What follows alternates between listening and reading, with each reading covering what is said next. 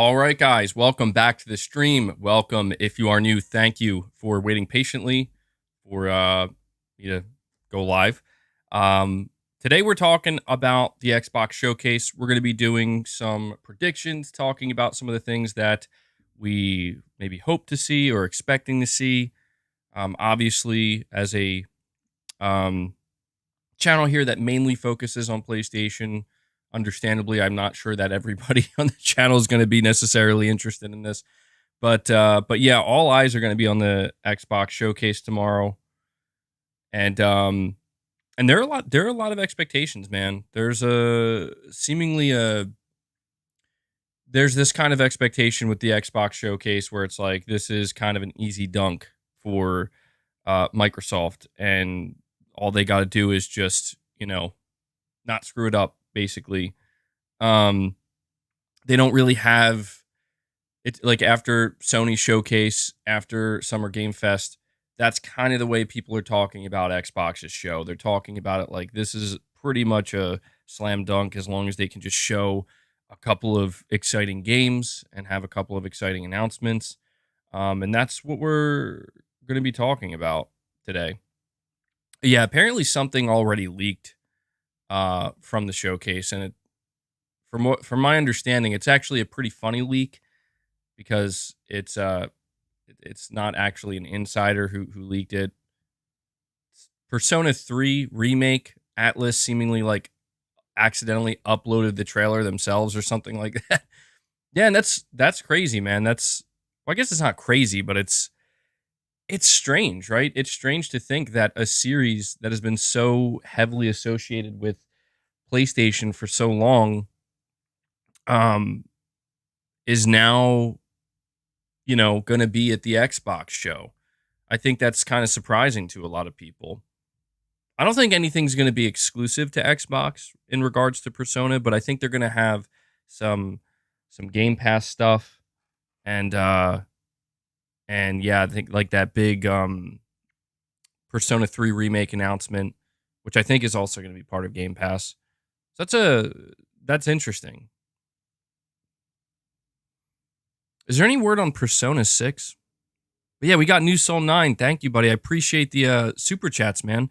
I have 2 super chats from New Soul 9. It says, MBG, please play Persona series if you haven't played it yet. They are making a Persona 3 remake. It's so good. Also, how many games does Xbox need to hit for you personally to invest in Game Pass? And then you answer Truck Nelhan, and you say, I'm not too sure because I remember MBG said he doesn't want to invest the same amount like he does with PlayStation. So Game Pass makes more more sense for someone like that. It's a good question, man, and definitely relevant to the stream today. How many games would Xbox have to have for me personally to invest in Game Pass? Well, it's interesting because the idea of investing in Game Pass essentially means that I'm going to subscribe and I'm going to remain subscribed. Well, it's hard to say. I mean, I could see myself being the type of person that if I were to play Xbox games through Game Pass, I would subscribe for just the time that I would need to actually, play the game. And then when I'm finished with it, it's like, okay, well, I got my fill with this game. I did what I want to do. Sure, if I were to subscribe to Game Pass, I'll probably look around, see what they have, see if anything catches my eye. But in regards to how many games, I mean, truthfully, just one game. You know what I mean? Like, depending on when it releases. Like, I know for a lot of people, Starfield with this showcase is the game. Like, that's the game, right? That's gonna make them go to Game Pass, possibly buy an Xbox. And that's the thing that I'm still torn about. I don't know how I want to get back into Xbox, assuming this showcase is as good as everybody's thinking it's going to be. I don't know if I want to just, like I said, subscribe to Game Pass on my PC and play it that way, or if I actually want to go and buy an Xbox. I think that if Xbox shows like multiple games, like 3 or 4 games, that I'm like, okay, now we're talking. Like now Xbox is producing some stuff that I absolutely want to play. Not just one thing, not just two things, um, but like multiple games, you know, like a handful. I could see myself wanting to invest in an Xbox, but it's tough, man. It's tough because I my last stream where I talked about Xbox, I asked the question, are they really going to do it? Is this really the time? Is this really Xbox's time to just kind of make that big comeback that's been like a decade in the making, roughly, right? And it's difficult for me to believe that as somebody who's been following Xbox closely for that entire time. I've watched the ups and downs, and frankly, Xbox has had a lot of downs, as we know, and the struggle has been real. And so I won't deny that there are enough things lined up for Microsoft right now that if they can just, like, I guess, get through those hoops, jump through those hoops smoothly, it could work out really well for them. Like, they could really use this showcase as an opportunity to build some serious momentum. PlayStation is clearly, going back into the shadows. And actually, something I wanted to mention here to you guys, I didn't mention this during the Summer Game Fest stream. By the way, people asking me what happened to the Summer Game Fest stream, annihilated, dude. That stream got absolutely annihilated by YouTube. I don't know if it's been happening to everybody else, but multiple copyright claims that are literally blocking the stream. Multiple. So, unfortunately, if you didn't catch it live, uh, it's gone now. I can't do anything about it. Um, but I didn't get to talk about this during the Summer Game Fest stream, but I do want to mention it now because I was kind of looking around after the stream to see what people were saying. And I have to say, I'm kind of surprised at how down a lot of people were on not necessarily PlayStation's presence at the show, but more specifically, Jeff Keighley kind of hyping up the show closer. And it ended up being um, Final Fantasy VII Rebirth, and I just saw more people reacting negatively to that than I had anticipated. Um, I I guess it kind of makes sense if I try to look at it as like, well, they. I guess maybe not everybody's a Final Fantasy fan. Not everybody really cares about Final Fantasy VII Remake or Rebirth. Um, And I guess it's just, you do have to look at Jeff Keighley. Jeff Keighley was hyping up the end of the show. I explained why he did that. He did that because he wants people to stay and watch the whole thing till the end of the show. But I guess, I don't know, man. People, when they heard Jeff say that during Summer Game Fest, I think they had a very, yeah, you're saying it's the way he hyped it. Yeah, that makes sense. I think people like automatically had a game pop in their mind that they're like, oh, I know what this is. And then it's like not that game. It's like, oh, it's Final Fantasy. But I did see a lot of excitement for Final Fantasy as well. But yeah, it seems like Summer Game Fest is really the last time we're going to see PlayStation doing anything. A lot of people were kind of making fun of Sony for saving the release date announcement and pre-order announcement for Spider-Man 2. I admit it's a little silly. I appreciate it. I definitely got excited when I saw Spider-Man 2 there, and it's nice to get that date. But it is kind of funny that Sony pulled that out of their own showcase to give it to Jeff Keighley. And a lot of people were saying Final Fantasy VII Rebirth should have been part of Sony's showcase because it would have went a long way in pumping that up. And I have to agree with that, man. I got to say, like, I am genuinely surprised that Sony decided, you know what? We could show Final Fantasy VII Rebirth at our showcase, but let's not. Let's give it to Jeff Keighley. Maybe I don't know. Maybe Sony didn't have a choice. It's hard to say. You would imagine they would, but that was kind of strange to me.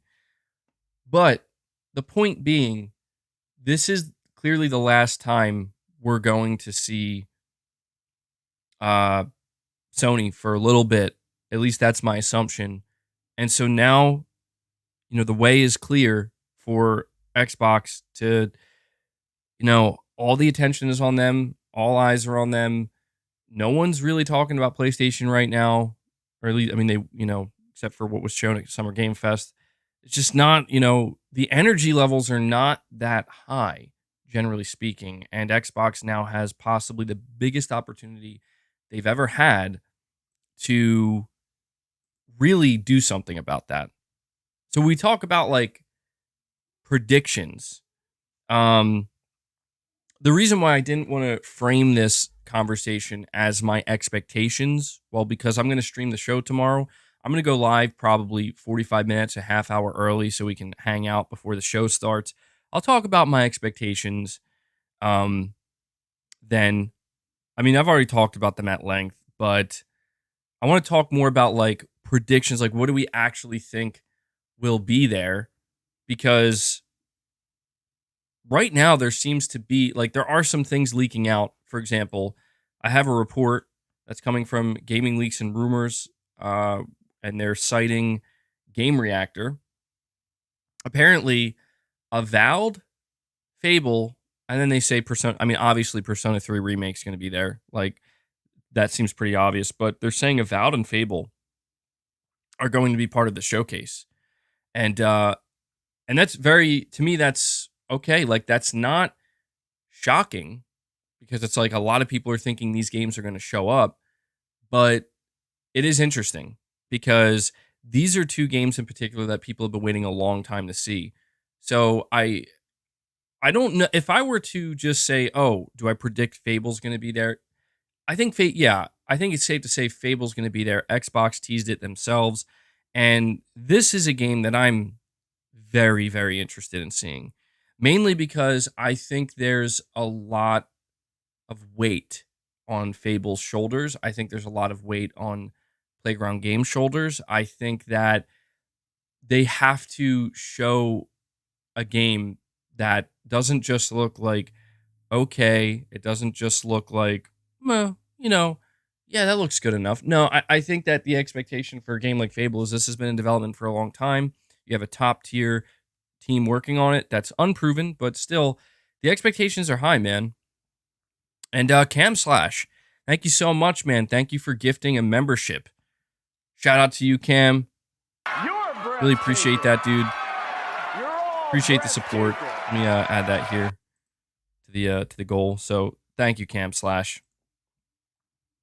So yeah, Fable's apparently going to be there. I think a lot of people are fully expecting to see Fable, and my expectation for Fable, like truthfully, is just simply I I don't know that I have expectations other than I expect it to be a bigger AAA title that gets people very excited. And I don't know if that's unrealistic. Chris B, thank you so much, man. We have Chris B coming in with a five bomb, 5 memberships gifted. Dude, thank you so much for that. That brings us up to 6 on the day. Love to see it, dude. Appreciate that support, Chris. So between Chris B and Cam Slash, we now are at 6 membership gifts on the day. So there we go. Keeping it going. Love to see it, dude. Thank you.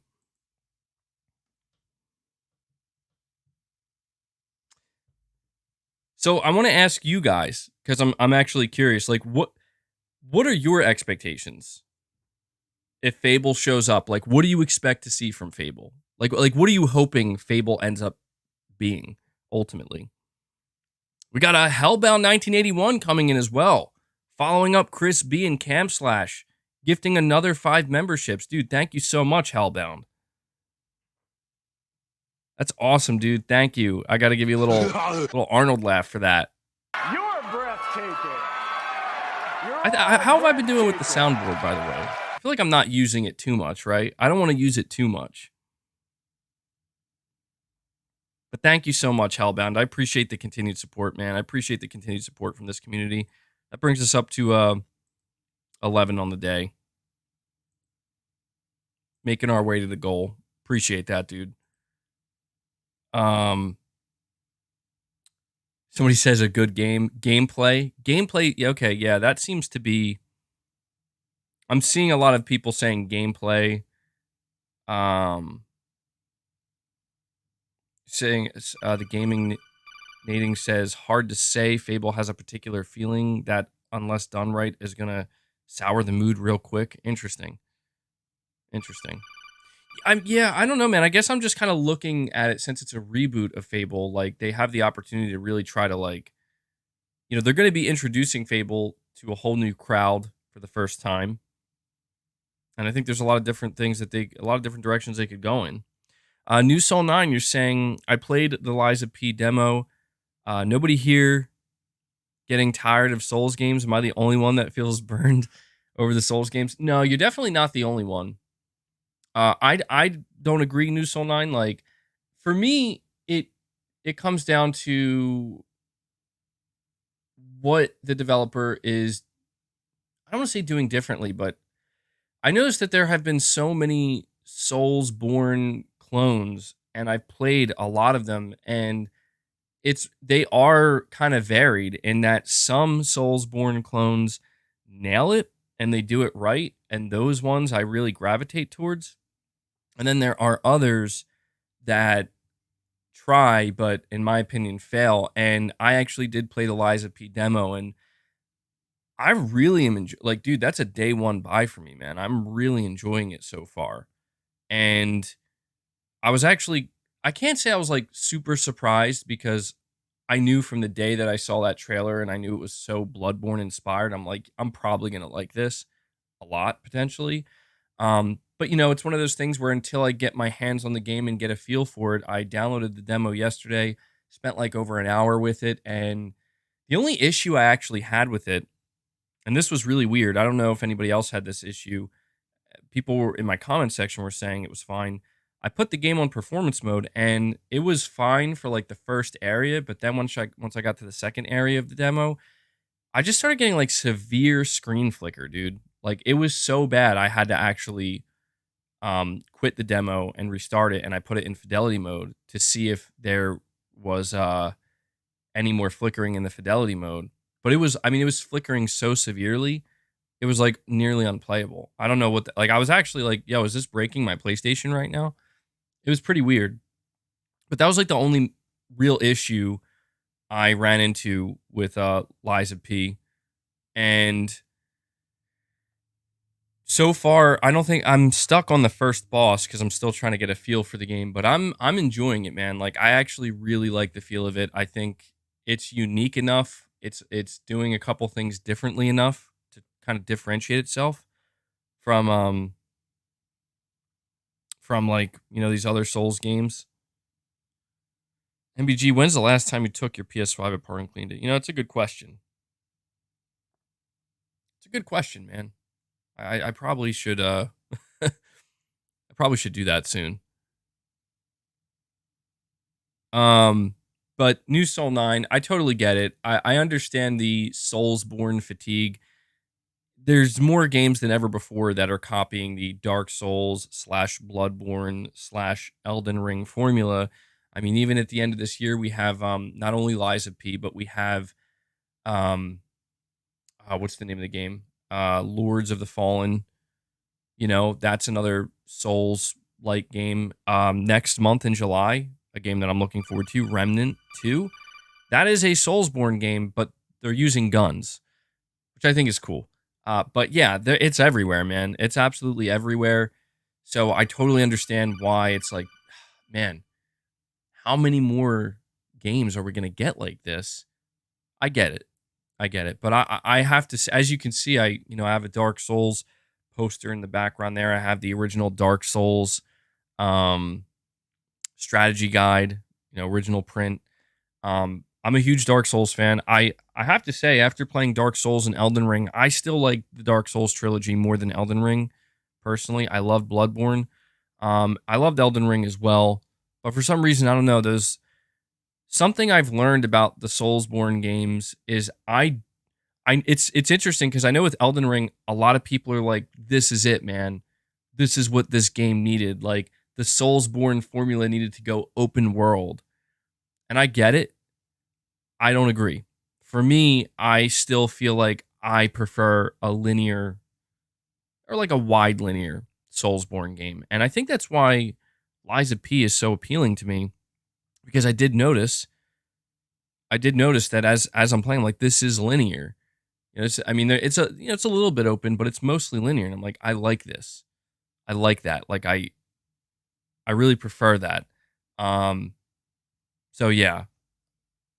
By the way, I should ask you guys. I don't know if anybody has the answer to this. That game that's coming out at the end of the year, Lords of the Fallen. Is that game open world or is that linear?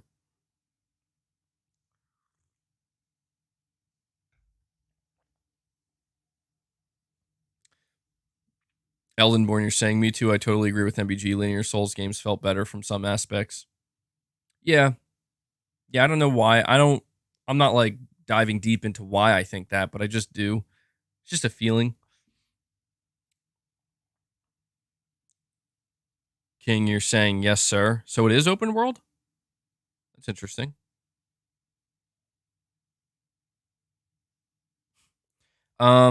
So I appreciate the super chats, New Soul 9. Thank you so much, man. Uh oh, King, you're saying no. I guess no. I don't know. I'll have to look into that. It doesn't seem like anybody actually knows. Aaron Yogurt, you're saying, let's go, Team Phil. Give us promises. LOL. Well, I mean, this I will say, I noticed that there Microsoft themselves have not, unless I've been out of the loop, but it seems like Microsoft themselves have not been hyping up this showcase very much. From what I can tell, like they haven't been like rallying people and really telling people like this is going to be huge. It's supposed to be an hour and 52 minutes. Yeah, it's an hour and 52 minutes exactly. And I think the last 20 to 30 minutes is going to be dedicated to Starfield. So it sounds like the actual Xbox showcase part of it is going to be about an hour and 15 minutes, an hour and 20 minutes, something like that. FPS Butter Golem, you're saying, I heard a rumor that Starfield was in development hell. I don't, I mean, I wouldn't be surprised if at some points along the development of Starfield, it ran into some like development hell type problems, but I think it's good to go. It has to be at this point, right? Like it's coming in September. So the thing that I'm really curious to see about Starfield is somebody who's not really I'm not interested in the game. I'm mainly interested in kind of seeing if it lives up to expectation because the expectations for Starfield are through the roof, frankly. Um Hold on. Somebody answered my question. I just lost you. Wait. Sorry, hold on. Astro Gamer is saying just looked it up. Lords of the Fallen is open world. Okay. That you know what? That'll be interesting. Very curious to see how that's going to turn out. I will admit I'm a little bit less excited because of that. Just a little bit. But I'll be interested to see how they do the open world compared to something like Elden Ring. But yeah, getting back to Starfield, it's going to be interesting to watch. Like I feel like Starfield is a game that no matter what happens, it's going to be successful because it's the next Bethesda RPG.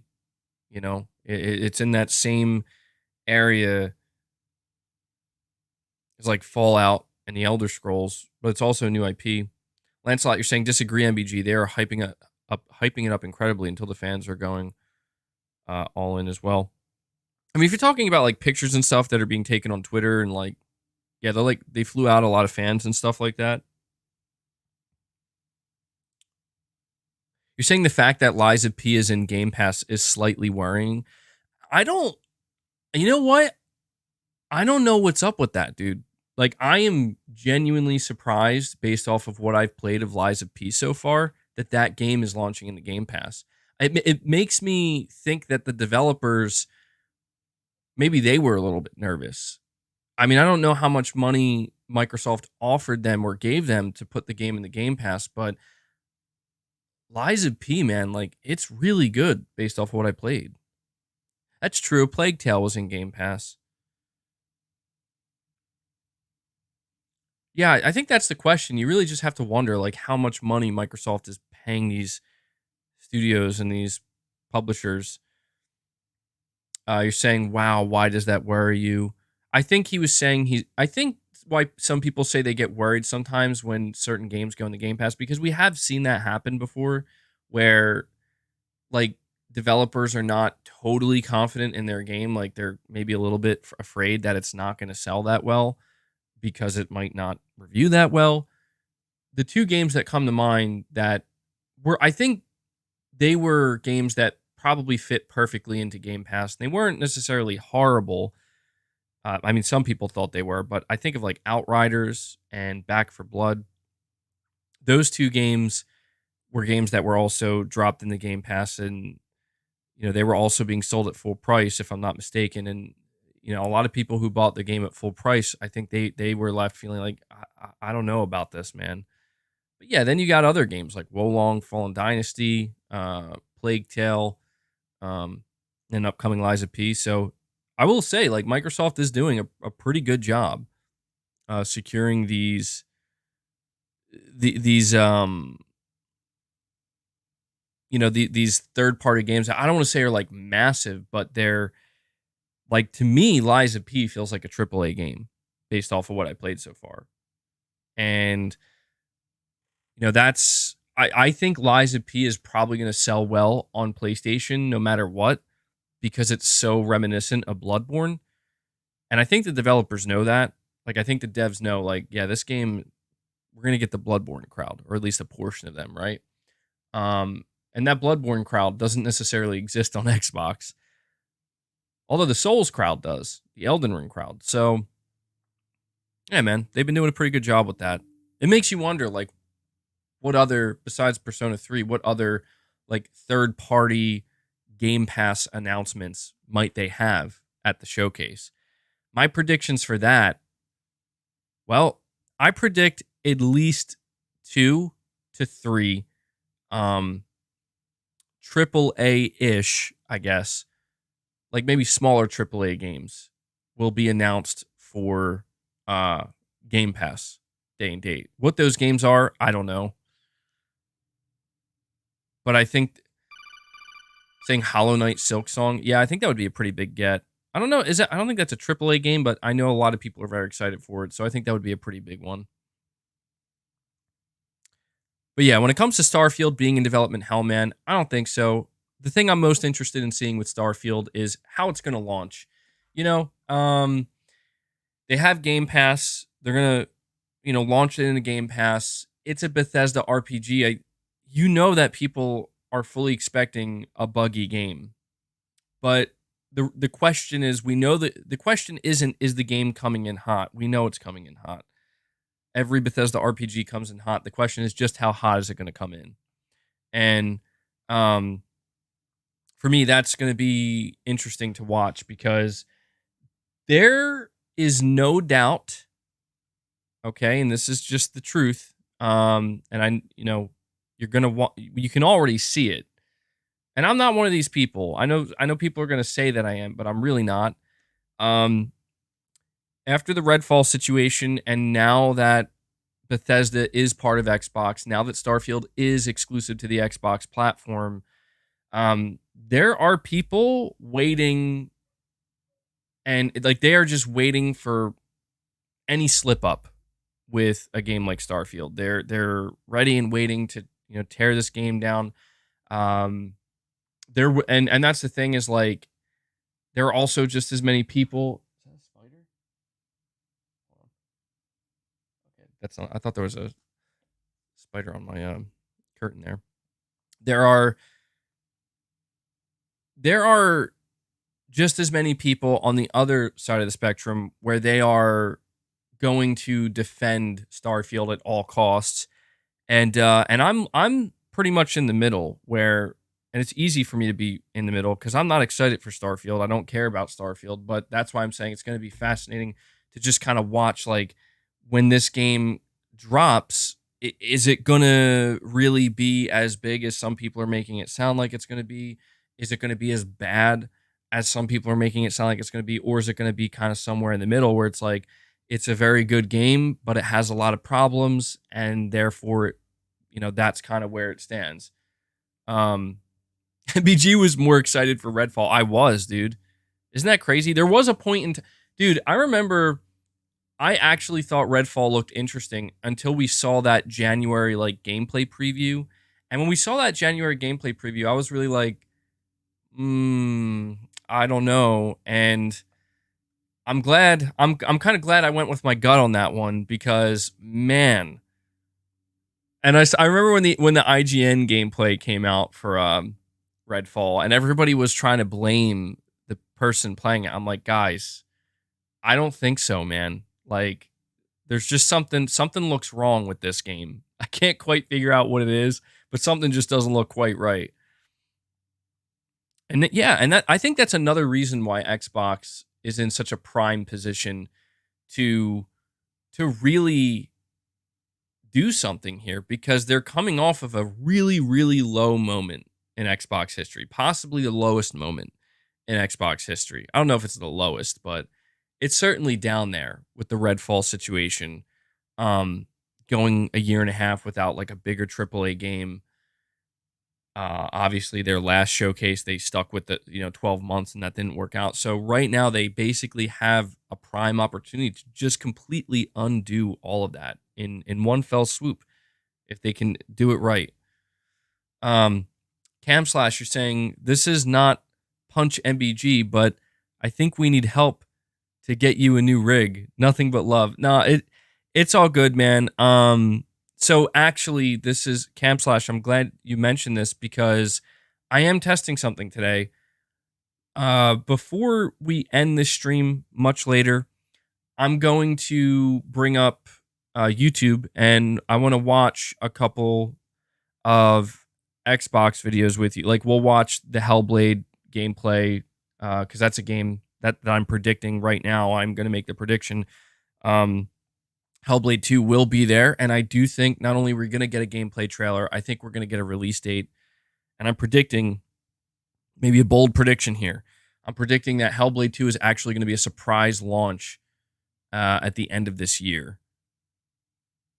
Probably be wrong about that. Now that I'm thinking about it, I don't know if they want to release Hellblade at around the same time that Starfield and Forza, but maybe November, maybe December. So that's a prediction. But yeah, at the end of this stream, I'm gonna watch a couple of videos because I want to test something out. I told you guys how I was having some issues with Summer Game Fest, so I changed some of my settings, and I want to just, I just want to test it out now before saying maybe a shadow drop. Oh, that'd be crazy. That'd be insane. I don't think so though, man. A shadow drop for something like Hellblade sounds like too much. I feel like Hellblade is a game that Microsoft would benefit greatly from marketing, getting people excited for it, really putting it out there.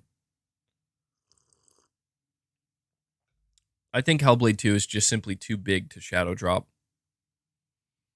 Saying Starfield will have a lot of bugs. It seems like it's going to, yeah. I mean, I don't know how anybody could expect it not to.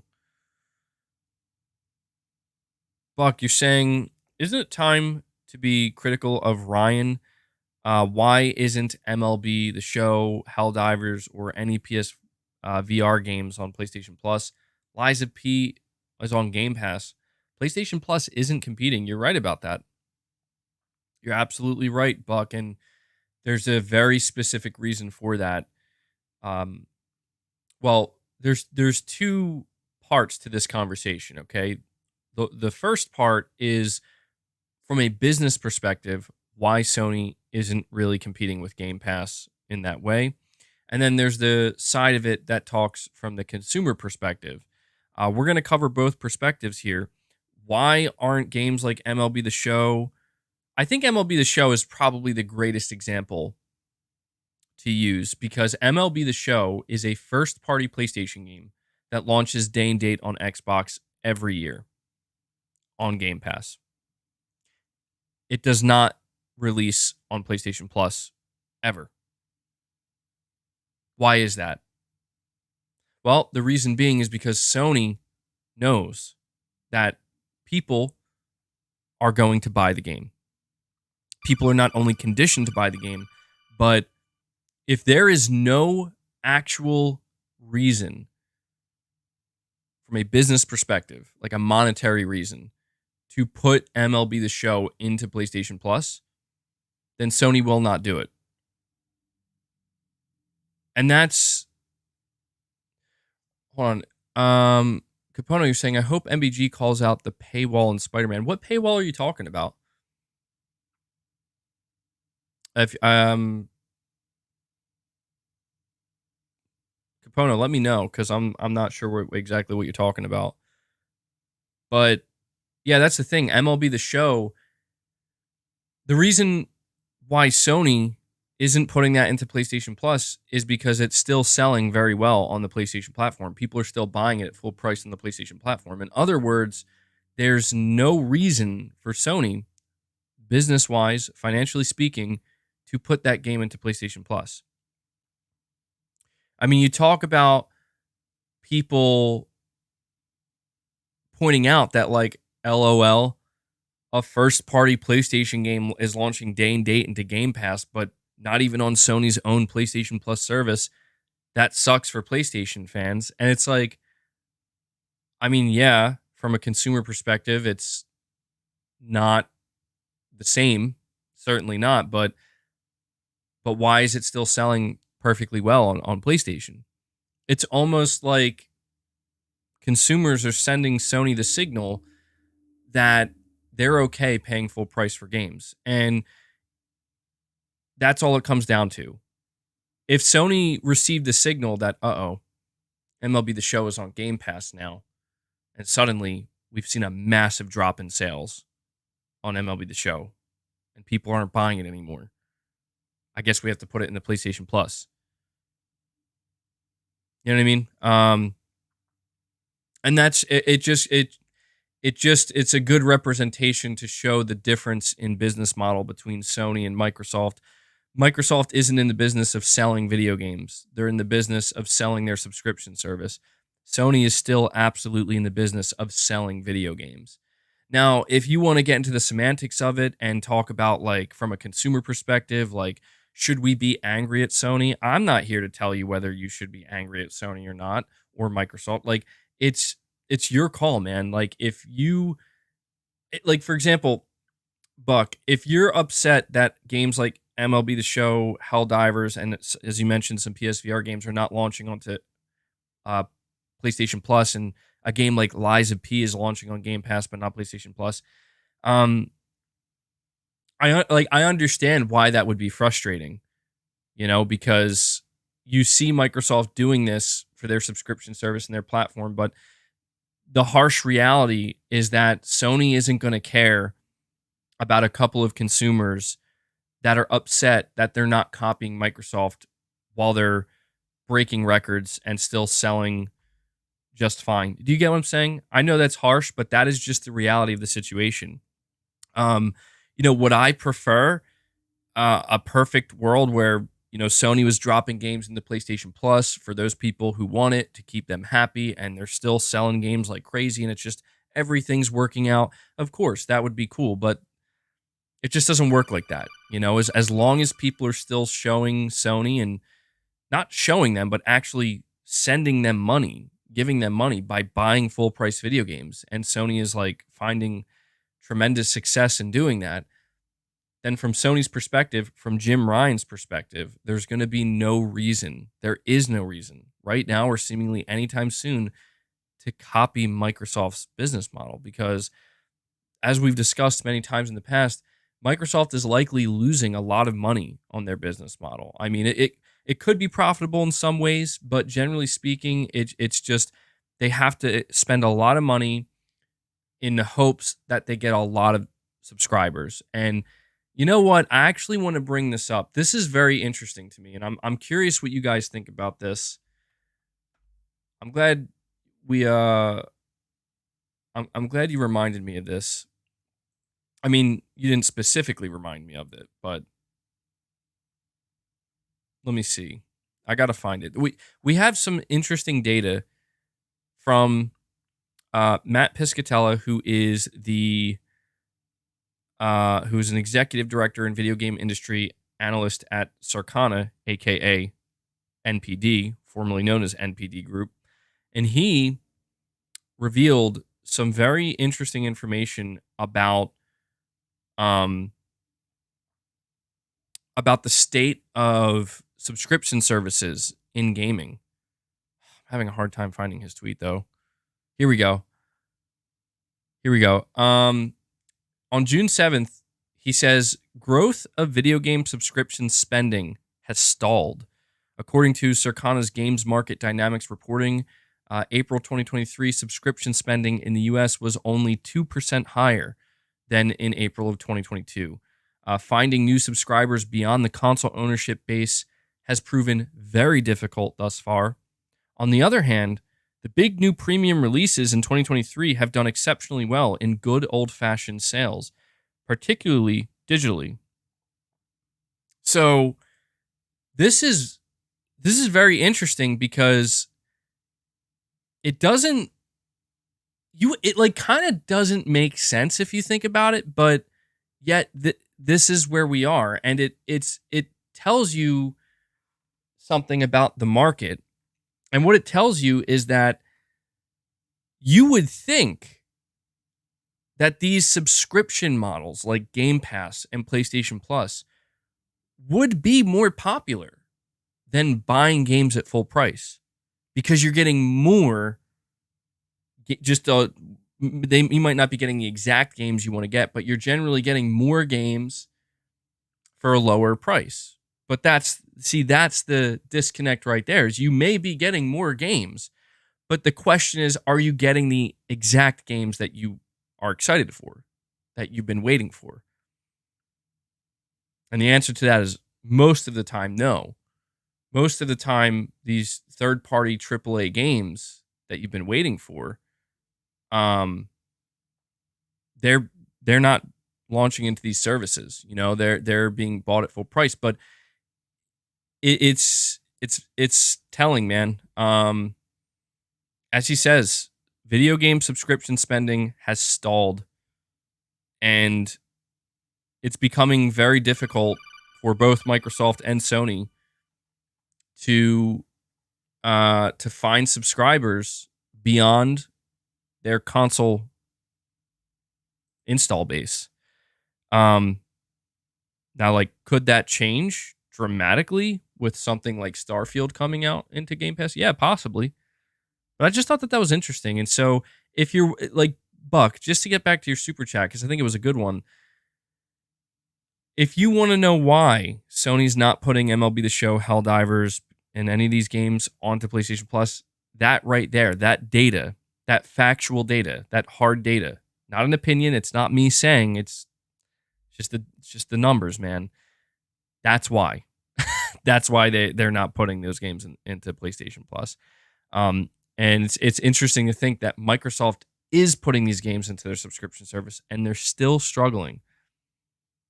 They're still struggling, man, to get it growing the way that they need to. So we'll see if they're able to do that after the showcase tomorrow. New Soul 9, you're saying, or maybe the developers want to secure the development cost and not take the risk. You'll be surprised how many good games don't sell well. Who here is getting Mortal Kombat 1? Well, New Soul 9, I can tell you I'm getting Mortal Kombat 1. I think it looks really good. I think Mortal Kombat 1 looks really good. And that's the thing, man, is there's the risk involved with selling a game, a AAA video game at full price, has always been the same. And that risk is, if your game isn't good enough and just isn't appealing enough, there's a good chance it's not going to sell enough to break even or make a profit, and you're going to lose money. The risk has always been the same. And you could argue that the risk of putting a AAA game into a subscription service, for as long as these subscription services have been around, has remained the same as well, which is pretty much the opposite of that, where if your game is actually good and more appealing than you think it is, you may be selling yourself and the game short by just taking an upfront paycheck and, essentially giving it out, I don't say for free, but for a, much, much lower price. And that's where it's interesting.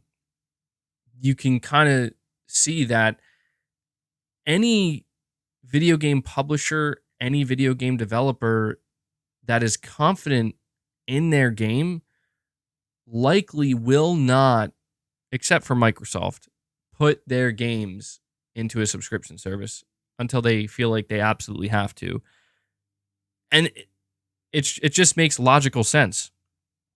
If you you mentioned Mortal Kombat 1, like why isn't Mortal Kombat 1 launching into Game Pass?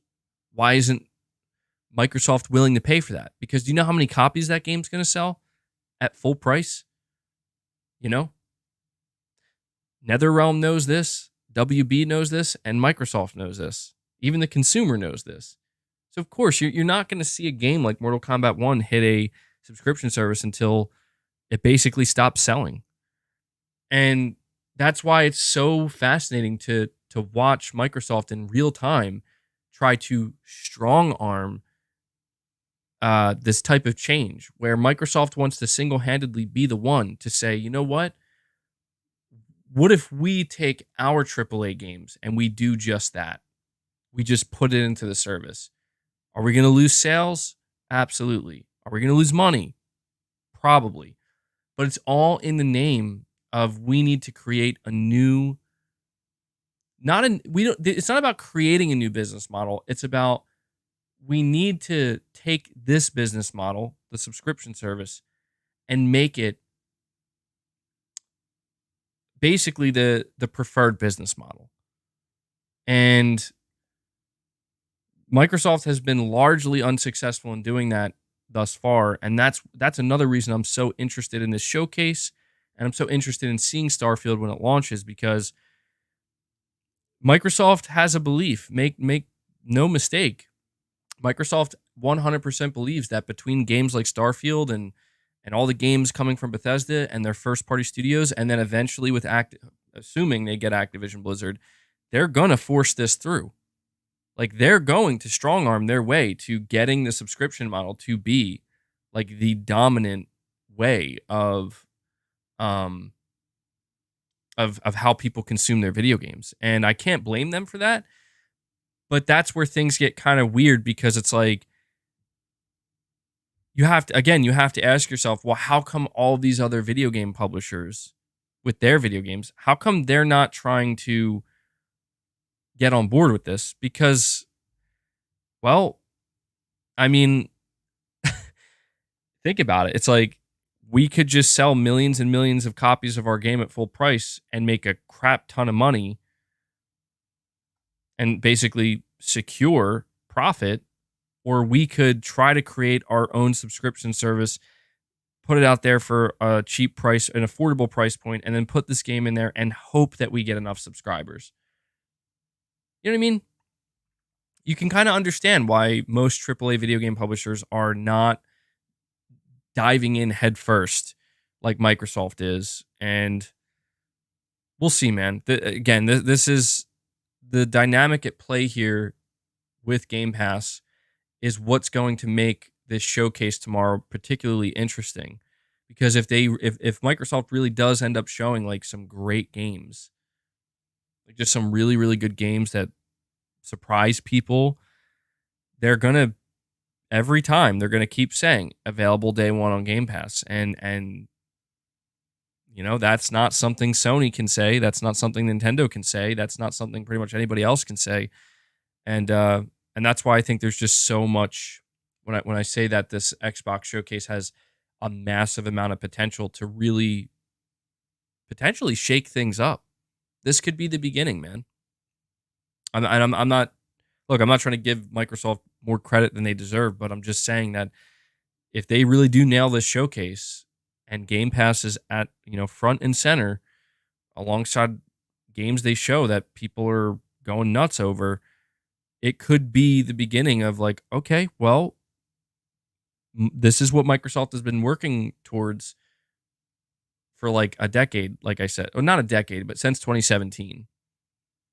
Since Game Pass was created. And everybody has been saying year after year they're tired of waiting, they're tired of broken promises, they're tired of hearing about how they're going to deliver and then they just don't. And if they, I guess, and it's understandable that like a lot of people, including a lot of PlayStation fans and at certain points even Xbox fans, it's understandable why at some point people just start to believe that they're never going to do it.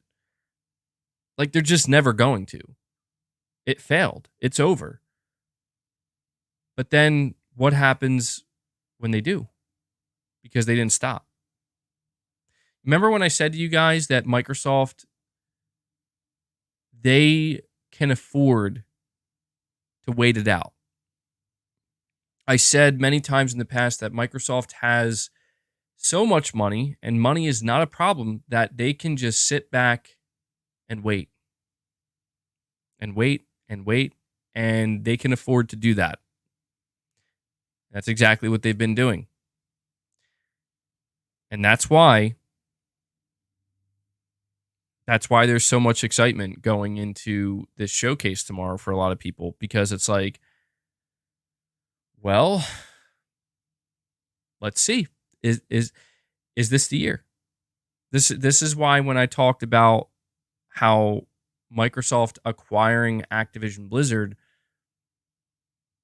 I've talked many times about the long-term implications this could have on the industry in terms of business model. Remember how I told you guys like Microsoft is essentially trying to strong arm Sony? Absolutely. Absolutely. That like we are potentially going to witness tomorrow Microsoft for the first time in Game Pass's history apply a tremendous amount of pressure on Sony and Sony's traditional business model. Now, does this mean that Sony is just going to suddenly be like, well, I guess it's over? They got us. They finally did it. No, not at all. Because what's going to, it's very likely going to turn into a scenario where not much changes, at least from Sony's perspective, because if Microsoft comes out tomorrow, they have an awesome show. They show like 6 or 7 games that people are like, yo, they did it. Holy shit. Like, look at this, man. Look at these games that are coming to Game Pass. And Starfield in September on Game Pass. Oh my God, dude.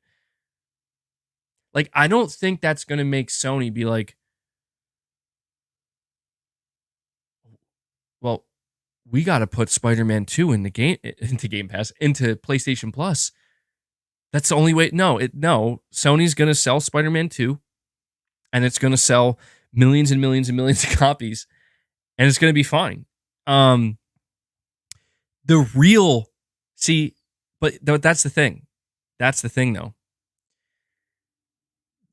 The real ace up Microsoft's sleeve is going to be the very thing that we have said many times. I know I've said many times I'm against, and that is quantity, right?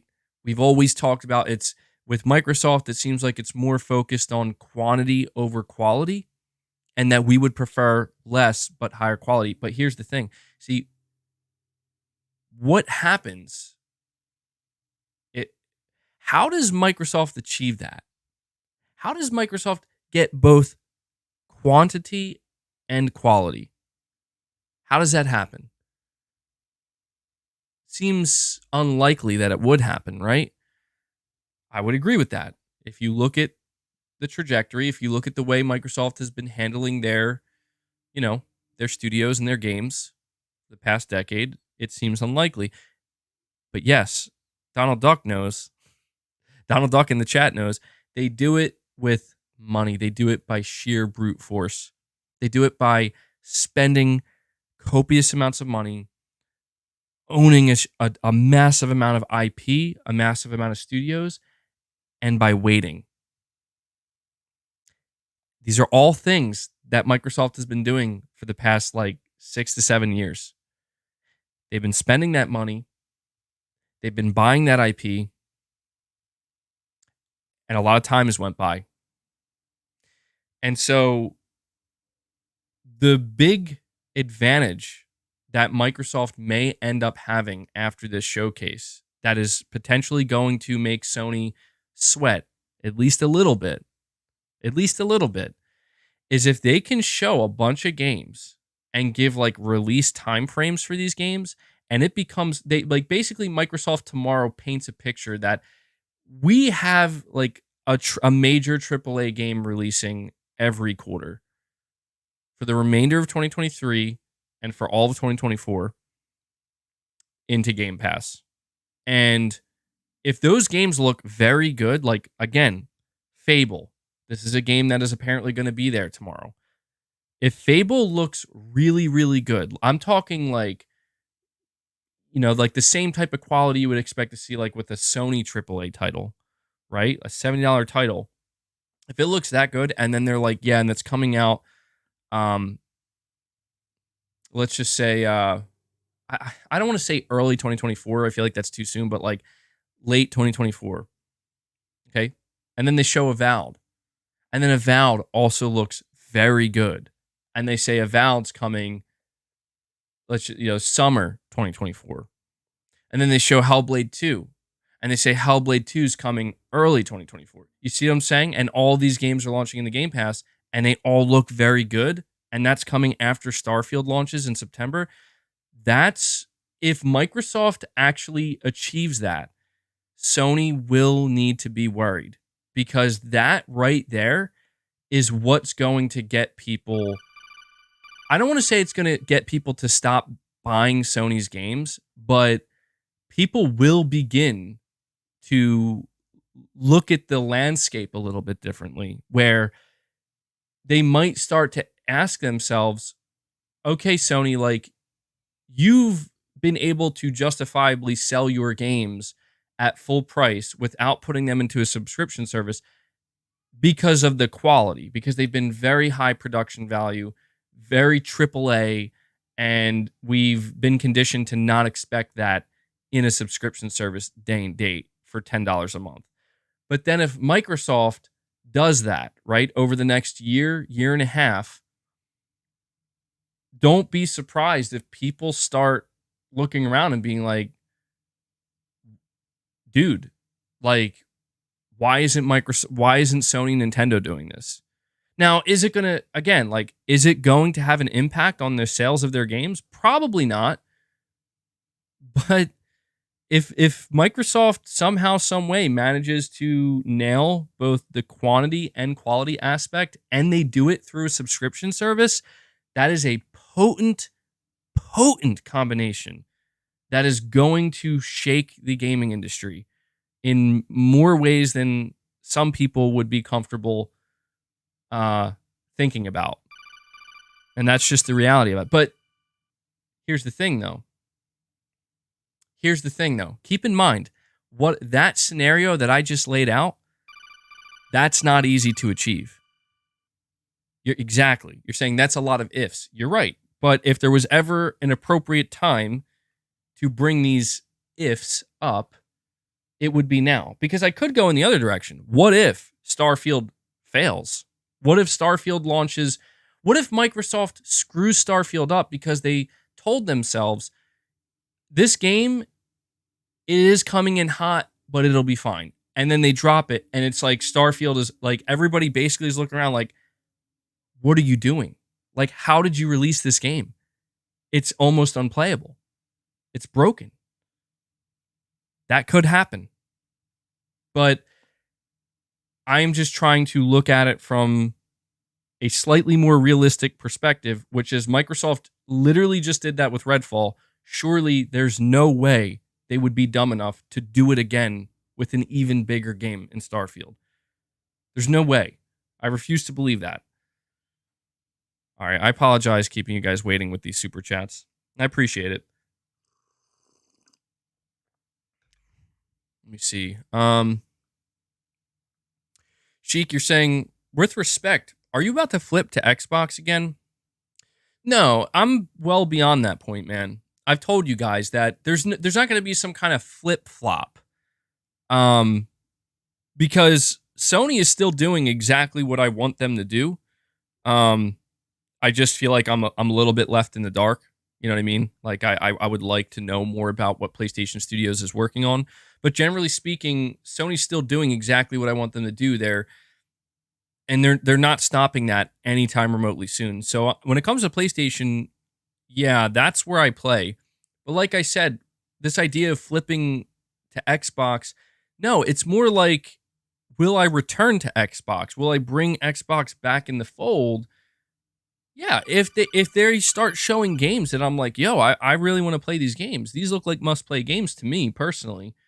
Yeah, that's not a problem. Does it mean that suddenly, oh man, MBG's his logo is gonna turn green and he's getting rid of his PlayStation? No, that occurred the way it did back in like, what was it, 2018, 2019, something like that, because I was just so fed up with Xbox, and I invested so much time and money into it. And then people were like, dude, this exact thing you're asking Xbox to do that they're not, that's what Sony's doing, like right now, man. And I didn't like fully comprehend that. You guys like, come home to Xbox. I'll be real with you, man. Xbox will never be my home again. Well, I don't want to say never. If Sony comes out one day and they're like, we're going 100% live service, we are forsaking single player games, and we're charging $90 for our live service games, I'd be like, well, my time at PlayStation's over. But I think at that point there would be a mass exodus. I think every PlayStation fan would move on after that. but no, see how unrealistic that sounds? It's because that's not what's going to happen. I'm at a point where there could potentially be expansion. That's where I'm at right now with Xbox. I stopped playing Xbox years ago, and have felt zero desire to actually reinvest into it to any degree.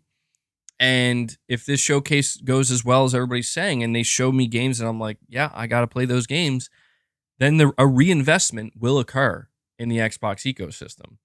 Am I going to be, is that mean suddenly it's like, well, now I'm not going to play my PlayStation anymore, and I'm not going to look forward to Sony's games anymore? No, not at all.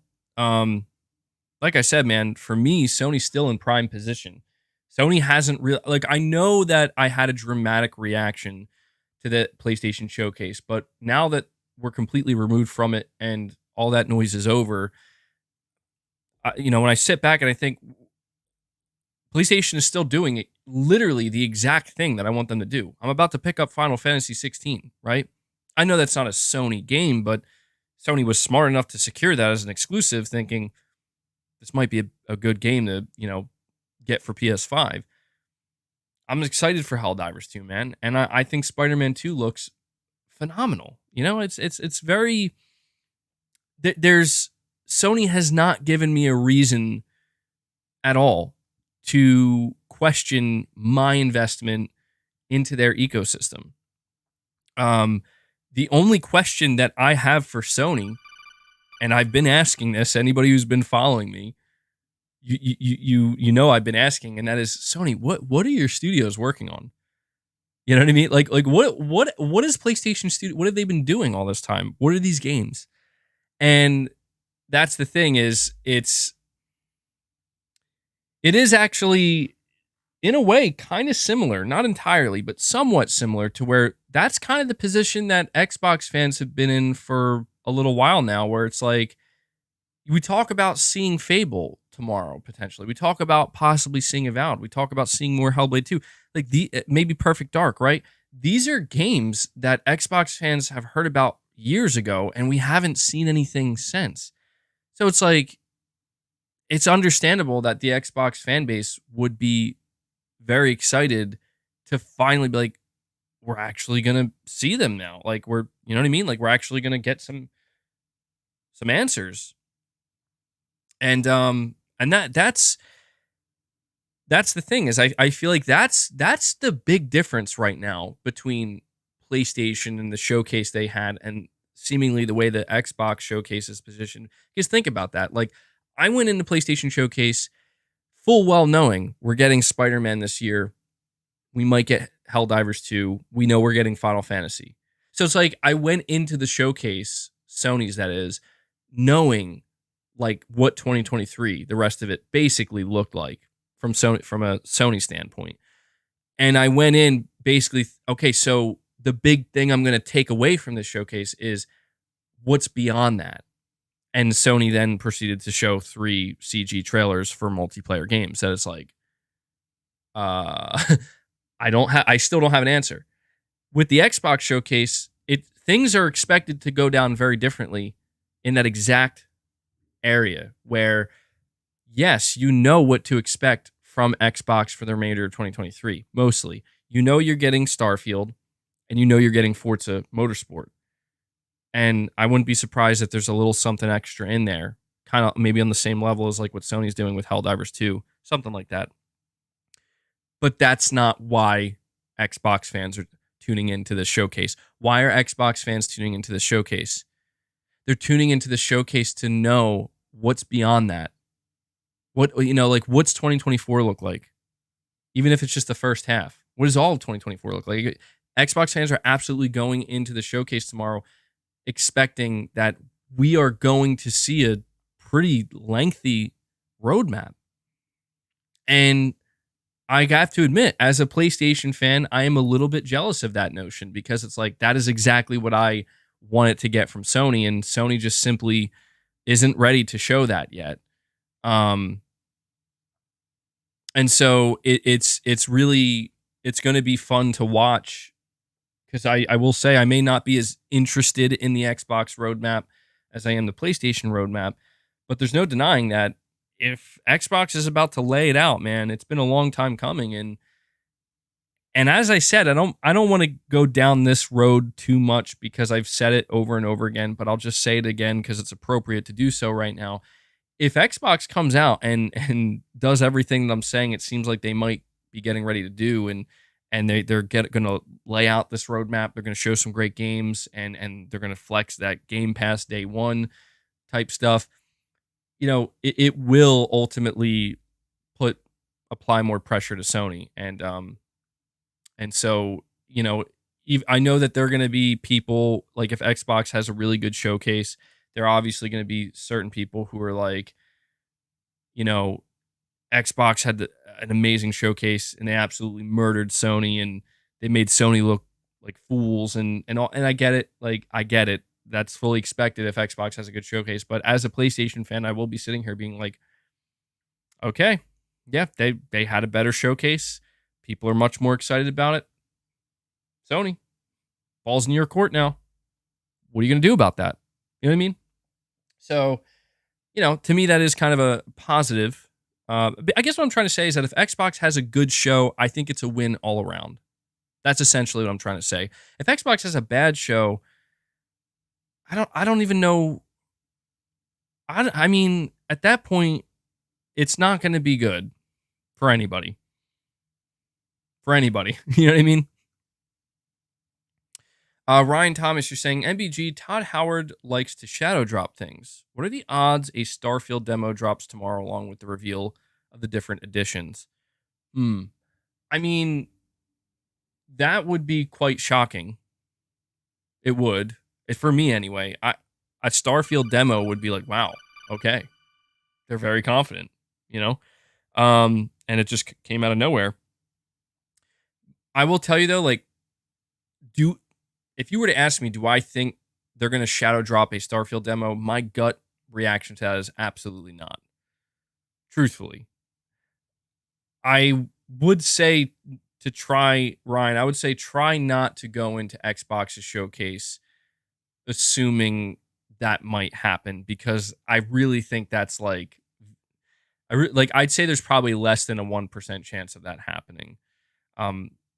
They wouldn't, to be honest, I don't think Bethesda would have the time to cut out a demo version of Starfield. Right now, it's all hands on deck, and they are, they're likely crunching right now to make sure this game is as ready as it can be for September. I don't see any chance. I see zero chance that they're like, and let's dedicate this time and resource here to cut out a demo. And especially because it's launching into Game Pass. I want that to be at the forefront of your mind as well. I think that's the closest thing to getting a demo. You know what I mean? Like, would you pay $10 to try out Starfield if you're interested in it? I think a lot of people would. I do. I think if there's somebody who has an interest in the game and they're like, well, I'm not sure that I'm going to love it, but it's only $10 to try it out. So sure, why not? You know what I mean? It's not a free demo. It's a paid demo, and at that point, it's not even a demo. You're paying for access to the entire game.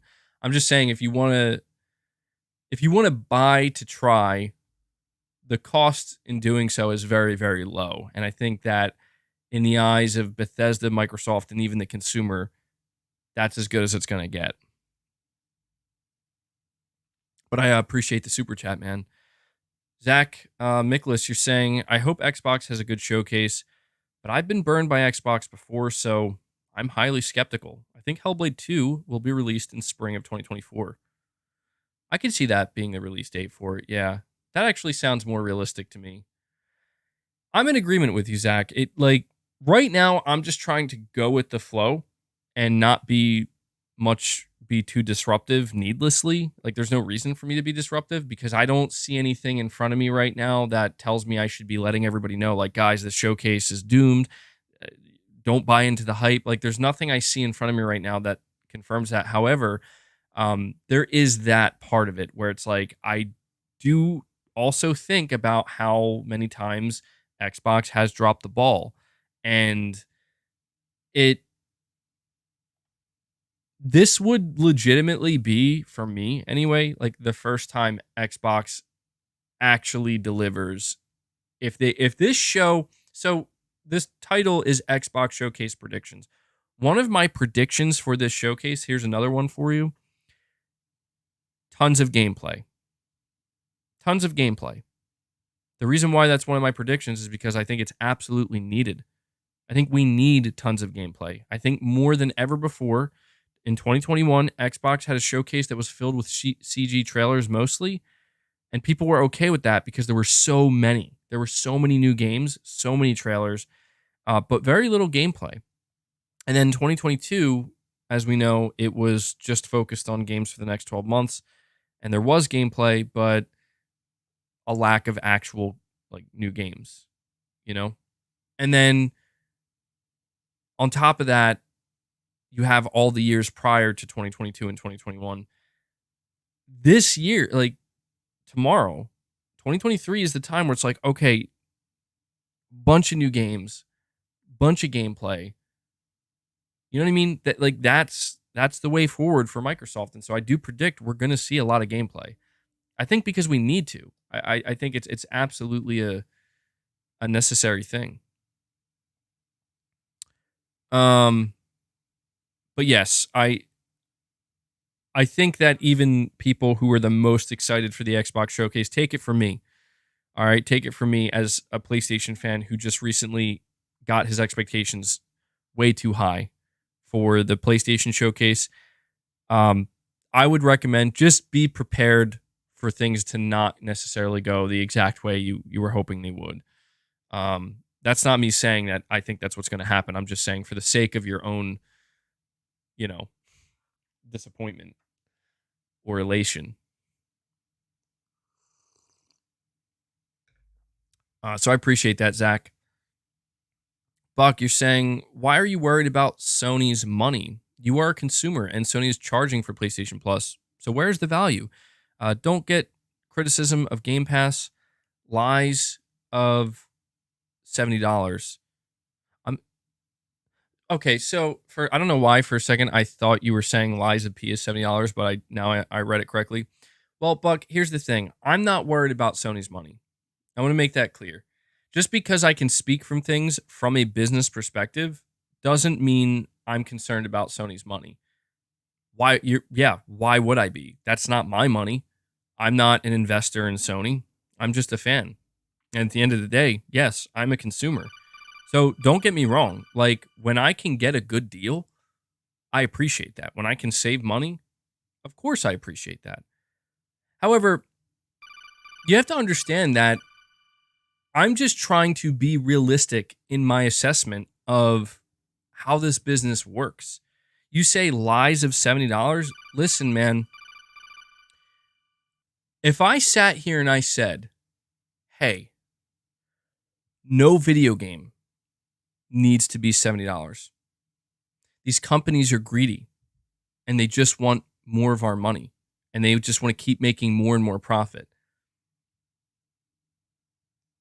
Yeah. Yeah, you just described capitalism. You just described the market, right? You just described corporation and how it works. And make no mistake, Microsoft's no different. At the end of the day, they are just right now, they are willing to operate at a loss if they need to. So I'm just trying to work within reality here in that, Buck, the way you construct this super chat, it makes it sound like what I should do is I should be angry that Sony is selling Spider-Man 2 for $70 and not putting it into PlayStation Plus. And okay, like, from a consumer perspective, I could say that. Like, I could simply say, I would really prefer to only have to pay $10 for Spider-Man 2 so I can save $60. Yes. Would I like to save $60? Yes, I would. Who wouldn't? But the reason why I don't even think about that is because I know exactly why Sony isn't doing that and why they never will do that. Because if I say that, I am being completely ignorant to the fact that this game is going to, like, I could choose to boycott it. I could choose to say I'm not paying $70 for Spider-Man.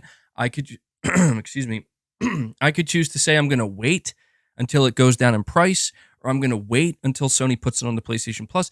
It makes no difference. That game's going to sell probably realistically 15 plus million copies in the first year or something like that, with or without me. Sony knows it. Everybody knows it. And if I choose to take that stance, I'm literally the only one that's going to suffer for that, because that's a game I want to play. That's a game that I'm very excited for. And so if Sony says to me, you can do that, it's going to cost you $70. When I weigh those two options, like, as a consumer, when I weigh that out, like, I could be angry that it's 70 and not give them my money and just wait, or I could just pay the $70 and enjoy the game. To me, that decision is incredibly easy to make. If somebody told me, hey man, if you don't buy this game, there's a chance Sony might put it into PlayStation Plus, I'd be like, okay, maybe I'll consider that then. Let's see if it works. But you see how ridiculous that sounds? Like, that's not going to happen. That's not going to happen at all. So you're saying my criticism of Game Pass.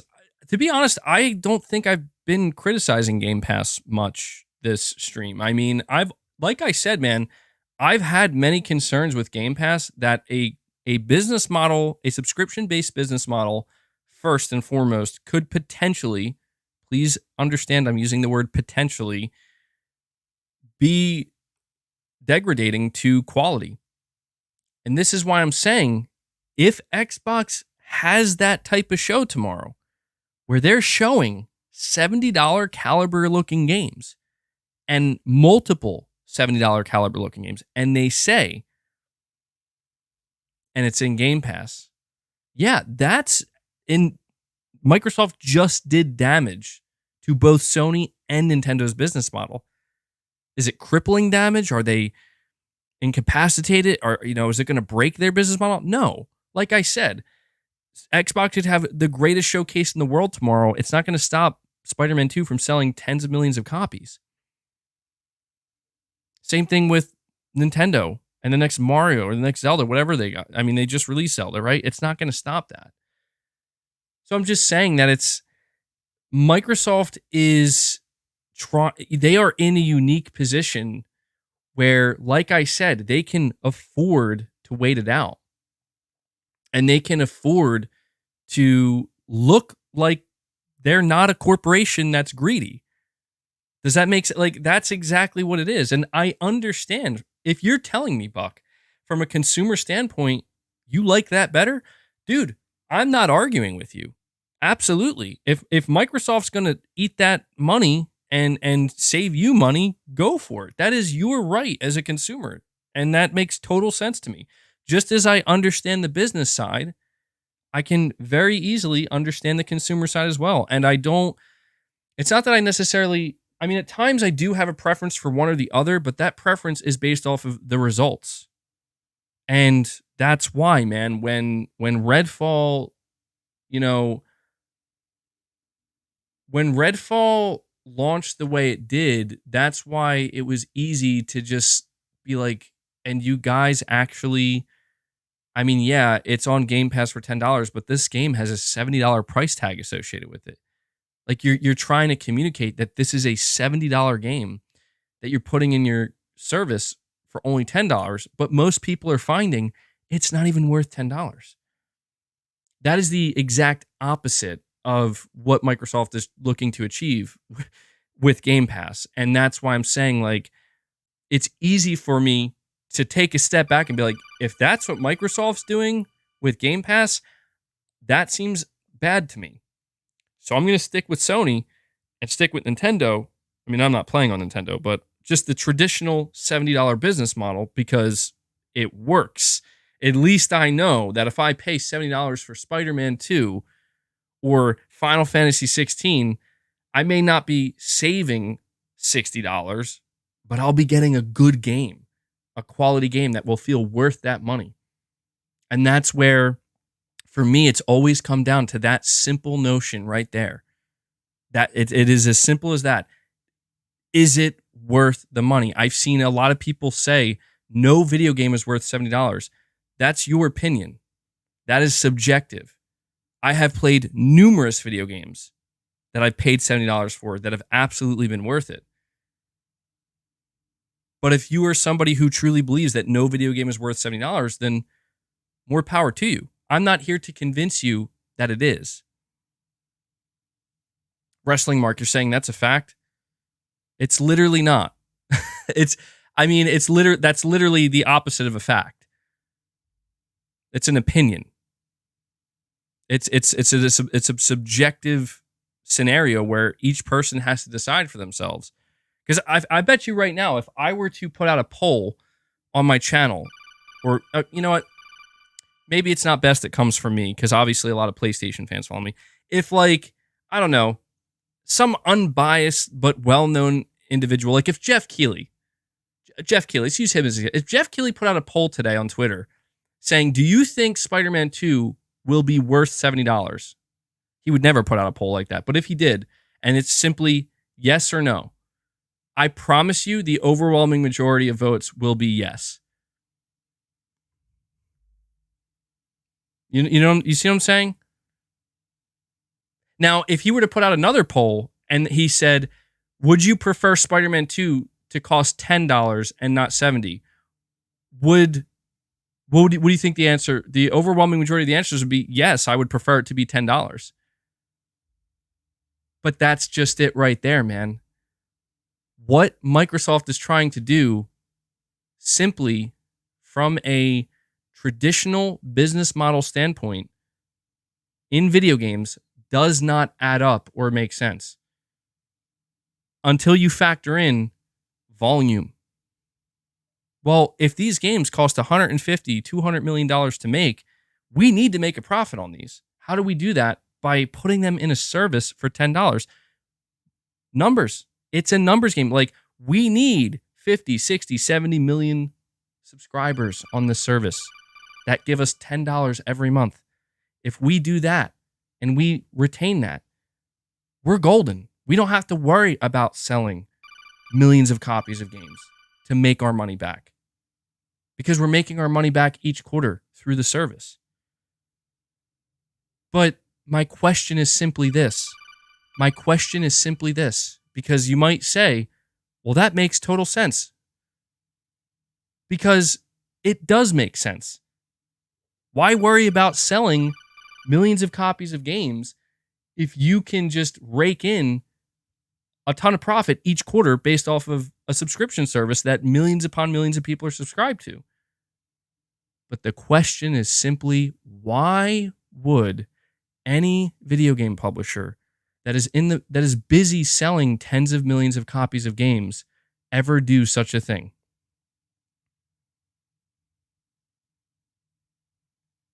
I need the answer to that question. Why would any company, I'm going to say it again, why would any video game publisher that is busy selling tens of millions of copies of their game at full price decide to put their game into a subscription service?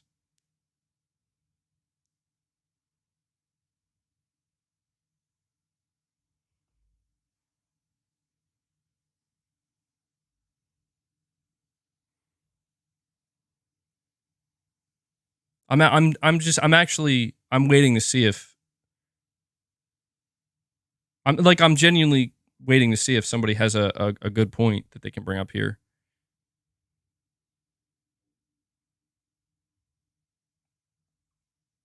Exo says, I don't know, man.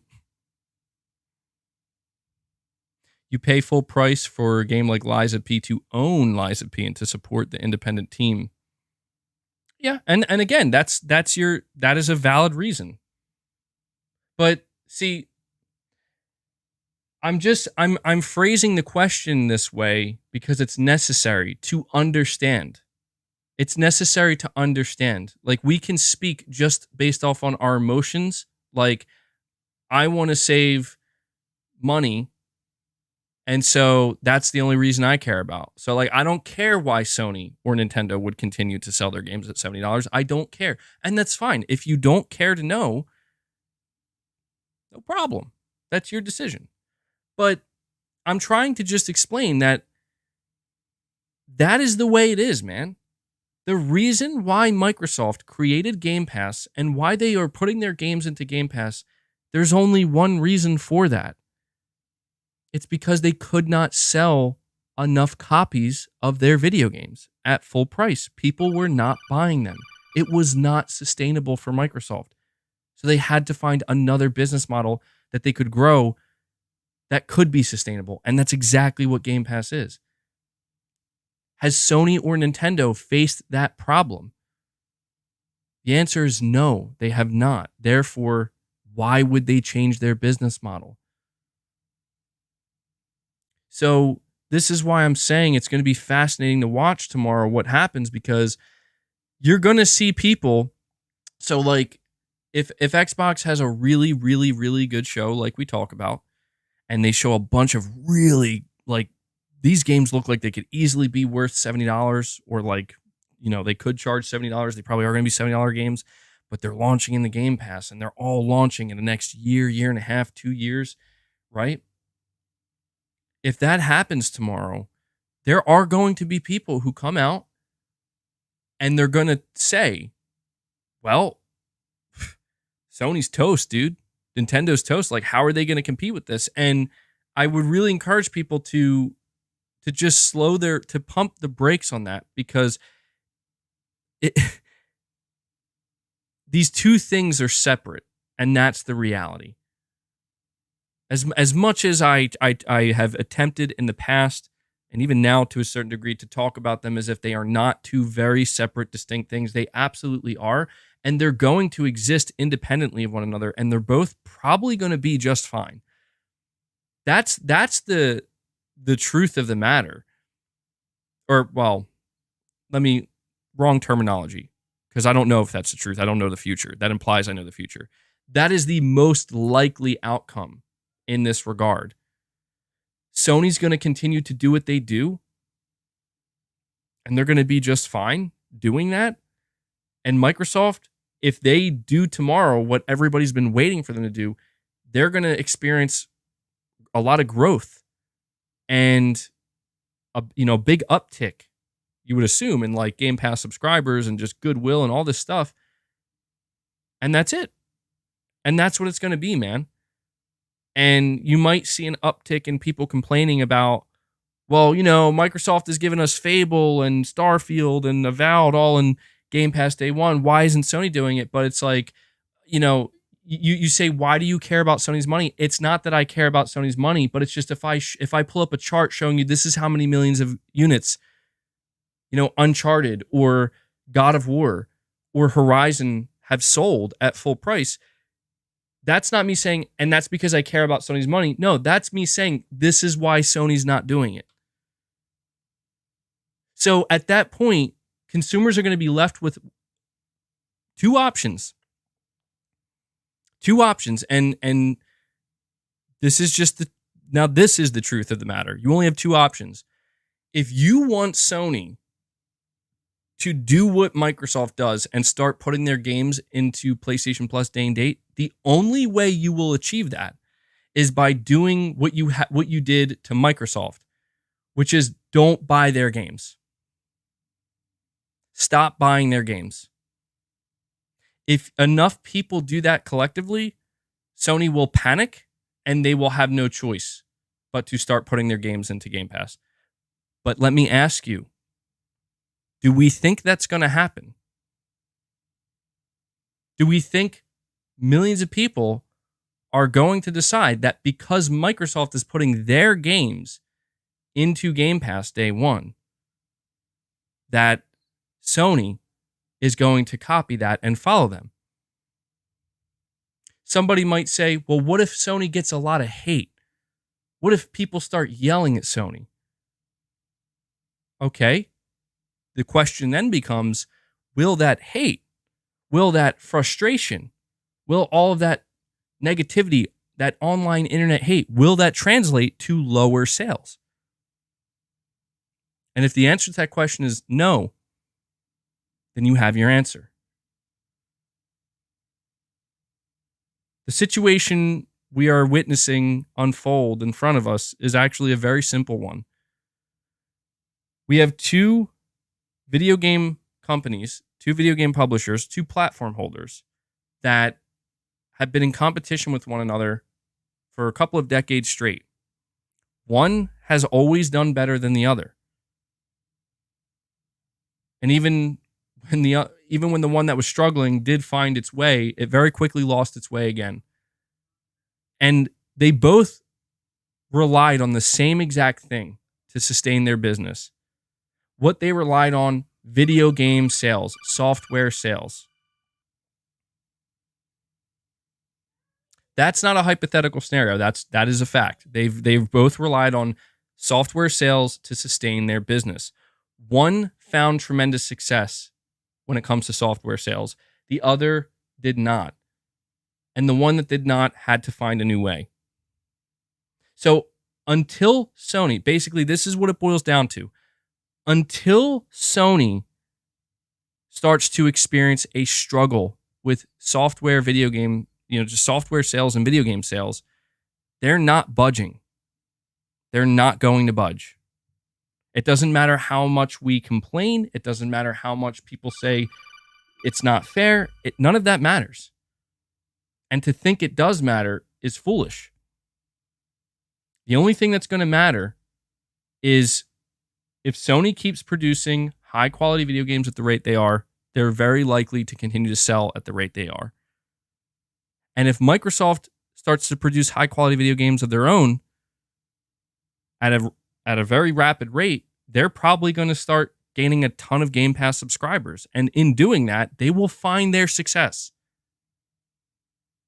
And they will have effectively carved out their own sector of gaming in a way that no one else has.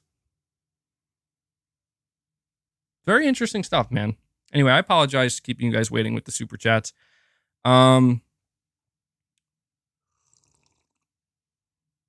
Pretty interesting conversation though today. I gotta say, I'm enjoying it. Salvazard06, you're saying, after years of failing, why do you have so much faith that they can turn it around? Because Sony had a bad showcase? they all of a sudden will have better games to show in 2 weeks' time? Well, it's really simple, Salvazar. The reason why, and I want to make it clear, I don't have faith in Microsoft. I definitely don't have that. It's more, I'm trying to look at it logically. I'm trying to not involve my emotion too much because I've done that a lot. And if I were to involve my emotion, I would just simply say I'm pretty sure Xbox is going to fail because that's the emotion that I've always had associated for years now with Xbox. But I know that doesn't make sense at this exact moment in time. It just doesn't. So I have to remove the emotion and look at this logically. And logically, what I see in front of me is a company that has struggled for, to do what they need to do for years. The timing is what's doing it for me. The timing of it. They have Starfield, but it's not just Starfield. They've had all of Bethesda now for a little while. They have so many studios that have announced games that we have not seen, that we have not heard of in so long. It is difficult for me, logically speaking, to assume that they, at the very least, can't have a good showcase. And to be clear, Sony's showcase doesn't have much to do with this. I would say that the thing that Sony Showcase has allowed, as I've discussed, is it basically is laying up it's a layup for them. Or Sony gave the ball to Microsoft. That's the point. They didn't hold on to it. And I'm not saying that, we've talked about, was the Sony Showcase that bad? Realistically, Sony Showcase probably wasn't that bad. Like, it wasn't like, oh my God, they just killed the brand. Like, no, nothing even remotely close to that. It's just that people fully expected Sony to come out and set the tone and show everybody, like, this is how it's done. This is how you put on an amazing showcase where people are blown away by your first party output. And we didn't get that. We didn't get that. And so now, if we did get that from Sony, the pressure would be much, much greater right now for Microsoft. If Sony had an incredible showcase and they just were bam, bam, bam, bam, like first party after first party after first party, Ghost of Tsushima 2, Blue Point's new game, a new Astrobot game, Final Fantasy VII Rebirth, stuff like that, the pressure would be a lot higher right now for Microsoft, where it's like, well, Microsoft, I sure hope you have a good show because you're going to need it. But the reality is that right now, it's very easy for Xbox to have a good show. Does Xbox have to blow people away tomorrow? No, they do not. I know there are going to be people who disagree with that, but that's just the truth. No, Microsoft does not have to blow people away tomorrow. And that is thanks to both Sony and Jeff Keighley having just moderate shows, basically. Shows that didn't blow people away. So Xbox does not need to do that to compete this year. But what they do need to do, and this is the important part, what Xbox does need to do is, rather than blow people away, they have to prove to people that they have their shit together now. You know what I mean? That's what they have to do. They have to prove that they have it together, they have figured it out, and the time is now. They have an answer. It's not a promise anymore. It's a solution. And it's right there in front of you. That's what Xbox has to do. So, and that's not based off of faith. That, again, that is based off of just logic, where it's like, okay, well, you've been working on Fable for a long time, and there seems to be a pretty competent development team behind it. So that seems like, logically speaking, if you add those things up, it should be a really good looking game. Starfield's going to be good, no matter what, because it's a big new Bethesda RPG. Am I going to stream the show? Yeah, I'm going to stream it tomorrow. And then you have, many other games, like Avowed. Apparently, Avowed and Fable are going to be there, but what about State of Decay 3? I don't think it's going to be there, but again, another game that was announced and they've had time to work on it. Like, what's that going to look like? You have all of Bethesda. It's just, there's so many things right now that's like, if Xbox were to have a bad show tomorrow, I would genuinely have to ask myself, how is that possible? Yeah, Kojima might be there tomorrow too. Yeah, I forgot about that. That's another prediction, actually, I'll put out there. I do predict Kojima will be there. I almost forgot. Because he has that new game he's working on with, and it's a smaller game. The game he's working on with Microsoft, he's confirmed is a smaller game. So because of that, it might be ready to show. And it's a horror game, I think. So that could be a really interesting one that shows up tomorrow. Overdose, yeah. I'm so interested to see what that game is. Like, I won't lie to you, because it's a cloud-based game, I'm very nervous about what it's going to be like. MBG's favorite dev, yeah, I'm a big fan of Kojima Productions, but I'm intrigued, man. I'm intrigued to see how it goes. So yeah, Salvazar, it's not that I have faith in Microsoft because Sony had a bad showcase. I'm just saying that Sony not having a great showcase has made it that much easier for Microsoft to have a good showcase. But when you look at what's surrounding Microsoft right now, all the data indicates that, yeah, they should have something pretty good ready to go. It's been long enough. So I appreciate the super chat, Salvazar. Devilac47, you're saying you can't make great games on 6-month development contracts, and Microsoft rotates its developers because they gut their studios. Yeah, I think that's a reference basically to 343 Industries and how Halo Infinite was handled. And yeah, a very big reason why Halo Infinite was it just struggled so much was because, yeah, most of the development team, they were contractual, and yeah, there's too much turnover at times, and you have to wonder if that's, again, it's been some time now, man. You have to wonder, did Microsoft sort this out? Did they sort this out? Did they finally figure it out with some of their studios? One of the most difficult things to do in the video game industry, especially in AAA game development these days, is to retain talent. Retaining talent is the most difficult thing to do, and that's part of Microsoft's management, and we'll see, man. We'll see. I can't speak too much on that, Devilac, because I'm not in there at Microsoft Studios. I don't have all the answers. New Soul 9, you're saying MBG, the subscription service, is a risky investment. I agree, but I personally believe every company should adapt to that model.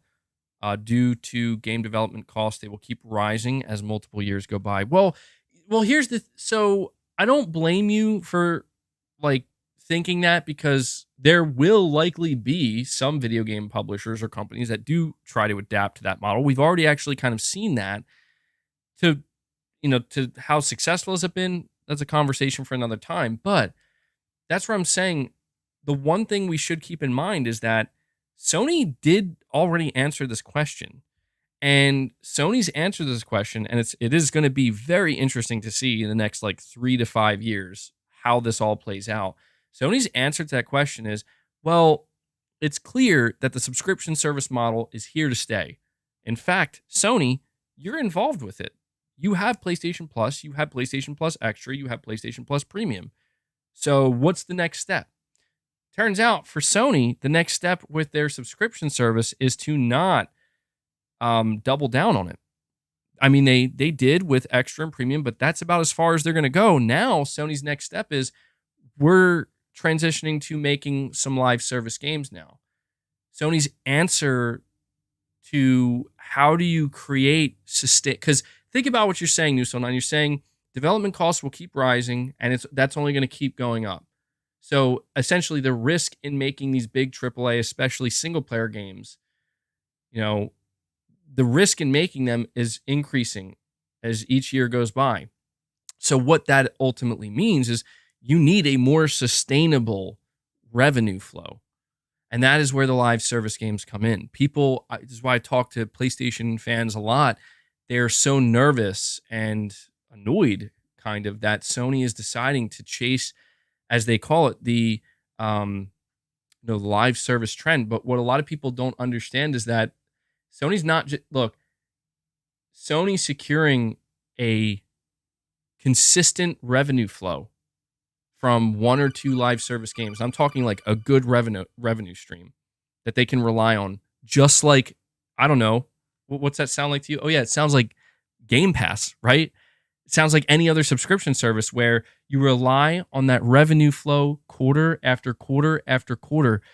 Why do you think Microsoft desperately needs to get Game Pass numbers up? Why do you think Microsoft needs to get up to 50 million and then eventually beyond that to 60 million? Because if they can get that type of revenue each quarter, that's going to be a massive safety net where we can make games and not have to worry because we just keep raking in more and more and more money. Sony is planning to do that exact same thing, just in the live service area. Will it work? Beats me. It's risky. I won't lie. It's a risky bet, but what we have seen, and this is why I can't blame Sony for deciding that this is the way to go. What have we seen? We've seen games as a service. We've seen games as a service die a swift death, and we've also seen them become some of the most sustainable sources of revenue in the video game industry. You're saying no, they are too late? I wouldn't agree with that.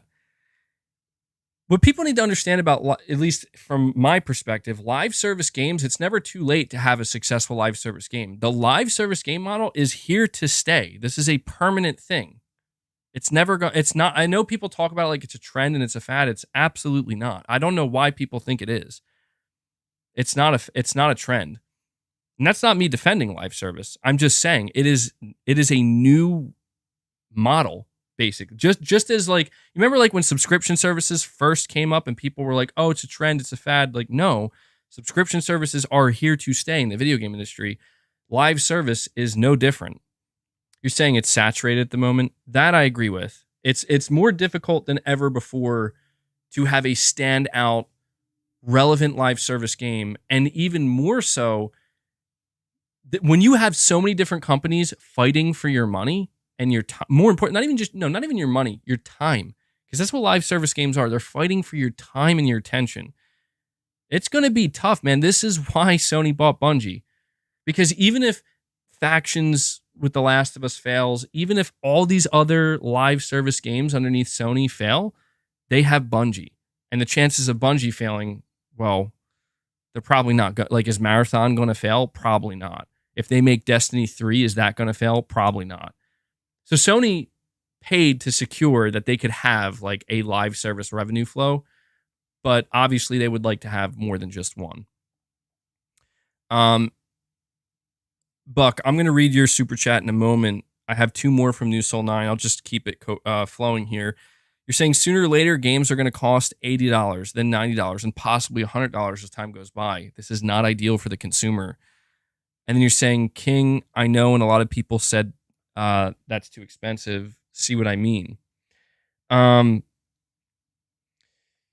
Well, you're right. I mean, as a consumer, does it sound ideal to be paying $80, $90, or even $100 for a game? Certainly not.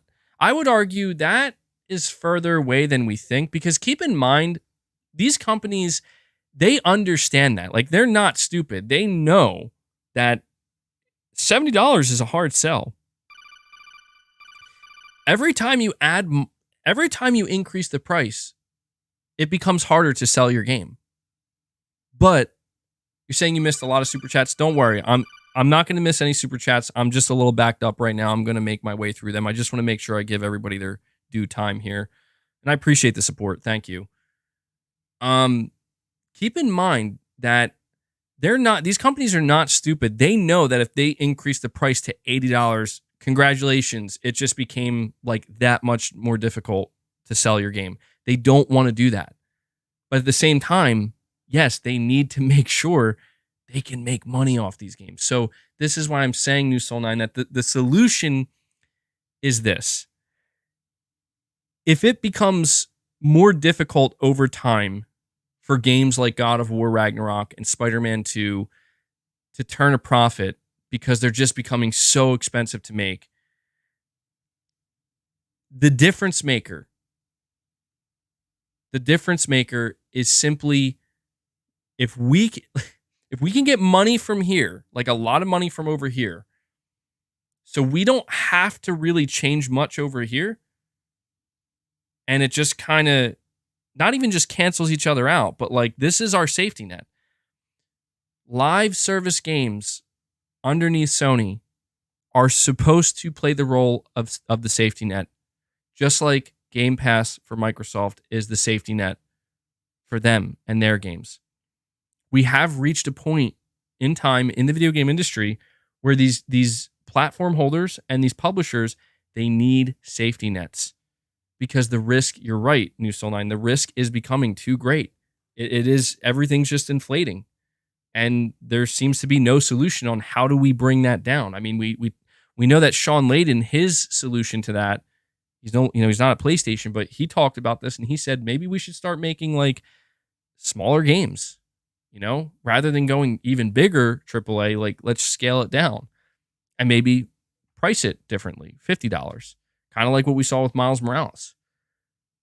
I think that's a viable solution, but then that also makes you question, but what if a team's vision is to go beyond that? You see what I'm saying? We've been talking so much about the business side of things. People have been mentioning, like, what about the artistic side of things? The developer side of things. Yeah, well, what about developers who want to make the biggest and best games? You know what I'm saying? Like, do we just tell them too bad? It's too risky? There has to be a solution for that. And the solution is, well, that is insanely risky, but luckily we're raking in money each quarter here and raking in profit. So go for it. And if it works out, it works out. You bet big, you win big. You bet big and you lose big.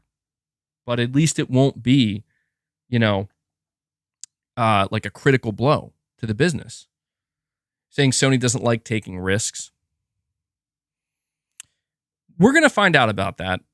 I feel like it's too soon to know. We have to see more from PlayStation Studios. I mean, I will say that the past couple of years so far, it seems that way.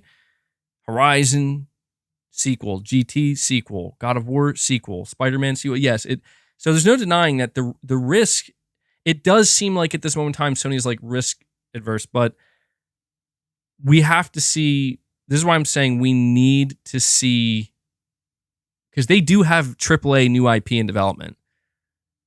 And they have more in development than obviously we've seen. And that's where I want to know, like, we're going to find out, like, how much risk are they willing to take? And I think that risk might be a little bit greater than some people think. But you could argue them trying to do what they're doing with their live service games is like one of the most risky things they could do. Because they're not all going to succeed, man. They're not all going to succeed. Some of them might crash and burn. Buck, you're saying Sony could have easily afforded to buy Minecraft, Obsidian, Ninja Theory, and all of Bethesda. PlayStation didn't, but paid for time exclusives that PlayStation fans loved. Look, man, I mean, if the argument there is that Sony it would have been a wiser investment and a more even, I don't want to say pro-consumer, but for the PlayStation fan, it would have been like a better overall, I guess you could say, commitment if they actually bought and owned some of these studios or some of these games, rather than doing the time exclusive. But I'm not so sure about that, because from the consumer perspective, I will say the biggest mistake in Sony not pursuing these studios and even Bethesda, because you're right, they probably could have afforded them. The biggest mistake in Sony not pursuing that is that they lost it to Microsoft. Because, like, if you look at it from a consumer standpoint, if Sony paid for a 1-year timed exclusive versus going up against a studio that is, like Ninja Theory, like Hellblade 2. Hellblade 2 is not going to be a timed exclusive. It's not. We all know that. It's never coming to PlayStation. But when that game launches, and then you compare that to Final Fantasy 16, what's the difference? The difference is somebody can say, well, I'll wait for Final Fantasy 16. But for that first year, what's the difference? There is no difference. And the thing is, if we're having these conversations, we're not the type of people to wait. Most of us. So I would say that the people who are willing to wait are kind of, I don't say totally irrelevant, but somewhat irrelevant to the conversation because they're not the ones paying attention to that stuff. And you could even argue that the people who are willing to wait will never even know it's a timed exclusive to begin with. So I'm just saying that could Sony have made investments in these studios? Yeah, they could have. Could you make the argument that they screwed up by not? Maybe. I think there is an argument to be made there, considering now these companies and these studios and these IP are owned by their rival competition. Yes, I could say that there is an argument that Sony kind of messed up there. But then again, we don't have all the context. We really don't. Maybe Sony didn't have a chance to jump on Bethesda. Like maybe Microsoft was right there before Sony even knew. That's a possibility, man.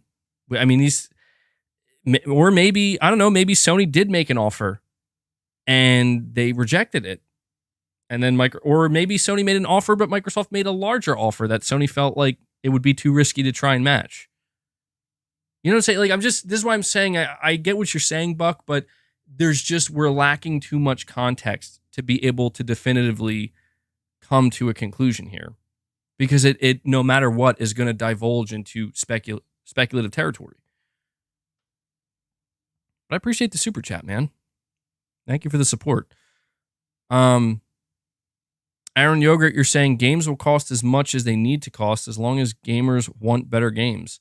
Games aren't the box office movie releases that can make $1 billion. Unless it's GTA. I'm mostly in agreement with that statement. Yeah, I mean, because again, that's simple logic. Gamers expect better games. The market says we want improvements. We want better.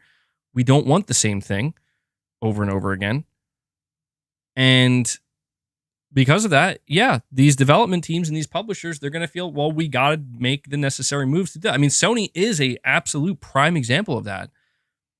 Sony could, if they wanted to, come out and say, we're not going beyond Ragnarok, man, or Forbidden West. Like, that's as far as we're going. We're not going bigger than that. We think we've hit the ceiling here. They could do that. But let me ask you, how would the industry react to that? I don't think they would. I don't think it would react very well. There'd probably be a pretty bad reaction. Could Sony do that without announcing it? Yeah, but people would eventually catch on and notice. In fact, you could argue, here's a good one for you. You could argue that people have already started doing that with Spider-Man 2.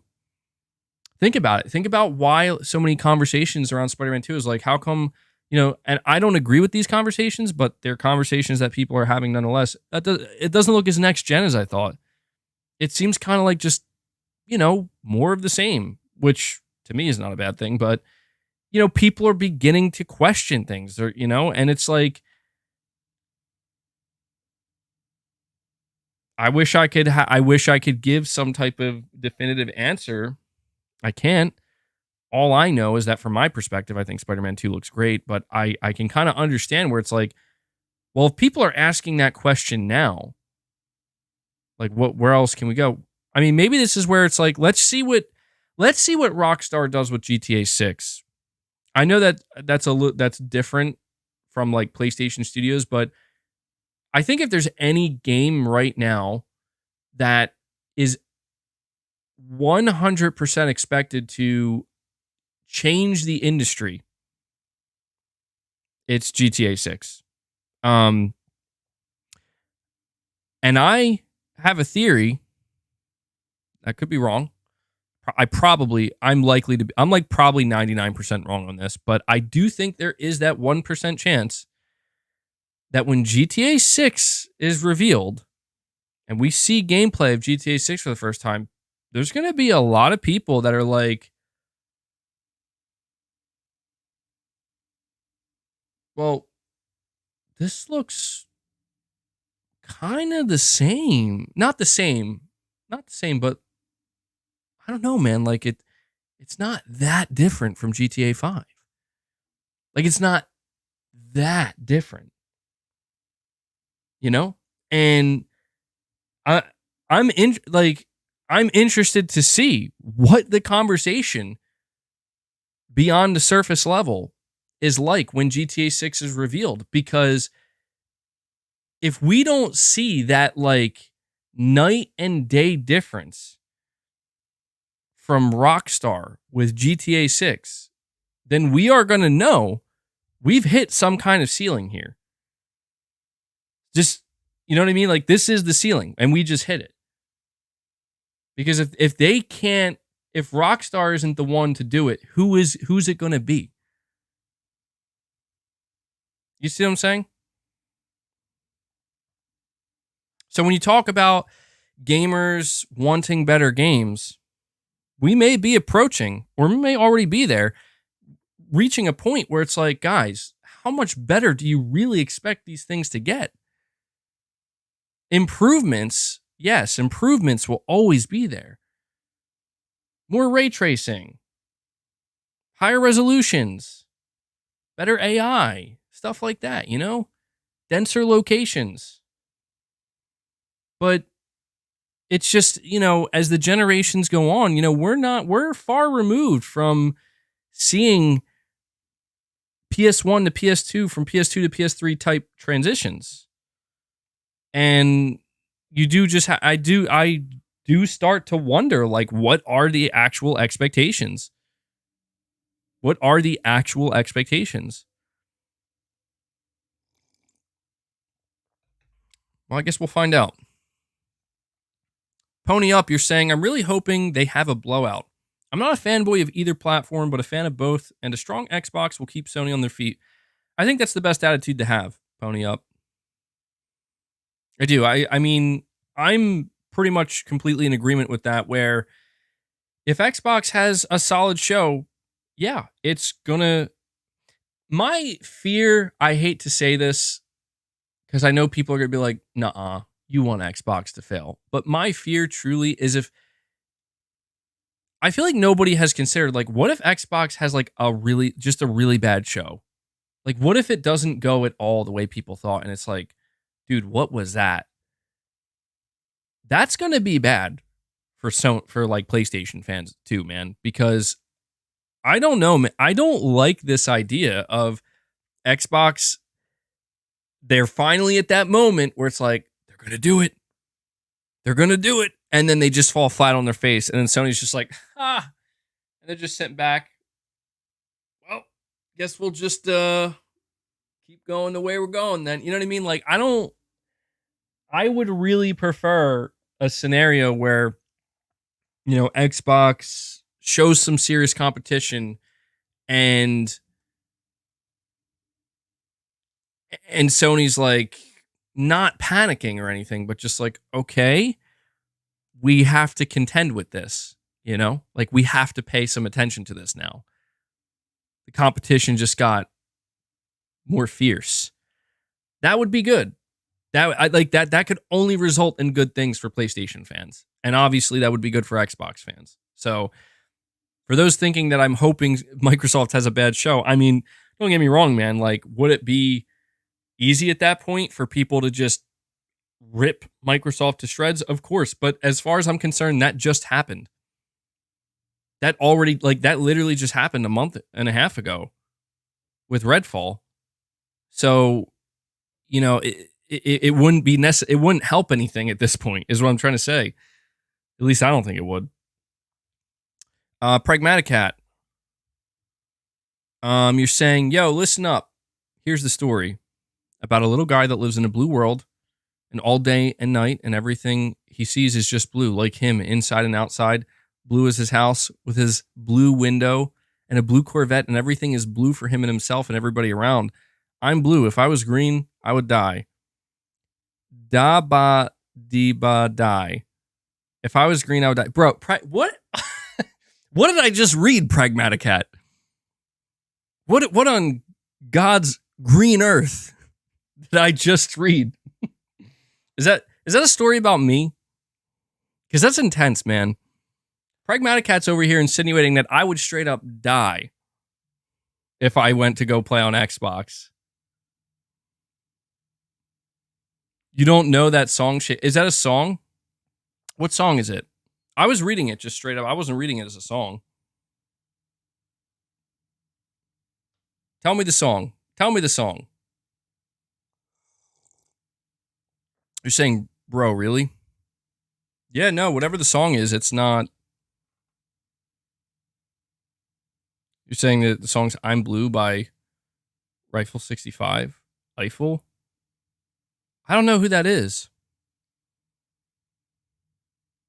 Blue by Eiffel 65. I'll have to look into it.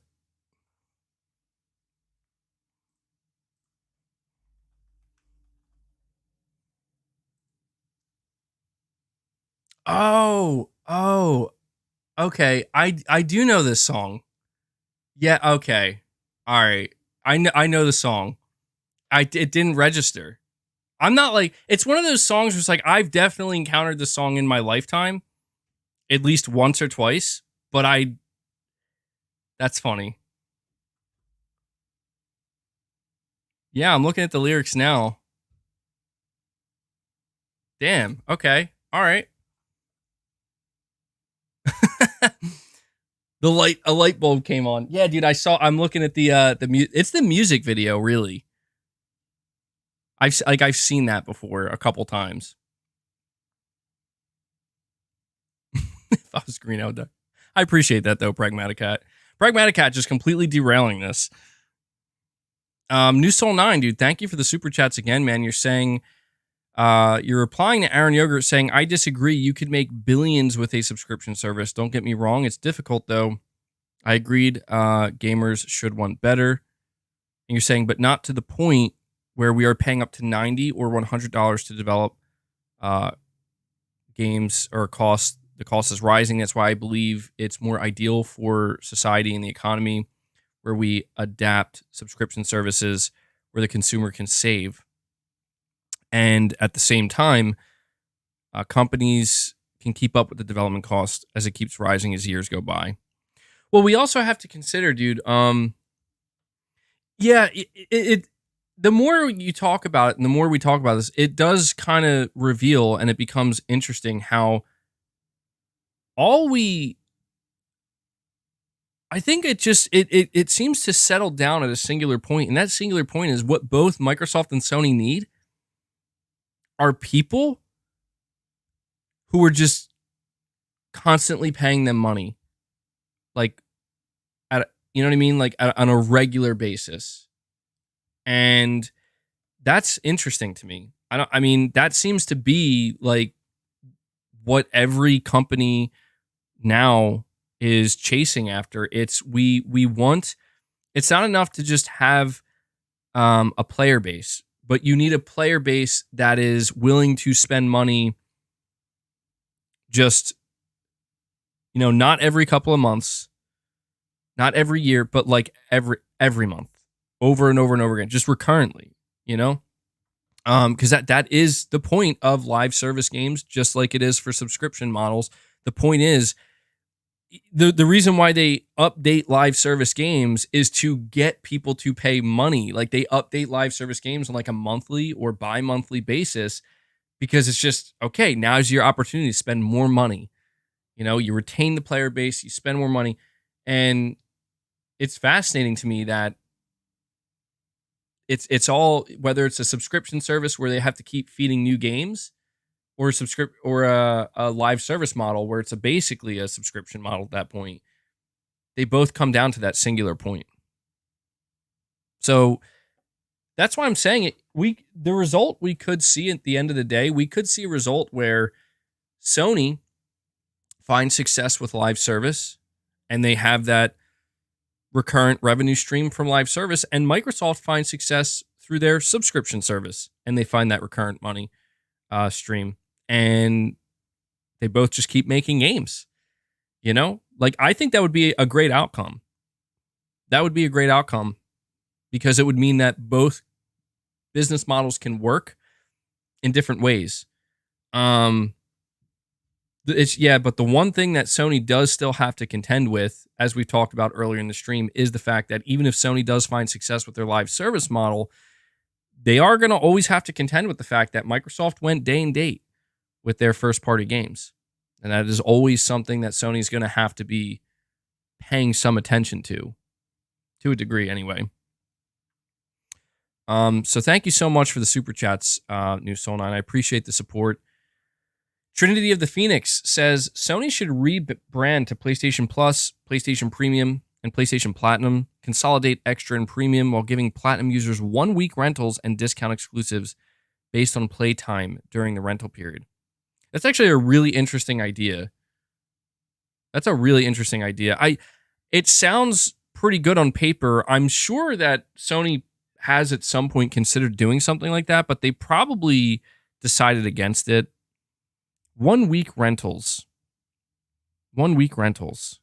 I guess, yeah, that would have to be the selling point, where if they did something like PlayStation Platinum, right, then that would mean when Spider-Man 2 comes out, you could essentially rent it for a week. But I think the big problem with that is it would, what you're saying, on the rental, based on the rental period.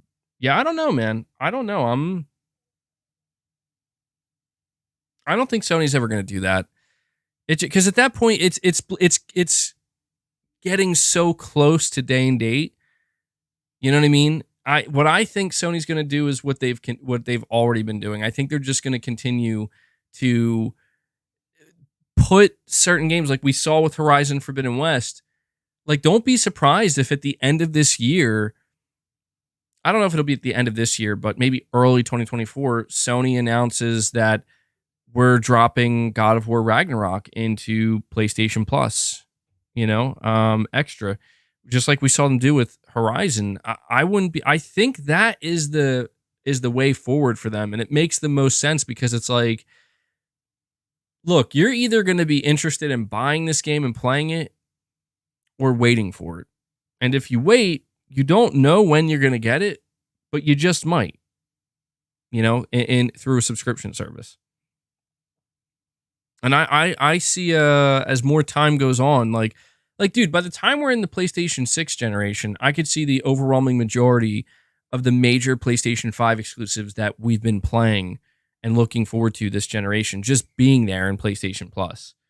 I think Sony just truly views the subscription as a catalog. It's a catalog of their past games and games that are not necessarily there that they're trying to sell you. It makes sense. I think that's the strategy behind it. The idea of them changing their current PlayStation Plus Extra and Premium model, though, I do like the naming, PlayStation Premium and PlayStation Platinum. I mean, yeah, that's right there for them. They could, who knows? Maybe Sony will eventually add another tier called PlayStation Platinum. I actually could see that happening because you have to imagine at some point they're going to hit a ceiling, if they haven't already, of people who are going to subscribe to Premium and to Extra, and they're going to see, can we get even more money out of some of these subscribers? And I don't know, offering like one week rentals is interesting. So I appreciate that, Trinity of the Phoenix. Buck, you're saying, not here to troll you, MBG, just a discussion, and I appreciate that. So be honest, why pay $70 for new IP for Lies of P instead of subscribing to Game Pass? How many sub-services total do you pay for? Well, I do have an answer for this, Buck, and keep in mind, this answer I'm going to give you, because that's a great question. You're asking me, why would you pay, I'm assuming it's $70. Why would you pay $70 for a game like Lies of P on PlayStation if you can get it through Game Pass for $10 and have access to it for as long as you're subscribed to it? There's a myriad of reasons, and some of them are more universal than others. Something that somebody's going to say, and this does matter to me, ownership. Now, you guys know I still buy physical games. That right there, and I get it. Like, the conversation changes. The conversation changes if you're a digital only person. And in my opinion, that conversation becomes more difficult. Not entirely, but slightly more difficult. For me, I buy physical games. I just don't find the notion of basically renting or only having access to a game that I'm excited to play, um, for the amount of time that I'm willing to stay subscribed. I don't find that appealing. You know what? Let me use a different word. It's not that it's not appealing. I do not find that satisfying. Now, that's just me. A lot of people might think, well, that's just weird. I don't feel that way at all. This is just my opinion. For me, I get immense satisfaction out of buying video games, specifically physically.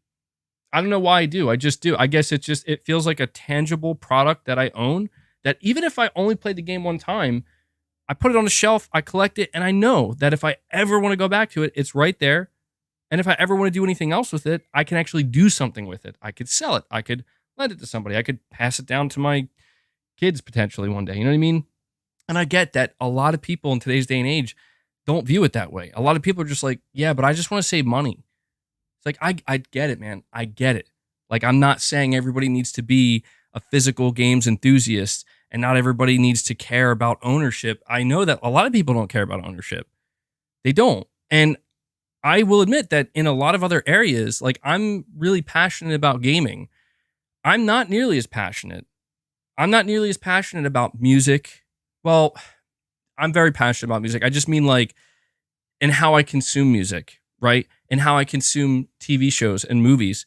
I don't feel the need for a movie that I'm really interested in watching to buy the Blu-ray. I used to, and I grew out of that because I just realized that like it truly is just very convenient where if a movie comes out that I'm interested in watching, I'll just like rent it digitally and that's it.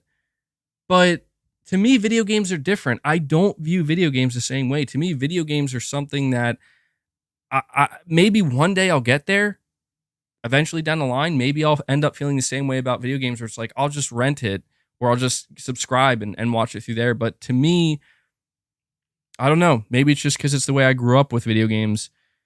I grew up buying games, having them, and there's just this, maybe it's nostalgia that's driving it. I don't know.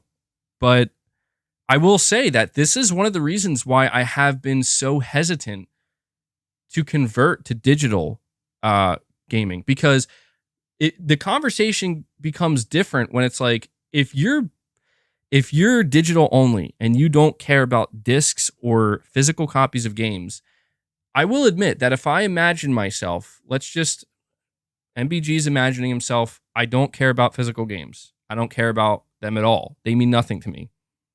Does that change how I feel? Does that change my perception of a game like Lies of P? It does a little bit. I admit it does. Like, here's a great example. If Lies of P was going to launch onto PlayStation Plus,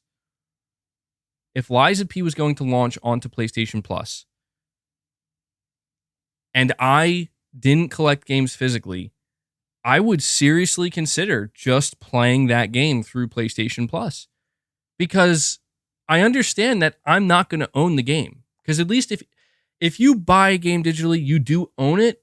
Although, there have been rare exceptions in the past where like games get like, I don't know. Some people even believe that even if you buy a game digitally, you don't actually own it. But I'm just saying that for all intents and purposes, yeah, you own a game if you buy it digitally at full price. To whereas if you subscribe to a service, as soon as you're unsubscribed, you lose it. Like you don't have access to that game anymore. You lose access to it. For me, owning a game digitally,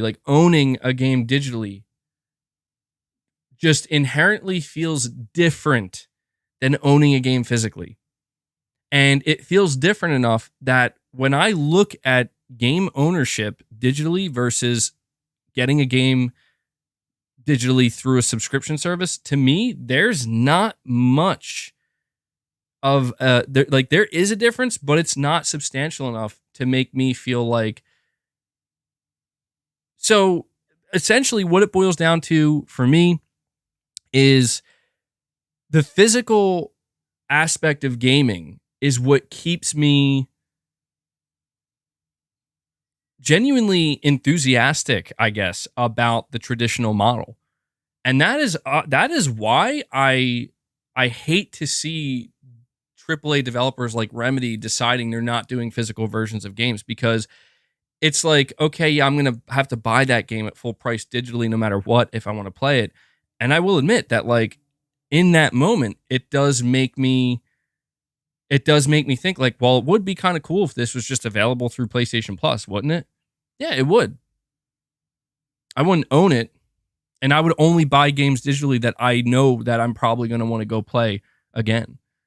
But this is just where the feeling of satisfaction of having a tangible physical product that I know I own and I can do something with if I decide to, that goes away in the digital realm. That goes away. And that, I think, sucks, because it's clear that we're very rapidly headed towards a place where more and more AAA video game developers are going to decide that they're just going to... I just heard that new Like a Dragon game, no physical release. Another AAA game that is not getting a physical release. They're going digital only. And this, to me, this sucks. Like, I don't want to see that, because to me, that's taking away a big part of what gaming is to me. And I know that, the digital future, and that's where we're going. I get that.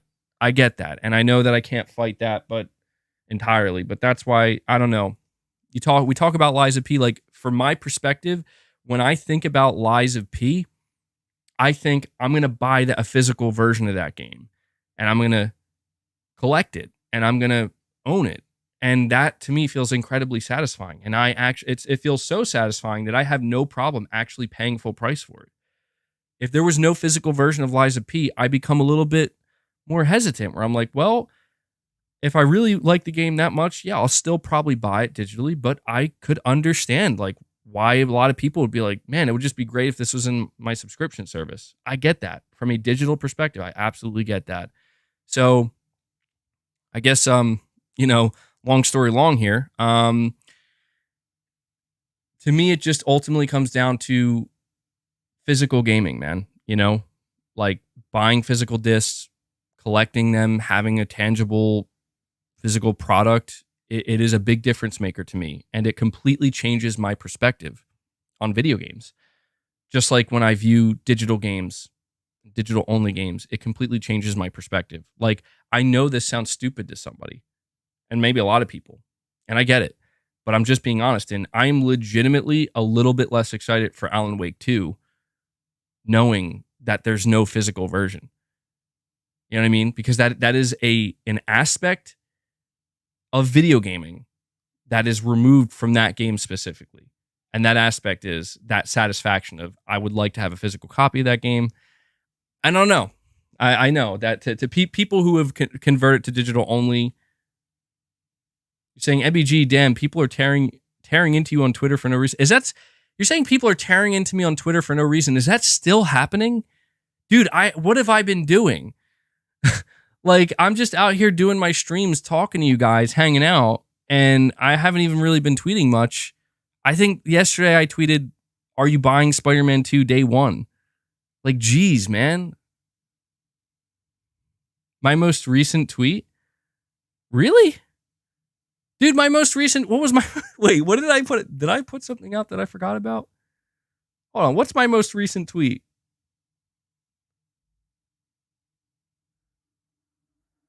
I think my most recent tweet, I just asked people how they're feeling about Final Fantasy 16. No way. You're saying people, I didn't even look at any of the replies. People are tearing me down because I asked them how they're feeling about Final Fantasy 16. Well, color me surprised. Color me surprised, man. No, that actually makes a lot of sense. Yeah, it's crazy, dude. I could put out I could literally put out a tweet that just says, like, I like pizza, and there's gonna be somebody there being like, oh, I've been waiting for this MBG tweet. People saying you can't come up with your own opinions. I mean, I get that. I come up with many of my own opinions, but that's cool, How dare you like pizza? No, if I really wanted to set something off on Twitter, I'd talk about how I do like pineapple on pizza. You guys like pineapple on pizza? I know that's a big contentious thing. I don't know why. I don't know why people act like I don't know why people act like liking pineapple on pizza is like some kind of crazy stuff. That's awful. Ban this man. Put out a tweet saying Xbox will kill it tomorrow. I mean, I would, but to me, a tweet like that's pretty disingenuous because it's like, I don't know. People are going to think I'm trying to set Xbox up. You know what I mean? Because if I put out a tweet saying Xbox is going to kill it tomorrow, then people are going to say like, you're just saying that and you hope they won't. So that way you could be like, but I thought they were going to do so good. I'm not trying to set expectations necessarily on Twitter because there's enough people doing that. I'm just here talking to you guys, talking about my expectations on my channel for those who are interested in listening.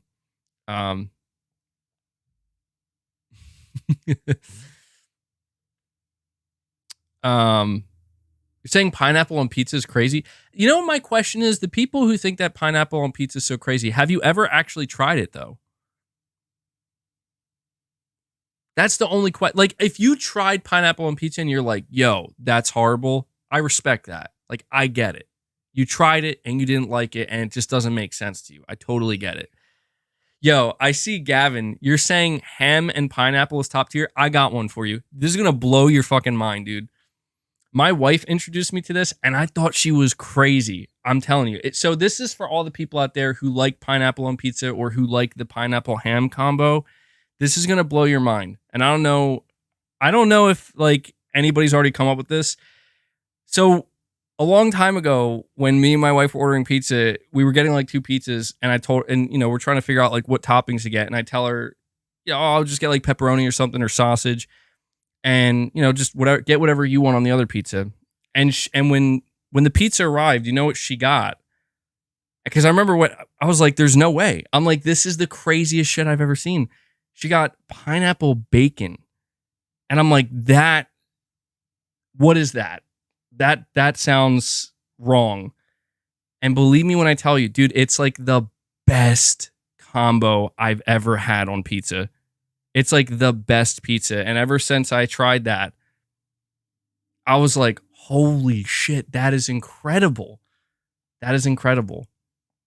And I don't know. I don't know if that's like a common thing. What kind of bacon? I don't know. I don't know the exact kind, but I recommend giving that a try, man. Because when I first heard of that, I was like, dude, there's no way that's going to taste good. And it was like, wow, I can't believe it. Pineapple on your burger? Now that's interesting. That's interesting. I can say that I've never had pineapple on burger. You're saying it is common. Oh, I didn't know that. I had never heard of that combo up until that point. I always just heard of pineapple and ham. Bacon, ham, pineapple, cherries. Dude, now that's a wild combo. All right, getting a little bit off track here. It's turning into a food discussion, but I had to tell you guys that story.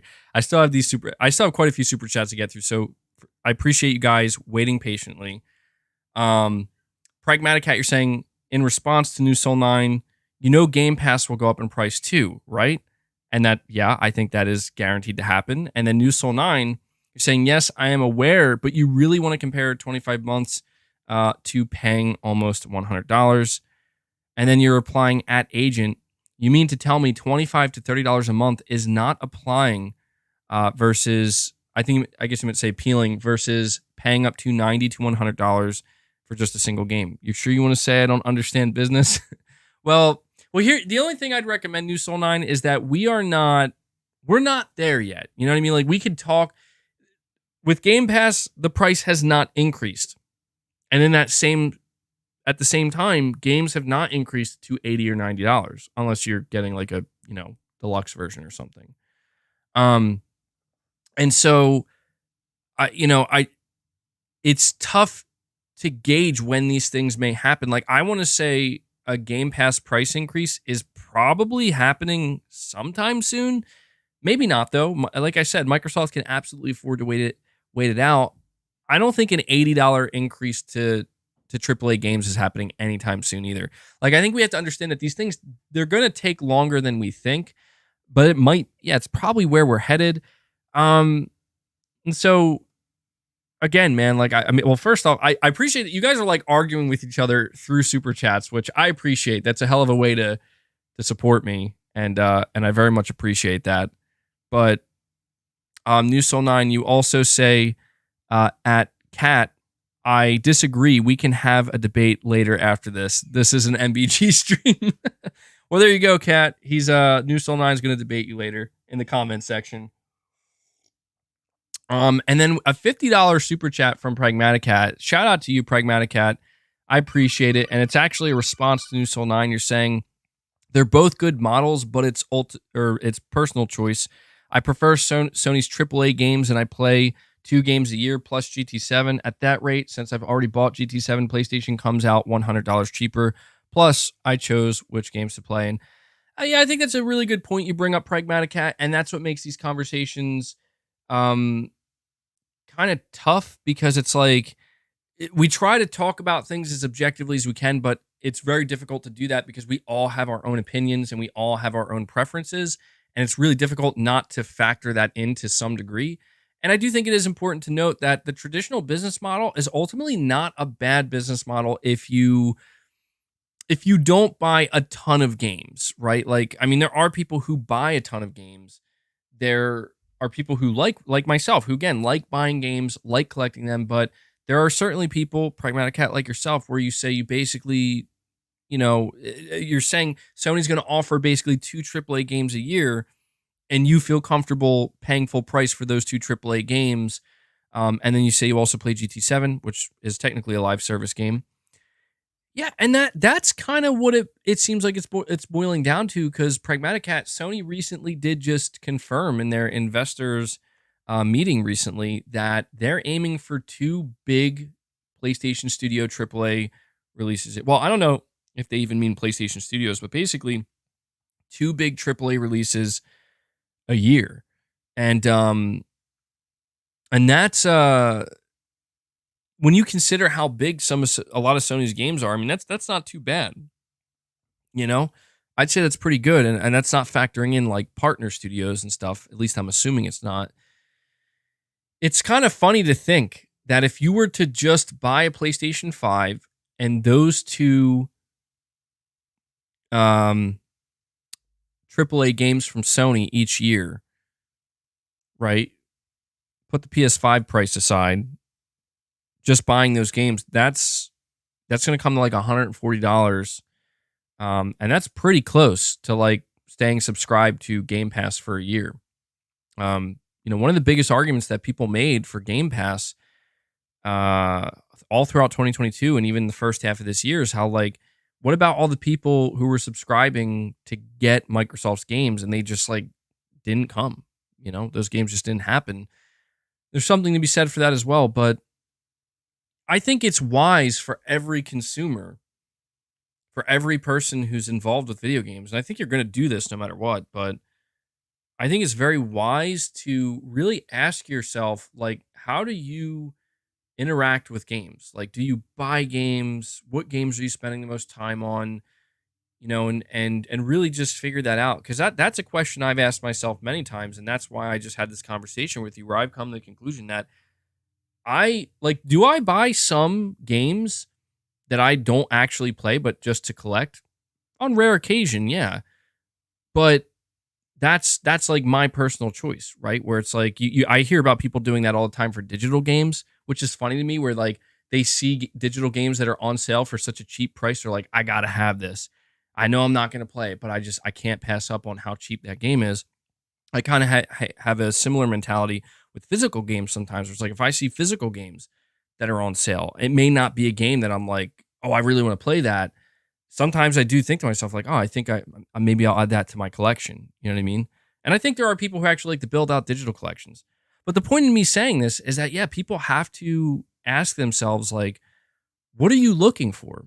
If you're looking for a subscription service where you can just constantly have a whole buffet of games that are ready to play, and you might not be interested in the majority of them, but if you're interested in 3 of them or 4 of them or even 5 of them, like that's going to feel worth it to you.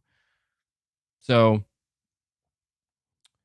you're saying Game Pass is great for discovering new games to play. It's great. Yeah, and that's what I mean, man. Like, I mean, there have been many times where I've, because Sony has it right on the PlayStation 5, home menu, you can check out the game catalog for PlayStation Plus, Extra and Premium. And I look in, I take a look every now and again. I check to see, like, what do they have in there? And pretty much every time I walk out being like, yeah, there's nothing here that makes me just want to subscribe and play. There just isn't, it's just because and even if there is a game there that I'm like, oh, I'd want to play that. I ask myself, but is there a physical copy? Because I would prefer to buy that, So I appreciate that $50 super chat, Pragmatic Cat. That's very generous of you, man. I really appreciate that. Josh, you're saying you got to stop acting like these showcases are the deciding factor for the brand. If they have a good show, congrats, but that doesn't mean anything. I don't think no, you're right. It's definitely not a deciding factor for the brand. If Xbox has a disastrous showcase tomorrow, Xbox is going to be just fine. I mean, is it going to do some potential damage to their bottom line? Yeah, but it's not like Phil's going to be like, well, time to wrap it up. We're shutting it all down. No, it's not going to be like that. I just think sometimes you're right. I tend to talk about these showcases in very definitive ways because as an onlooker and somebody who's a real enthusiast in games, it does feel like that sometimes. And I kind of have to snap out. Like, even with the PlayStation show, you're right. Like, if you were to just go, if the only reaction you got from me was my initial reaction after watching the stream, and let's just say I didn't upload anything else after that, no videos, no other streams, that was the last thing you saw of MBG, you would have thought, well, he's done, dude. Like, that dude straight up quit PlayStation. He's not gaming on PlayStation anymore. Now, obviously, that's not the truth at all. It in that moment, I was so absorbed in it, I became so focused, so like tunnel vision that, yeah, it's like now that it's over, I'm like, but I'm still playing my PlayStation and enjoying it, and I'm still looking forward to, the games that they have coming. So you're right. It's not so Josh, the only thing I would argue against with what you're saying here, you're saying it's not a deciding factor for the brand. I do think it's a big deciding factor for a lot of people in whether or not they want to invest in the brand. Like, I saw this tweet from somebody, which I think was kind of silly. It's just a random tweet that I came across, and they were like, I don't think you should watch the Xbox showcase if you're not an Xbox fan or owner. And I'm like, that Microsoft would absolutely say no way to that, because it's like, that's the point, man. Like, the point is they have a product, multiple products. They want to show people to convince them, please give us your money. Like, please invest in us. So I would argue, if anything, these shows are more for people who are not already invested, because a lot, like, do you know how many Xbox fans are going to be watching this show that regardless of how the show goes, they're still going to be on their Xbox? No matter, even if they're very disappointed by it, just like me, right? Like, Sony knew, like, well, there are going to be millions of fans potentially. Well, I don't know if Sony knew this, but when Sony became aware that not every PlayStation fan was happy because of the CG trailers, it's like, I'm sure they didn't feel great about that. Like, oh, well, we hope to get a better response than that. But it's not, it's not like they're looking at their numbers. It's like, well, now they're turning off their PS5s. They're not playing, and Final Fantasy 16 pre-orders are down because our showcase was bad. You know what I mean? It's like, these things they are separate from one another. But I would argue, Josh, that for a lot of people tuning into these showcases, it is exact moment that people are going to walk away deciding, damn, I think I got to go buy an Xbox. I think I want to go buy an Xbox. Or damn, I think I want to go subscribe to Game Pass. Or damn, I think I want to go buy a PS5. But you are correct in that it is not the be all end all. You know, both Sony and Microsoft can have bad showcases and the brands will just be fine. I think it means that they have to have more pressure to have a better showcase next time. But yeah, I do get a little bit extreme with the way I talk about it. That I can admit. Cam Slash, you're saying, I've got both. Sony has been feeding us good, serving surf and turf, and Xbox has been serving PB&J sandwiches. That's a great way to describe it. I love that description. Because, like, who doesn't like a good PB&J, you know, from time to time? Absolutely.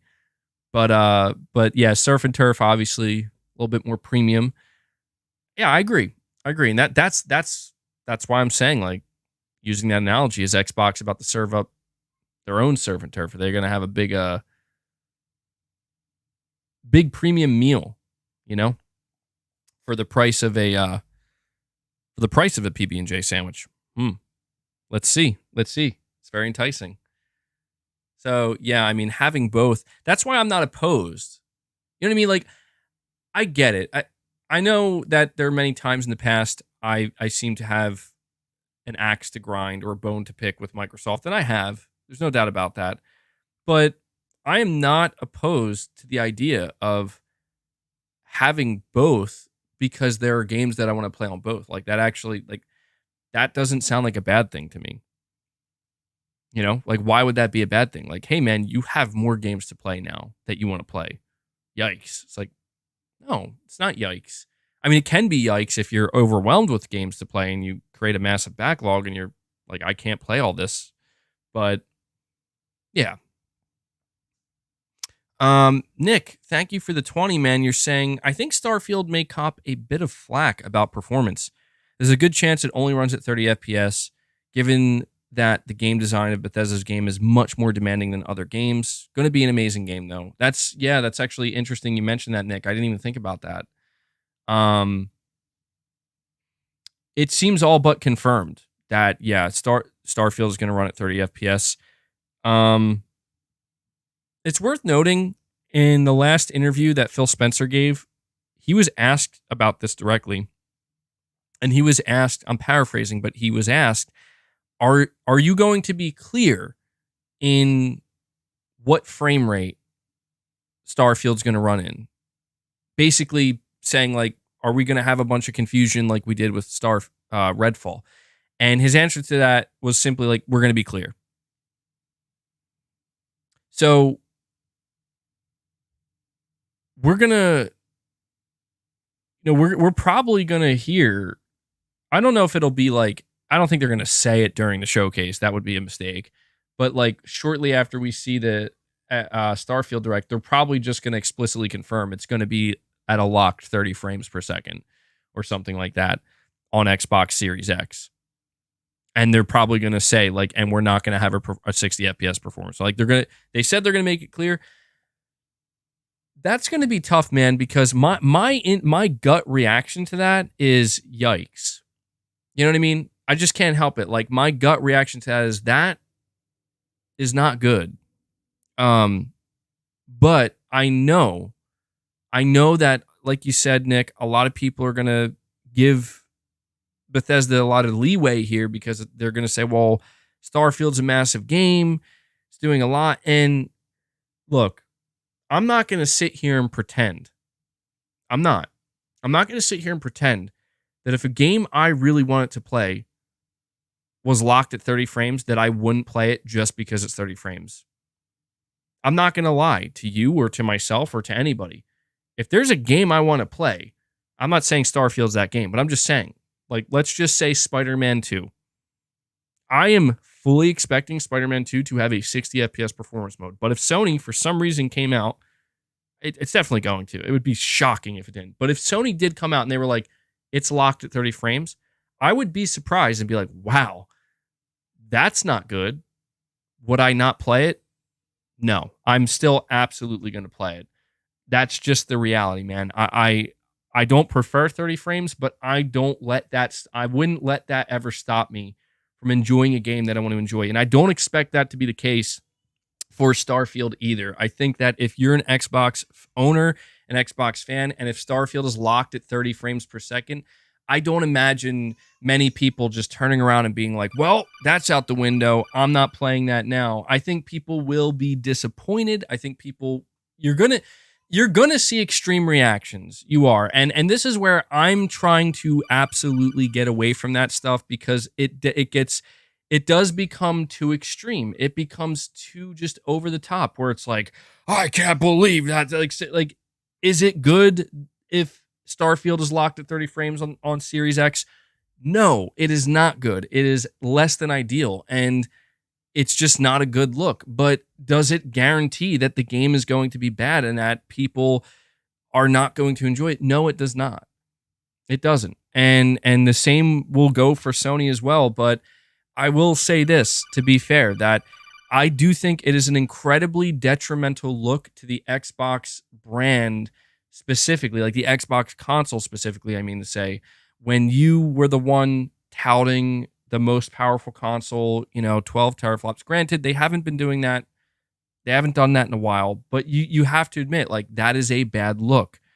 You know what I mean? It's no different than when Sony flexes the SSD and the power of the PS5 when talking about Ratchet and Clank, and then it's like, okay, and then eventually goes to PC, and now people are all wondering, like, okay, well, how much of that was just like marketing? And it turns out that both Sony and Microsoft, yes, they market stuff, and when they market stuff, they over exaggerate and they overinflate what it really is, and people like myself and others at times tend to kind of fall for that and run with that. And that's where it's just like, if they literally announce during the stream tomorrow that and Starfield is locked at 30 frames on the Series X with no performance mode coming, again, that would be a really weird way to announce that. But I'm not going to sit there and be like, wow, dude, this game is trash. Like, no, if a game like Starfield ends up being trash, it would be because it's a bad game and it comes out broken. Like, we talked about Redfall and how bad it was that it wasn't 60 FPS, because that game looked like it should have absolutely been 60 FPS.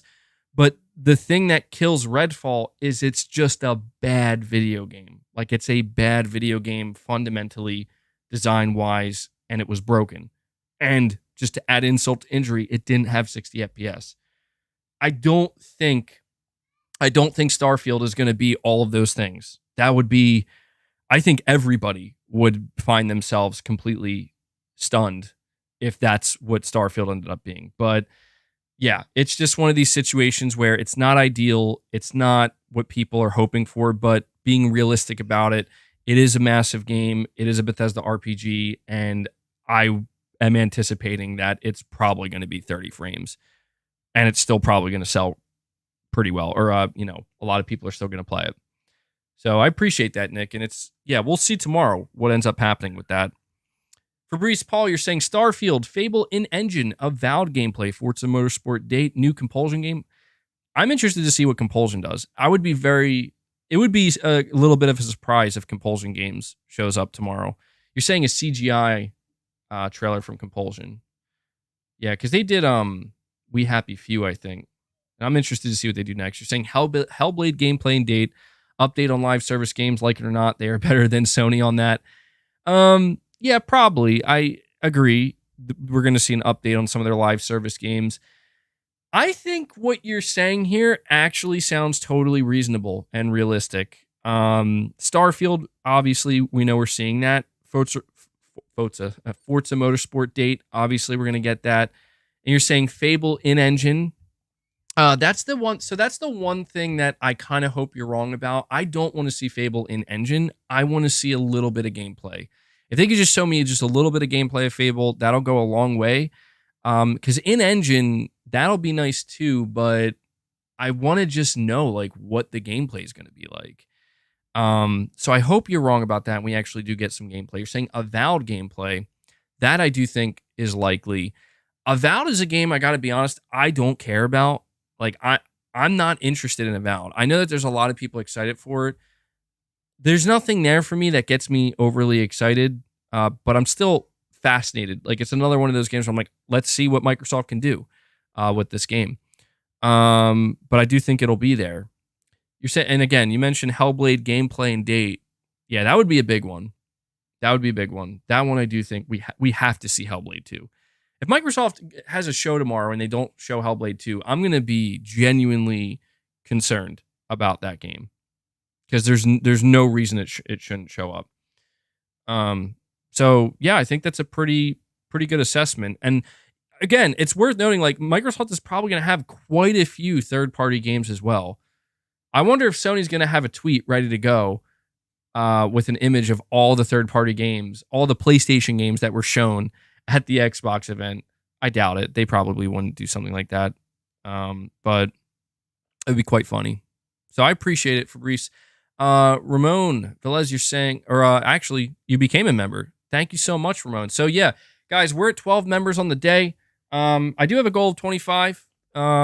It seems the gifting seems to have slowed down quite a bit, but we have Raymond coming out, bring us up to 13 on the day. So thank you so much for that, man. I appreciate that. I appreciate that direct support, dude. Rashdan V2, you're saying, you said the traditional model, but Sony's already doing that with Spider-Man 2 and the God of War collector's editions and more. They know fans don't care at that point.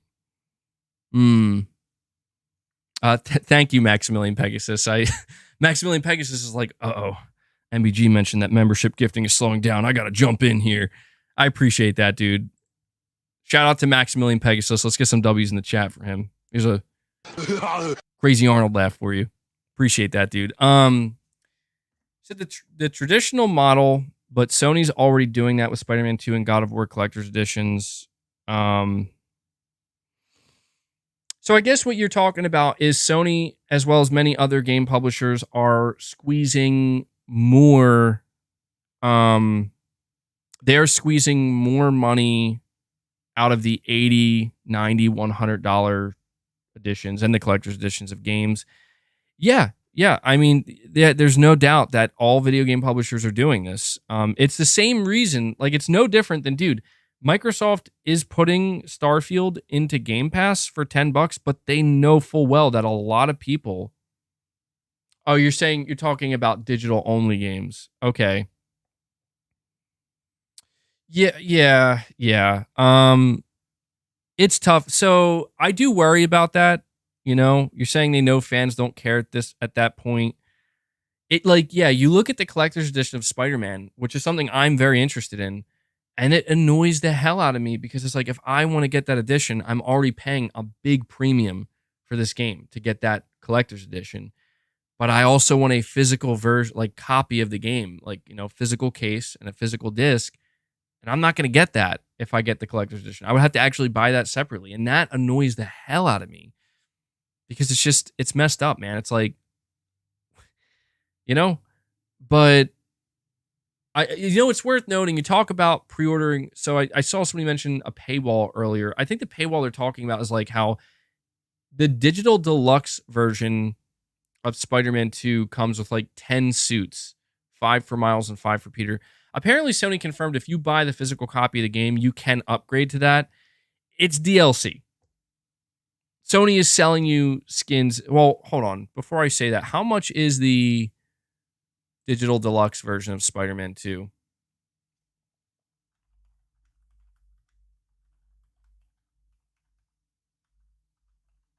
Is it like 80? It's $80. Yeah, it's DLC, dude. And I'm not going to rag on Sony for this. Because the truth is everybody does this. It's not just Sony. But that to me is tough, man. Like, the idea that I'm going to pay 10 extra bucks for 10, like, you're paying $1 per suit, basically. That's crazy. Like, I don't, that's tough for me, man. You know? I see all of these publishers, they do these digital deluxe versions of games and they're giving you digital content. It's like you're just paying for DLC. And every time I see it, I'm like, this is not worth it to me.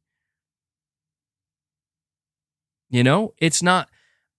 It's a tough sell for Spider-Man though, because one of the biggest things you look forward to in a Spider-Man game is all those different suits and those unique abilities. And so I'm not going to sit here and say that there's no way I'm going to pay $10 for that. I mean, Spider-Man 2 is a game I'm likely going to spend a lot of time with, and I'm going to platinum, and I'm probably going to want those suits. I mean, if I'm somebody who's willing to pay for the collector's edition, I'm probably willing to pay for that. But I think it does feel a little bit like, I feel like a twist in my arm here. That's where I feel like I'm getting my arm twisted a little bit, not just by Sony, but by all these video game publishers where it's like, come on, man. Like, I know you guys are trying to squeeze an extra $10 out of people, but I just wish that, I don't know. I wish that there was something more on offer to justify that $10, because $10 is, that's 1/7 of a AAA game. How many hours? So if I were to divide Spider-Man 2 into 7 parts, what's 1/7 of Spider-Man 2? I can assure you 10 suits, 10 costumes for Spider-Man and Miles together. That's not 1/7 of Spider-Man 2. So, like, is it worth that $10? To me, it doesn't feel like it. But that's the thing, man, is it's not they know with Sony as well as every other video game publisher, they know, like, it's not a matter of like, they're not trying to give you the best value. They're trying to, they're trying to squeeze more from the customer. And that's all it comes down to, man. It's not a necessity. You're right. Exactly. It's not a necessity to buy it. And that makes it even worse, because to a lot of people, it does feel like that. Like, I want those, like, some of those suits look really cool, man. There's like a monkey Spider-Man suit or something like that. Like, who doesn't want that? Like, I want that. What's that suit like? That suit sounds fun. But $10, come on, man. But to me, there isn't an excuse for it. It's just one of these things where it's like, you just got to be honest with yourself. Like, I'm trying to be like, am I going to buy it? I'm probably going to buy it. Am I going to feel good about it? I'm not. But I can't help that in some of these instances, you're saying they know fans don't care at that point. That's the tough thing, man. It's like, I can say that I care, but what message am I sending to Sony? If I pay that extra $10, I'm sending the message to Sony that it's okay because I'll pay for it. It's a tough situation, and I feel like a lot of people would understand. It's like, yeah, I can't knock anybody really for wanting to buy that. But it doesn't feel good. Or who knows? Maybe I could just stand strong and I could just say, no, I'm not paying 10 extra for that.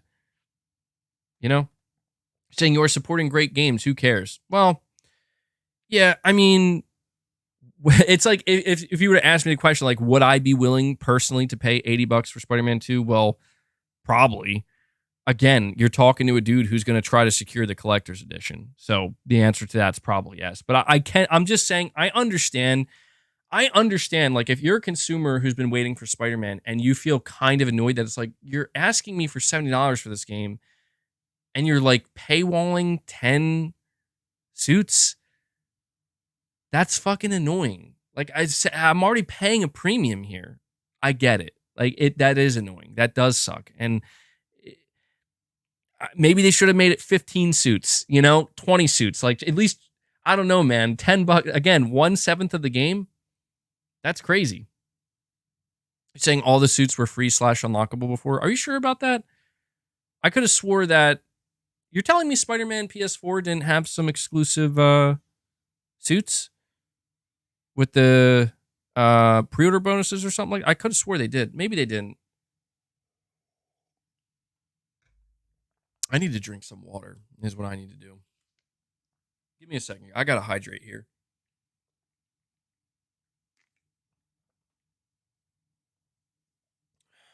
I'm like dehydrated.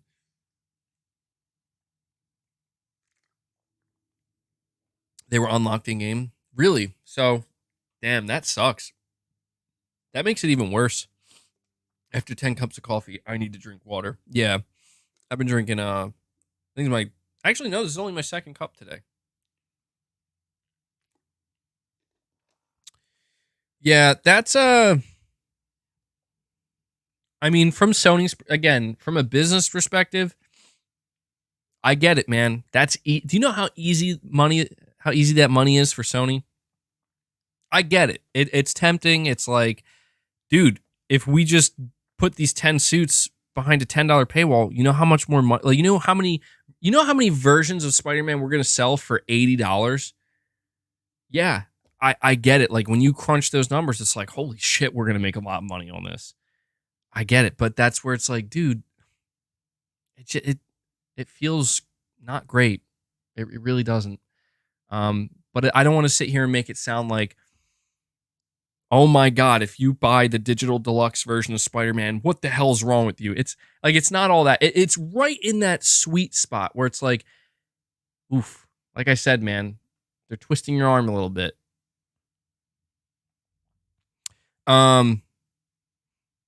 Luis, you're saying, can you unban my BF? Feel the magic, hear the roar, thunder. Game cats are loose. He's watched you since the first podcast. He has VR2, plays Village. I could go look into that. I'll see. I didn't ban this person. I don't know what he did to get banned. I don't usually get requests for that, but I mean, you're saying he's watched me since the first podcast, so I mean, look, it's tough for me to do that because I'm assuming if he got banned, dude, he must have did something.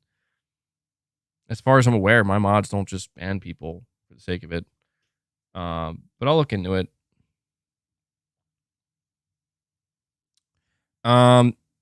Maximilian Pegasus 88, you're saying, I've been playing Trek to Yomi thanks to it being a PlayStation Plus this month. It's underrated in my opinion. Everyone should give it a try. I'm considering giving it a try. It does look pretty fun, dude. When I saw the new PlayStation Plus lineup for the Essential games, that's the game that stood out the most to me.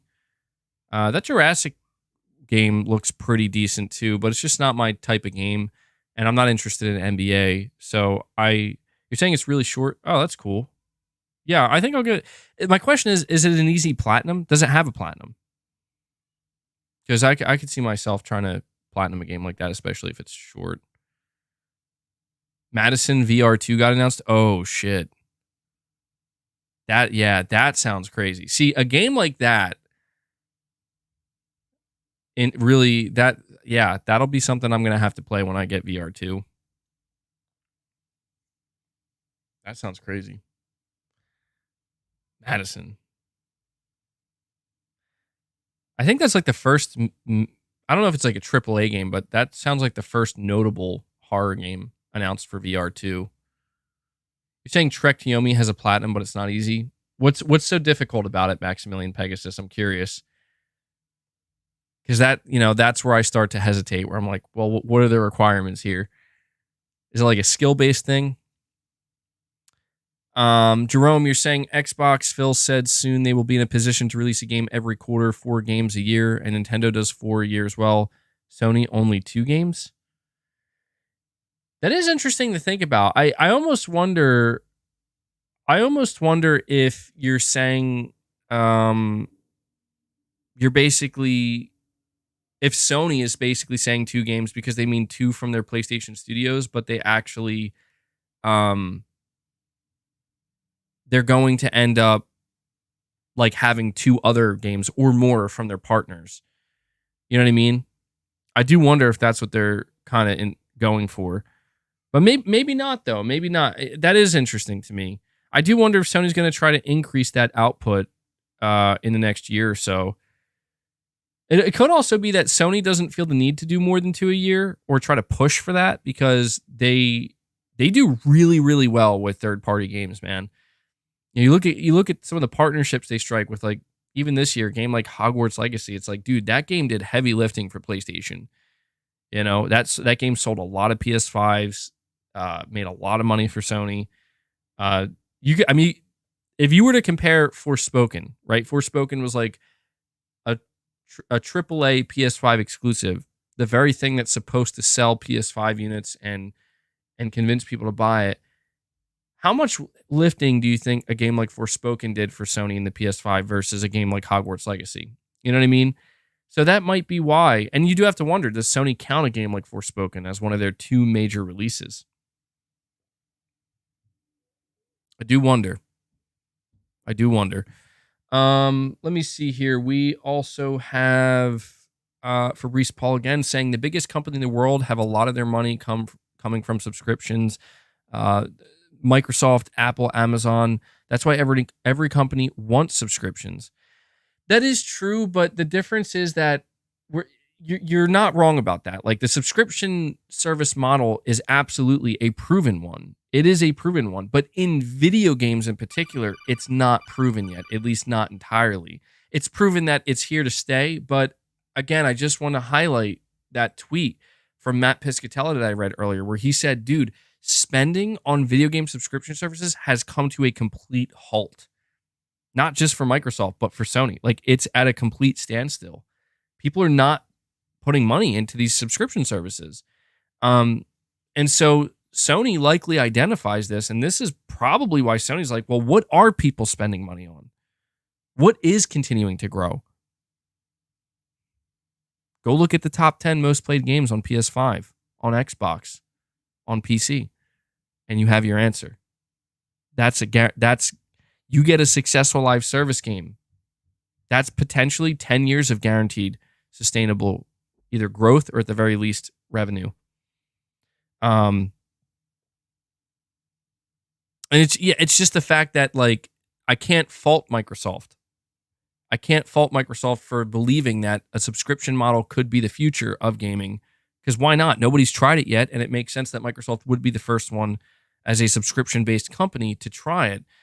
But we don't know where it's going to lead. We don't know if it's going to work. We don't know if it's going to be successful. And Microsoft has the money to be able to wait it out and see if it can eventually work. This is why they got ABK, man. Like, I'll be honest with you.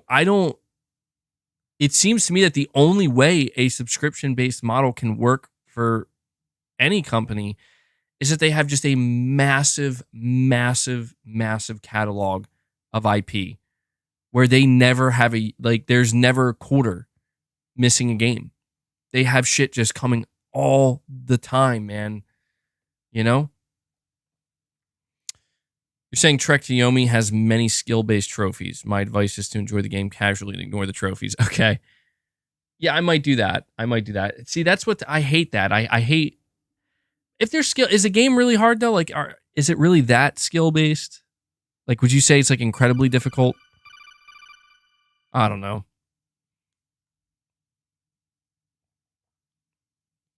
Jerome Montgomery, you're saying if Xbox shows up, will you get one? LOL. More games to play both consoles and more games to talk and review with us. Well, yeah, I did mention this earlier, but to answer your super chat, the only question, like, I think where I'm sitting right now is if Xbox has just 1 or 2 games that I'm interested in that are like going to come out in the next 2 years, I'll probably play those games on my PC. If they show like a bunch of titles where I'm like, dude, I'm interested in a lot of games that they just showed, I might consider actually getting an Xbox to play them. It's just tough because I don't know, man. I don't know what type of investment I want to make. I'm not entirely sure. Like a part of me wants to buy the console just because I want to support the console. You know, it's like I'm out here. I always talk about how I'm a console first gamer, and it is kind of that I have to make that decision between the convenience factor and, you know, what it is that I want to actively choose to support. Your PC can't even stream MBG. No, it can. It can. It can play games. My PC can play games. What do you know? What do you know? Yeah, and guys, please make sure I don't forget. I have something I need to test at the end of the stream before I end it. It's in preparation for tomorrow. MBG, your PC is bad. Your stream lags. Well, is this stream lagging? How's this stream been? It's a good opportunity to ask. Please review my stream. Please review the technical performance of my stream at the 3 hour and 15 minute mark. How has it been? Saying the stream today is cool. It's fine. It's been good. Okay.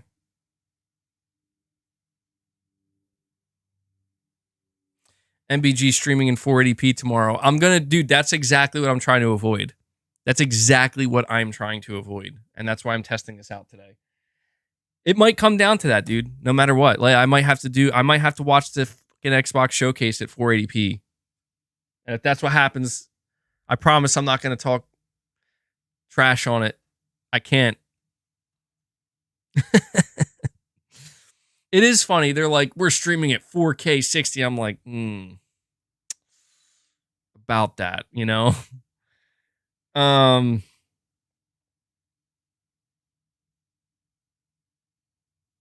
Craig cosplay tomorrow. Oh, hell yeah, dude. Craig, that would be funny as hell. That'd be the funniest cosplay ever. And yeah, Jerome, you're absolutely right, man. Like, that's another benefit where if Xbox does start dropping games that I'm actually interested in, it's gonna create more conversation here on the channel. Like, I certainly see myself when Hellblade 2 drops, if I play it, basically coming to you guys and like, let's talk about Hellblade. You know, how is this game?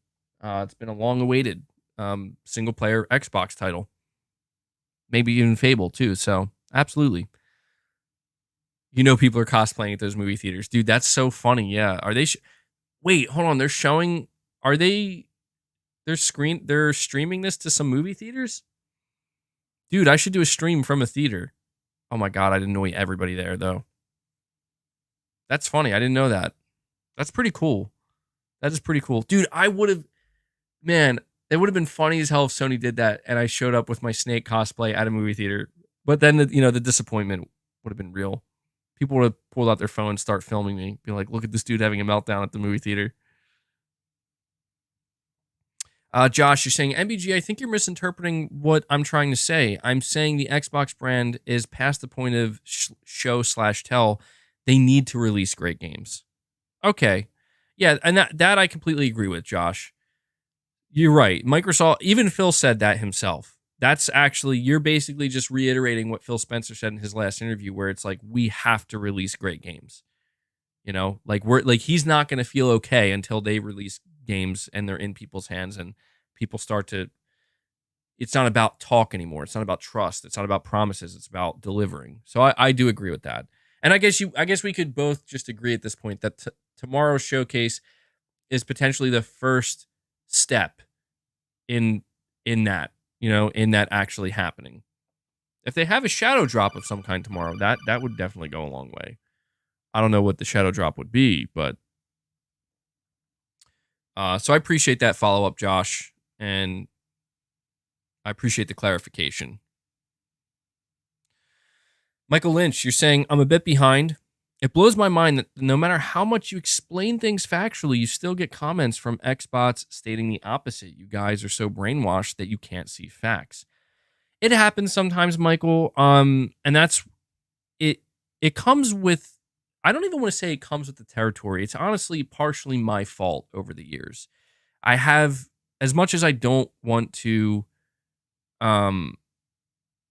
admit it, like it's just this is also a fact, and it's, I can't hide from it, that I've given in to a lot of the fanboy rhetoric in one way or another on both ends of the spectrum. I've done so in a more positive way for PlayStation, where people would associate me with absolutely like toxic PlayStation fans and fanboys that are, it really does become a kind of warped thing where it's like, there's a difference between being a fan and enthusiast of a brand or a product and then being the type of person where it's not even about being a fan of that thing. It's more about like just being against the other thing. You know what I mean? And that exists. And I've partook in that at times.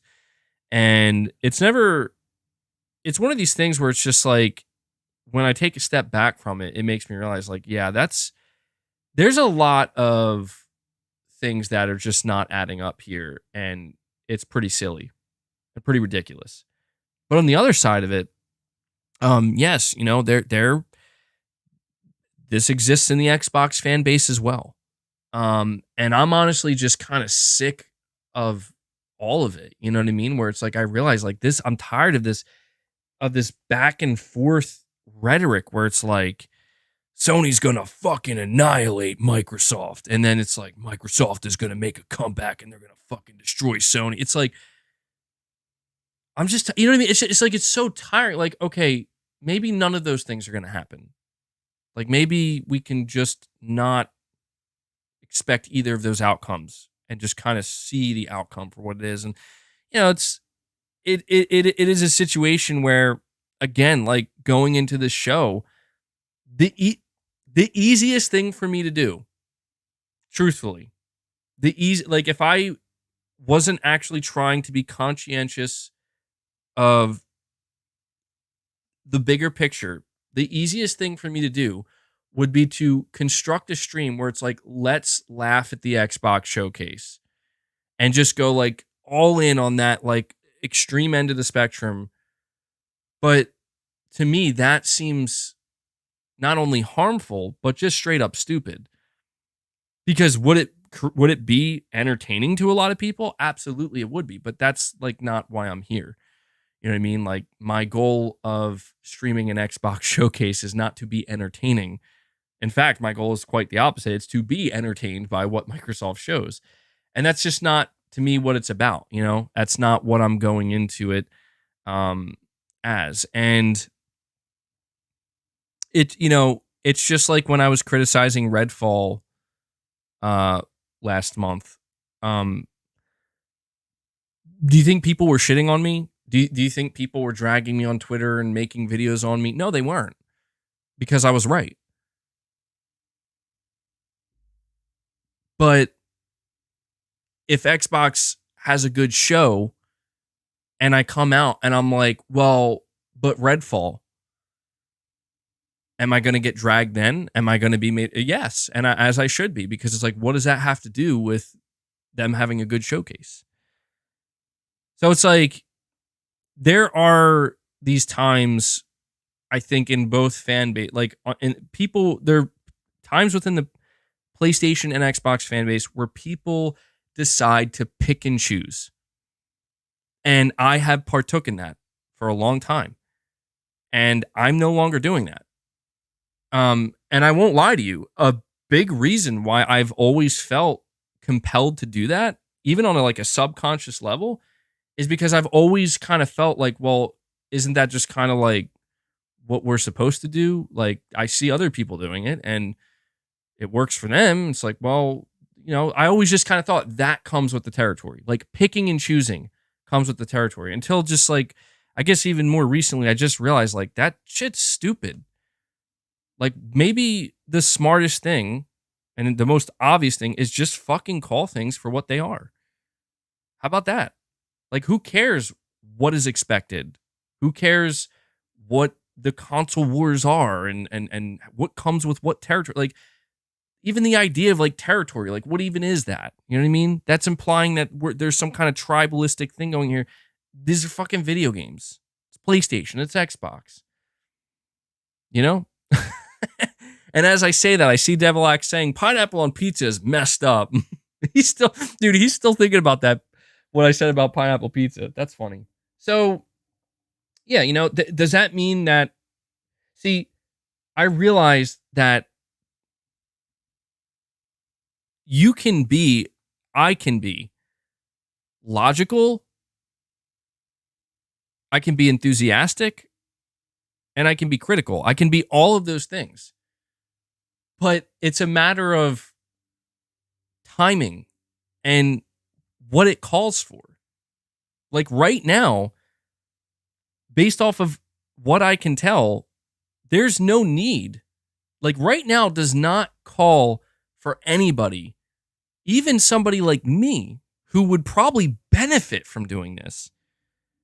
There's no call for time to let Xbox have it. Like, no, it's actually quite the opposite. We could still be critical. I think over the course of this stream with my predictions, I've been critical. You know, I've acknowledged that this could go wrong for them, and they don't have the best track record. That's being critical, but I think it's also being completely reasonable. But I think now is also a great time to acknowledge the things that are lining up that show this might play out in a really big way for Xbox and its fan base. And that's okay. And, you know, we could do one of two things. I could lie to myself and say, well, I don't want to see any good games. I just want to see them fail. You know what I mean? Like, I don't know why I would tell myself that. And that's why it's just like, I'm assuming anybody who's here now on the stream or who has been, who clicked on this stream at all today, you probably have some kind of interest in Xbox where you want to see, like, let's see some good games, you know? So that same logic, you know, applies to PlayStation and everything in between. And that's it. You know, it's that simple. So, you know, you mentioned how it doesn't matter how factual I try to be, how much I try to explain things. They're going to be Xbots, as you put it, stating opposite. Well, man, Michael Lynch, the truth is there are PlayStation, or what do they call it? They call ponies, right? You got Xbox, you got ponies. They're ponies that do the same thing, man. You know? And I can't do anything about that. You know, I'm not here to please one side or the other, one group. I'm just here to do what I do.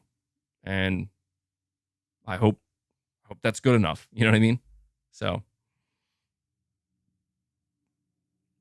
but I appreciate the super chat, Michael. Rashdam, you're saying opens up a Pandora's box of justifying it or pushing the line with future Sony games, not telling people how to spend money. Be careful with the message you send. Yeah, I hear what you're saying, and that's where here's the best middle ground I could come to, Rashdam, because you're not wrong. What I can do is give my opinion, give my thoughts, give my feelings, express what I'm going to do, and then at that point, rather than encourage people what they should or shouldn't do, just basically say, take that for what you will, and make your own decision. And in regards to the whole Spider-Man scenario, I will admit I'm pretty torn on the matter, right? Like, I don't feel comfortable in saying that, oh, I'm totally okay with it and I'm just going to spend the money on it because who cares? And that's how I feel. So you take that for what it is. If I really felt that way, I would say that. But how I feel is torn. I feel like I can see how to me, it is wrong because it just feels unnecessary and it feels a bit greedy, certainly. But there is also that side of me that knows how excited I am for the game and how I don't want to lie to people and say, don't buy that. Don't spend your money on it. And then I end up spending my money on it. You know what I mean? Like, saying one thing and doing another, that's not something I want to put out there either. So you're right. You know, I feel like I have to just be honest with myself and tell people what I'm honestly thinking of doing and give my opinion and then let people take that for what it is. I don't feel, you know, something I feel like I've made a mistake doing many times in the past is I've spoken in a very matter-of-fact way in terms of telling people what they should or shouldn't support, what they should or shouldn't buy. And that, to me, that's just wrong. I can encourage certain things and I can do so by, again, putting my feelings out there. But I've made the mistake of convincing myself that for some reason, like, my opinion on something means more than anybody else's. And I can think that and I can believe that and other people can believe that. I can convince other people of that, but it doesn't. It just simply doesn't. It's like why like reviews kind of don't matter to a lot of people these days because people are eventually waking up and realizing that this is just a person's opinion. You know what I mean? Like if you trust that person, that's one thing, sure. And I appreciate it. Like if you trust me, if you respect me and all those great things, I certainly appreciate that. But I'm not here telling anybody that you have to or you should. Because as much as I want to say you can trust me, if I play a game and I'm like, dude, this game's awesome, somebody who really trusts me might be like, oh, I'm going to go buy that game and play it too. And be like, dude, this game sucks. I trusted you, MBG. It's like, whoa. People are different, man. Everybody has their own expectations and preferences, like we talked about. So I appreciate that, Rosh Dom. Steven Jones, you're saying, has Starfield been confirmed 30 FPS only? Gotta be honest, been watching Spider-Man 2 and Final Fantasy 16 vids since yesterday. Hope Microsoft shows some good stuff. It has not. Well, Todd Howard went on record basically saying that he's perfectly fine with his game and their games running at 30 frames per second. He did go on record saying that, and a lot of people took that as, well, there you go. It's going to be 30 FPS. But in terms of like explicit, like, this is what the game's going to run at confirmed, we haven't gotten that yet. And it's likely we're going to get that sooner rather than later. And I think most people are just bracing themselves, expecting it's going to be 30. So I would be on the lookout for that. Saying you've been watching Spider-Man 2 and Final Fantasy 16 videos since yesterday. Yeah, dude, I'm getting more and more excited for Final Fantasy. I'm really excited for the demo. I am. Like, I can't wait to actually experience the gameplay firsthand and just really get a feel for Final Fantasy 16, because it's a game I've been really building up towards. And I feel like I've been getting spoiled with demos, right? Like, we got that Lies of P demo. That demo was amazing. And now we're about to get a Final Fantasy demo. I'm like, okay, all right, yeah. This is cool, man. This is cool. So, more game demos, please. So I appreciate that, Steven. Light Skin MBG. Interesting name. I feel like I've seen your name before. You're saying, I hope Xbox Showcase is awesome so Xbox fans can get off your junk. Yeah, I've definitely rattled some cages, man. That's for sure. I don't know that I've done it intentionally, though. Like I said, it is what it is. You know, people who criticize me at times, I will admit they're not always wrong. I don't appreciate the way they do it. I definitely don't. Like, it doesn't make me feel good. But I can't deny that, yeah, there are times that I've had takes that are like, you know, I listen to some of the feedback that people give, and I'm like, okay, yeah, you're not entirely wrong. I you know, that was a probably like half-cocked opinion that I just, you know, that came from an emotional reaction that I just blurted out there. So I can't, you know, and I'm doing so publicly. So of course there's going to be criticism. There's going to be people who they got their magnifying glass out and they're, you know, they're waiting for MBG to have a meltdown again or something. And I get that. And that's why I'm like, you know, I look at some of this stuff and it's like, well, I feel like, I'll be honest, I feel like a lot of it, the thing that has actually bothered me about it more than anything is, and it hasn't been this way all the time. It has not been this way all the time, but not even recently, but just throughout certain moments of my channel's history, it's never made me feel good when it feels like it went from I'm trying to just like talk about games and express myself about games, and it turns into like an entertainment thing. Now, for me, from like a channel growth and viewership perspective, that's not actually a bad thing because people like to be entertained, you know, and if, you know, whether people are, it doesn't really matter how they're engaged. It's just that they're engaged, but it becomes clear, you know, that it's like, it's becoming more of an entertainment thing. And that the reason why that frustrates me is because if I do feel like there are important points that I'm trying to convey at times, and this is the important thing.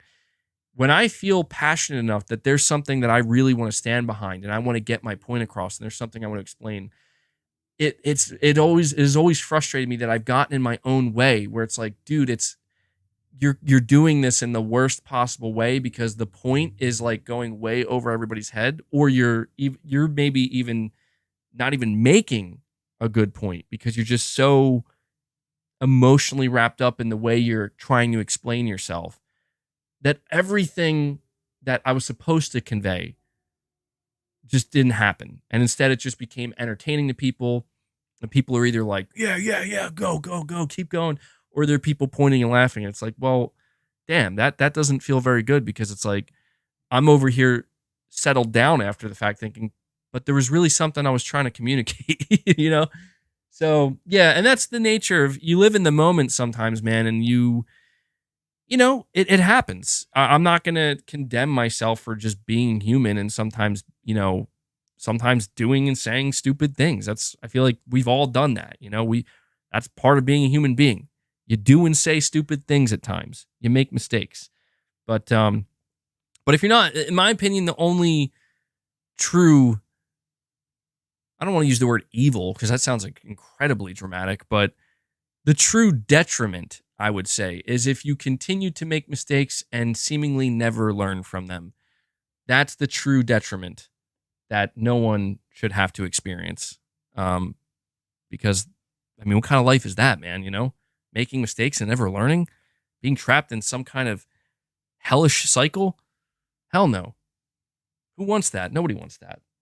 So yeah, I hope that's another thing, man. If Xbox guys that are, you know, focused on me for some reason, I don't know how many are, but I hope they're not. Like, dude, I hope they have a good show because it's like, you guys have been waiting for this, man.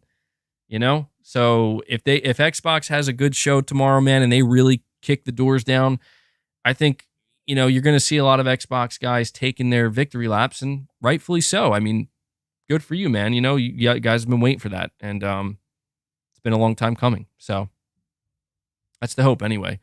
So I appreciate that, man. Let me see where we at here. Oh, by the way, guys, can you do me a favor? Hit that like button. I feel like I haven't mentioned this. Please hit that like button for me. It helps with YouTube's algorithm. KazJam, you're saying, I hope Sony doesn't plan on releasing only 2 games a year. PlayStation has always been known for their variety, quality, and quantity. I switched to PlayStation due to Xbox releasing 1 to 2 games a year. Yeah, it's interesting that you mentioned that. I think that is the big question about Sony's release schedule, is you do have to question if Sony really is only going to release 2 major games a year, how diverse can they really be? How much of a difference can there really be with these games? And I would argue that based off of what we're seeing with Sony's single player games and what we're seeing with their upcoming live service push, I could see a scenario where, and I know that this may sound very disheartening to some people, but it's just a possible scenario. I'm not saying it's going to happen. If Sony really is shooting for 2 games a year, let's look at 2024. Okay, Concord is a first-person shooter live service game from Firewalk that was announced at Sony Showcase. It's aiming for a 2024 release. The other game that we're suspecting is being set to release in holiday of 2024 is Wolverine. We could see a scenario where the 2 big games from specifically PlayStation Studios in 2024, Concord as a live service first-person shooter, and Wolverine as the big single-player heavy hitter. Now, does that mean those are the only games? No, because we're probably going to get, Rise of the Ronin. Is that a PlayStation Studios title? No. But could it be a very big game for PlayStation? Yes. Silent Hill 2 Remake is another game that might come out in 2024, right?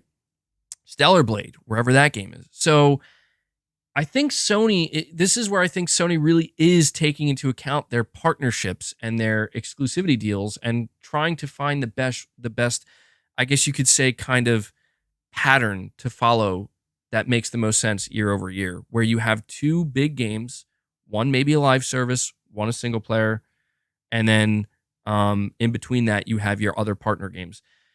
Does it kind of feel disappointing to not get more than 1 major single player game a year from Sony? Absolutely it does, but who knows? Like, I think if Sony has a year where they can be like, we can actually release 2 or 3 or 4 total games, I think they would do it, potentially. But yeah, and Final Fantasy VII Rebirth. I don't know how I forgot that. Like, apparently that game's coming out in January. It's rumored to be coming out in January. So you're telling me, like, hold on, in 2024 we could have Final Fantasy VII Rebirth in January, and then somewhere in there we're going to get Concord, and then possibly Wolverine, and then maybe Rise of the Ronin. I mean, it's looking like it could be a huge, huge year for PlayStation 5. So this is why I think Sony is in a prime position where they don't need to come out and be like, we have 4 games coming out in this 1 year. Because even though we talk about Microsoft and how they're setting themselves up in this position where they're going to have all these different games coming out at different times throughout the year, we also need to keep in mind that some of these games are also still going to be relatively small. They're not going to all be big AAA bangers.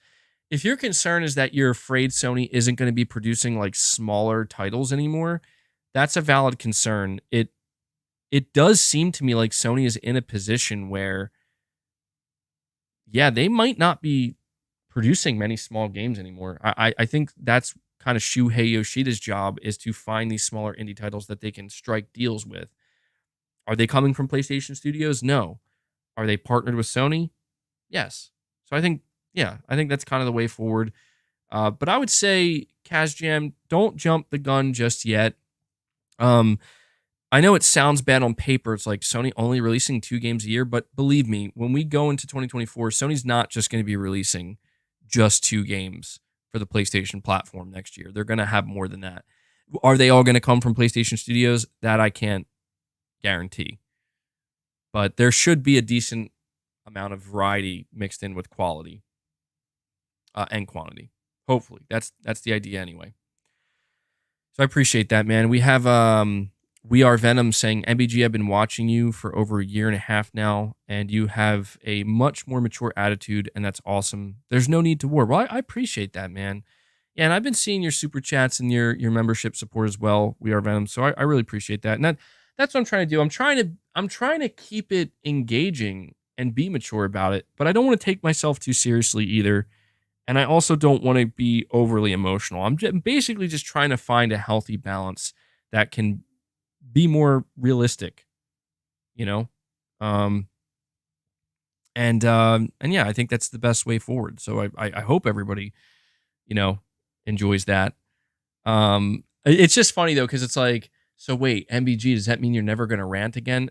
No, probably not. Like I can guarantee there are going to be times, certainly, that I rant about stuff, but I just want to make sure that I don't get, I don't want to cross that threshold, so to speak. MBG, you also don't want to set the expectation bar too high so you're not let down. Yeah, I want to say, guys, look, I've never been one to take the advice, as you know, of going into any show with low expectations. I've always argued that, no, man, let's be excited. That's the point. I went into Summer Game Fest with literally the lowest possible expectations, and I was delighted, dude. I get it now. Like, I get why people go into these shows. Like, now I understand for those people that were telling me I'm going into the PlayStation Showcase with low expectations. That didn't compute with me. That didn't make sense. I didn't understand that. I thought they were crazy. But now I understand why those people who went into the PlayStation Showcase with low expectations walked away happy, dude. And yeah, like, does that mean that all of my criticism is invalid? No, not at all. Not at all. I think that Sony still had to have a stronger first-party showing at that showcase. No doubt about that. However, I can't lie that if I went into the PlayStation Showcase with the same expectations I had for Summer Game Fest, I would have felt very differently. Now, granted, we're talking about a Jeff Keighley show versus a PlayStation Showcase that we waited almost 2 years for. Obviously, there's going to be a difference. But I felt like I really learned something. And what I learned is, yeah, I think going forward, I'm going to try to have very low expectations. And we talk about Xbox's show tomorrow. Am I going in with the absolute lowest expectations tomorrow? No, I'm not. And even my predictions today that I've made have shown that I do have a certain expectation. However, I'm keeping that expectation, I'm keeping it balanced, and I'm keeping it in that, like, I think, yeah, Microsoft is going to have something to say tomorrow. They're going to have something to prove. But I'm not going into tomorrow's Xbox show expecting this is going to be the best Xbox show we ever have, or this is going to just totally, like, be a mind-blowing experience. No, I'm just so here's what I'll say. I'm going into tomorrow's showcase expecting to see 2 or 3 things from Microsoft that make me feel pretty good. And like, wow, there you go. I'm delighted by that. If I can get that from Microsoft, I'll be happy tomorrow. And I will likely walk away saying, there's a good chance I'm going to buy an Xbox now. That's it. Or at the very least, play these games on my PC. That's all. And I don't think that's an unreasonable expectation. 2 to 3 things. Maybe, I don't know, somebody might say that's too much, but I would argue, is it going to be a 2-hour show, man? You know, it was a long show, and Xbox confirmed it's not just going to be the next 12 months. So I think it's a pretty reasonable expectation. So yeah, I appreciate that, man. Sorry, Hellbound, I missed this. Hellbound 1981, keeping the membership train going, guys. It's been a slow-moving membership train today, but it hasn't stopped. Even if there's been, some massive slowdown, I appreciate that, Hellbound.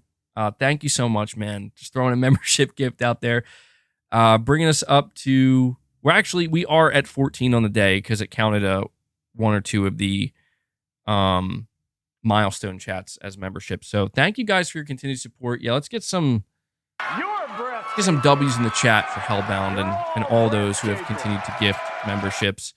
And then I have a super chat here from Stephen Jones saying, I think this month and the coming ones are going to be really good. Lots of good games coming regardless of what system.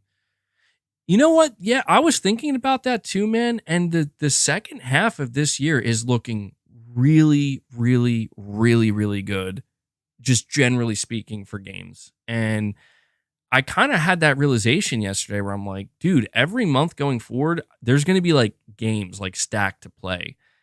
And that's awesome. Now, some of them we don't necessarily have release dates for, but assuming that they don't get delayed, it's looking really good. And this holiday in particular is looking very, very, very strong. So the first half of the year was really good too, man. 2023 in general has been a good year for gaming, I have to say. It's had some ups and downs, as every year does, but generally speaking, it's been pretty good. All right, so here's what we're going to do. I told you guys I wanted to test something out. We're going to test it out now. All right? So bear with me while I get it set up. This is in preparation for tomorrow's show. I do have it pretty much already set up. I just have to bring it up here. All right. Okay, so I want to test this out. I want to watch the Hellblade. Well, actually, let me just transform this here. I want to watch this Hellblade gameplay to test it out. So give me 1 sec.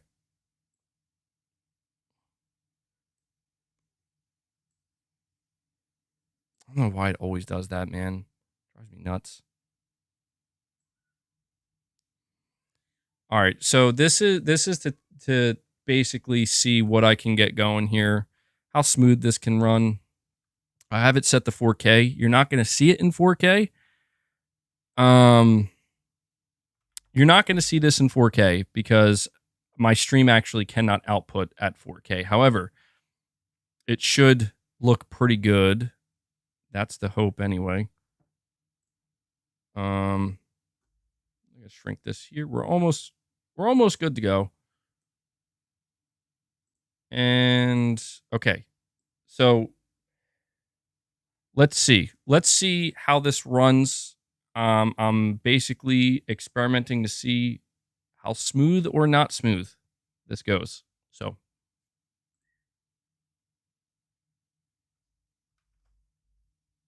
and she said, oops. With our swords, we will forge new stories to strike the gods that haunt us.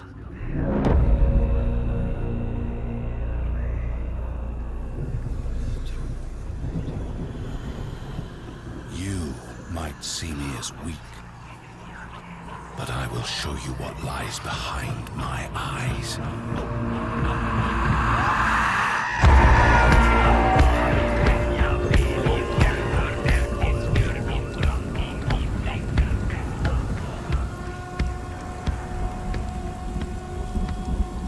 Embrace our suffering, soothe our scars of grief, and break their siege of our minds. You may see them as gods, but we will show you what lies behind their eyes. Wait. Listen. You're saying it's pretty laggy. It's coming. He's here. That's my name. He can smell your fear. So how is it running right now? Like, generally speaking, like, how's it look? how smooth or not smooth is it? To risk your own life for what you believe is your sacrifice to make. To lead others to What do you say? death. brings So a from what I can different tell, kind all right, of let me. Oh my God, dude! How my CPU is like? How is my CPU at 80? It's like fluctuating between 85 and 90%. Like, what is going on? All right, so let me try this now. Okay, so that was me playing it at 4K. I'm gonna bring it down to 1080p, and I want to see if it helps with. Oh wow, okay, that immediately dropped my CPU usage to like 15%. No way. Are you serious? Holy shit. Okay, yeah, so I don't think 4K is an option for us, guys. Let me check 1080p. Let's see what 1080p looks like. How this performs. Death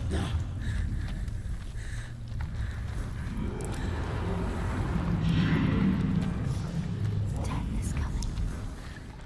You know what you have to do. Can you smell their fear? He's here. Death is coming. Look at the bones. Death is coming. Look at the bones. That's going to be you. That's going to be everyone. No one's ever killed a giant before. What makes you think you? Is this like in her head? Can't figure it out. You're saying it looks good. You're saying still choppy. Well, when you say choppy, like what FPS those whose do you eyes think are it's at? clouded by fear Like when you're saying are it's coming besieged by through the choppy. ghosts that haunt them. Senua saw that to win the war we must break this siege. Break it with an unshakable truth. Saying lower the bit rate. Unfortunately, it doesn't let me do that live. 20 FPS, impossible 20 to feat. 30. Get ready. It's about to start. So the video itself, this Hellblade video, is running at 30 frames. Okay, and my stream is running at 30 frames. Then the fire. Yes. Yes. When things start to speed up, let's see. We got Corey Landiga coming in, gifting a membership. Thank you, Corey. Thank you for keeping that membership train going, dude. Bringing us up to 15. Get some W's in the chat for Corey coming in.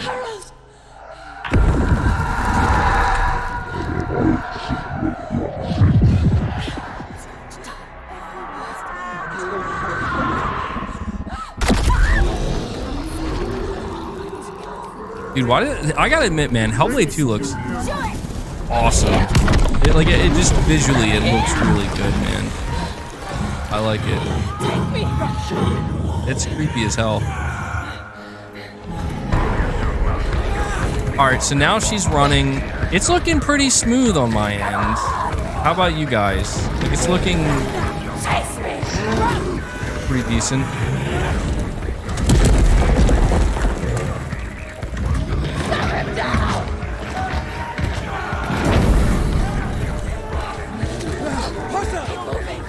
Okay, like there are a couple of spots you can tell it's dropping a little bit below 30.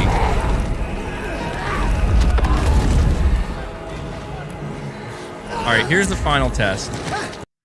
I'm gonna drop it. I would really prefer to watch the stream tomorrow at 720 or 1080. I'm gonna drop it to 720 and see how big of a difference this makes.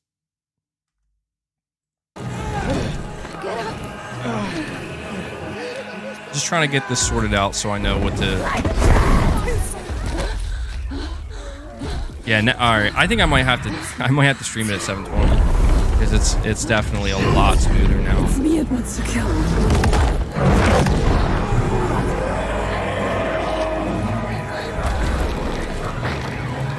Still looks pretty good though. You're saying still the same? Are you sure? On my end, I'm seeing a difference.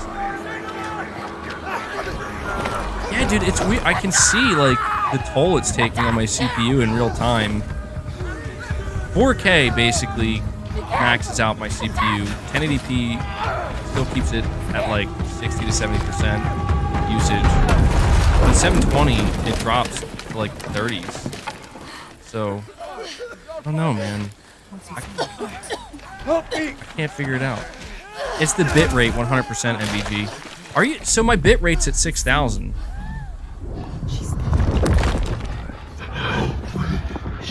Saying it's still very choppy. You don't think it's a CPU issue?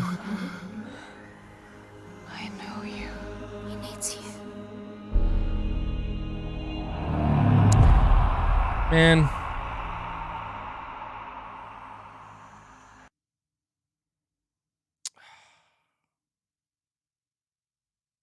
All right, I'm going to come back here a little bit. Yeah, I don't know, man. I don't know what the fucking problem is. Like, I don't know why it's so choppy, man.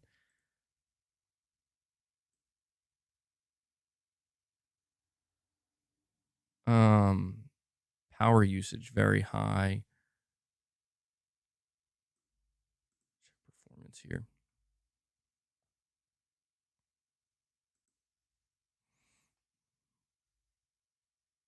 Let me go over here, see what you guys are saying.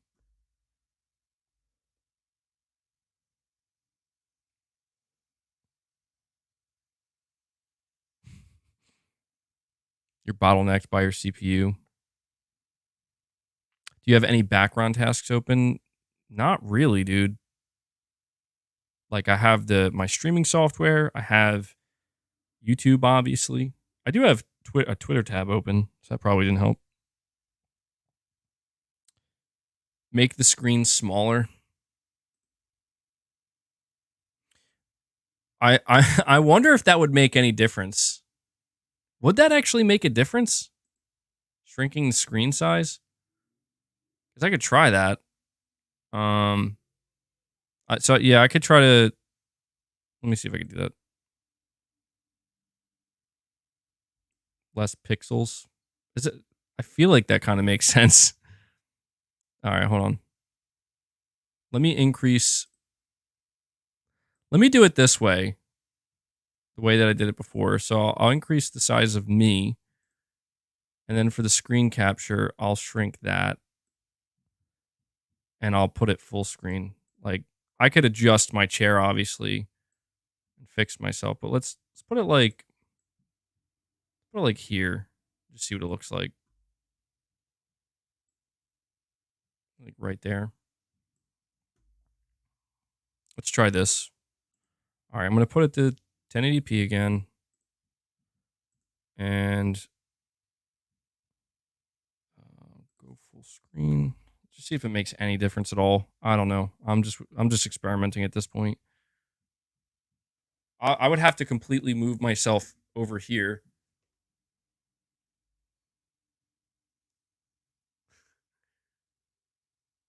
All right, let's give it a shot.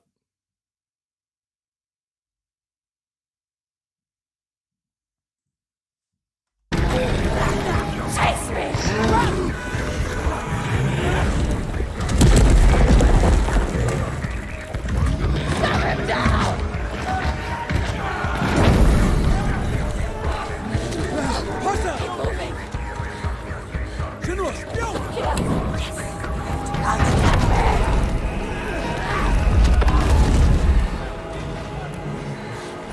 Still choppy? Well, then I guess I'm fucked, man. I don't know.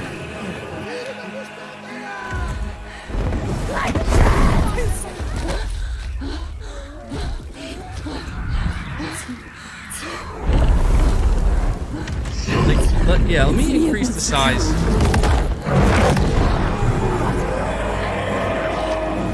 I don't think it's making any difference, dude. I don't think the size of the screen is... Ready! Get ready!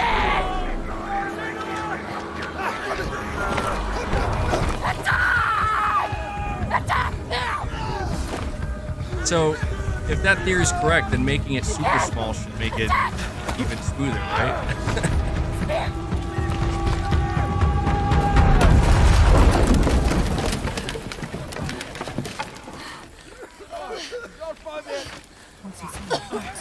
Help me!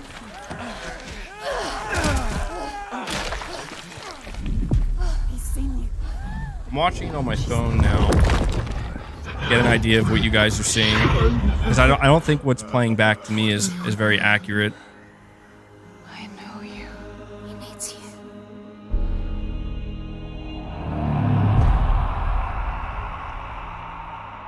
you. Well, 480p Xbox stream coming in hot tomorrow. That's what's gonna happen, bro. Damn.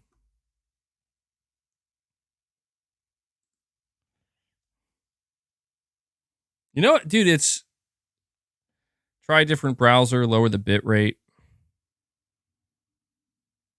set your power to maximum performance.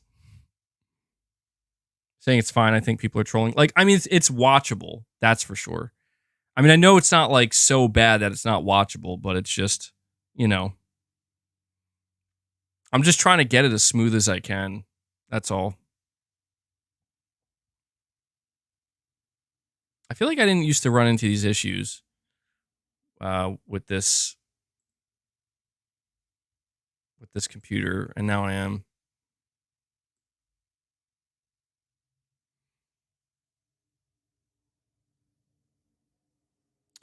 Yeah, hopefully it'll be good enough to get it done tomorrow, to get the job done. On Streamlabs, I am.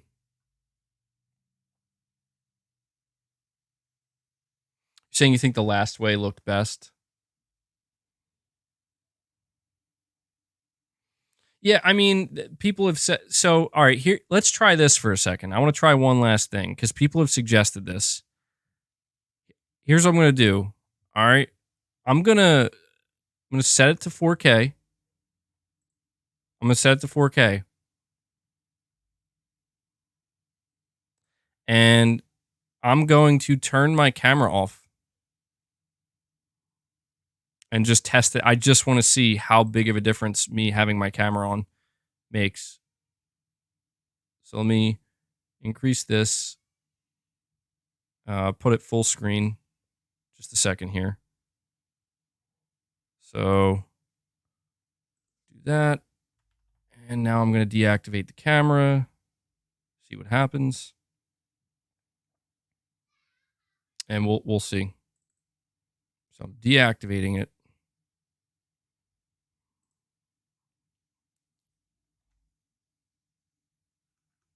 Now let's play. Death is coming.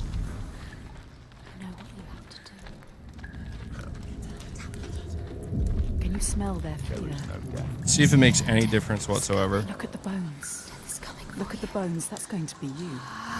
That's going to be everyone. No one's ever killed a giant before. What makes you think you can stay down? I'm giving it a couple. Yeah, I'm gonna give it a minute here to just kind of. I'm not moving my mouse around. I'm not doing anything. I'm just watching.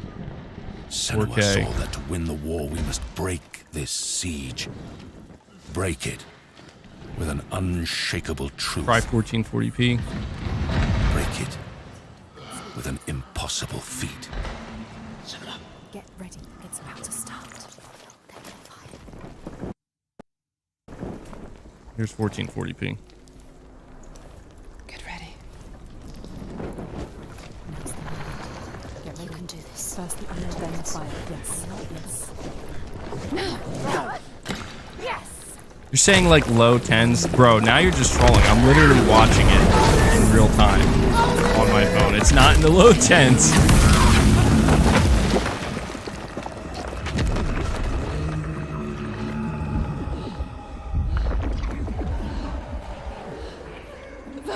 Saying that is better.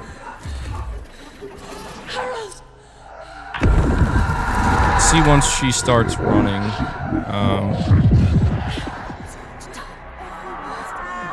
Damn, is this what's gonna have to happen? I'm gonna have to remove my my webcam. I think that might be what has to happen.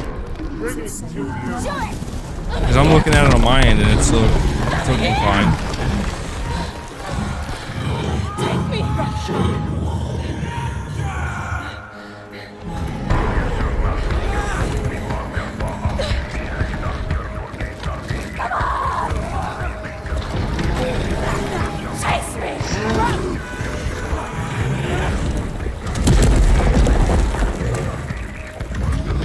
You're saying try right-clicking on your Streamlabs capture and put it on performance mode. Oh, is that an option?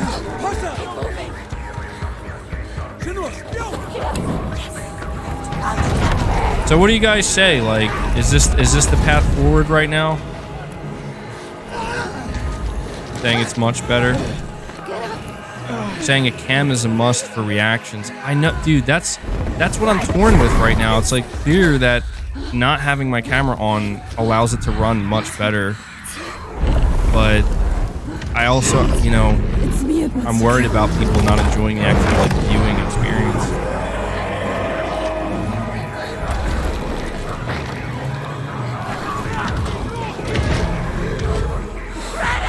All right, hold on. I got an idea. All right, maybe if I lower my camera resolution, maybe that would help. So, let me activate it, and then let me drop it to 720. See if that helps.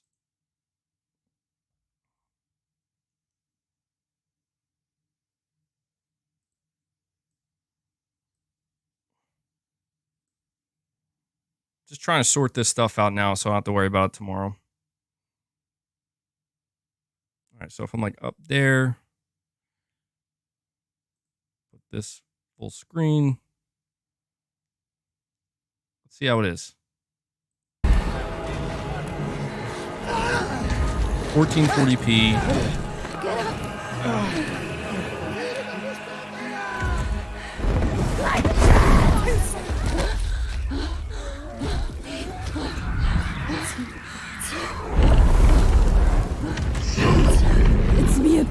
Space Gambler Jr. saying, yeah, that works. Yeah, I'm looking at it on my end too, on my phone. It's looking pretty good. I think this could work.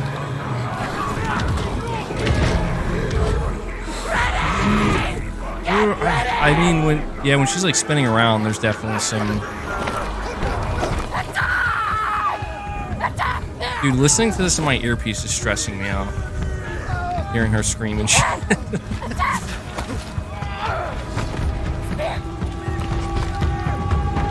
Saying this is fine.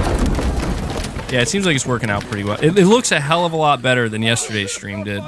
Or Summer Game Fest, I mean.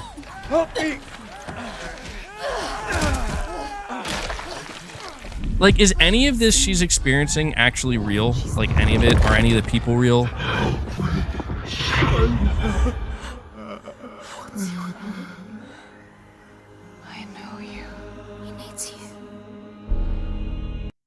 Yeah, it looks good though, man.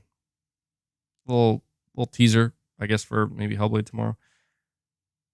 All right, well, I think, you know, it's funny. I'm like doing all this now, and then you can already see tomorrow, like I'm going to set it up this exact same way. And then it's just going to break. Like the stream's just going to chug at like 10 frames. All right, well, I'll keep these settings for tomorrow. My screen is going to be so minimized you won't notice that it's even at 720p, and we'll shoot for 1080p, 1440p. And then somebody mentioned on Streamlabs like hitting a performance mode.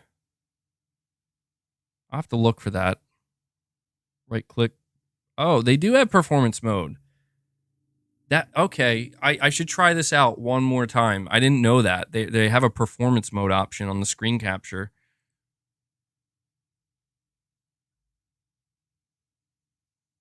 Oh, so they disable preview mode in performance mode, which makes things a little bit difficult.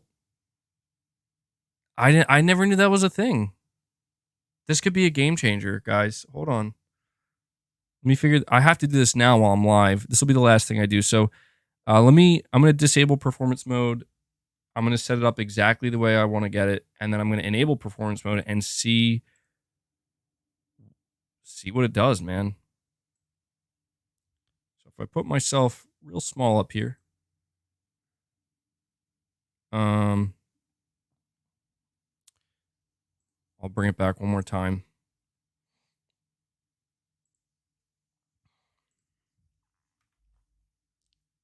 All right.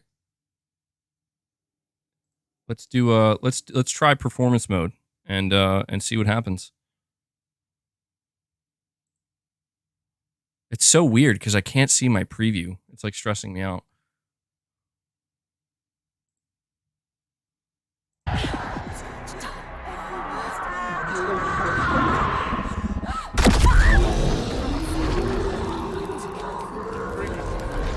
Bring it to you.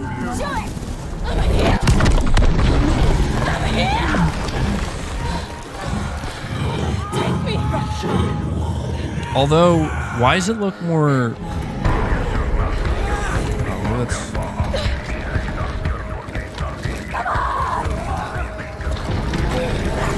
Chase me.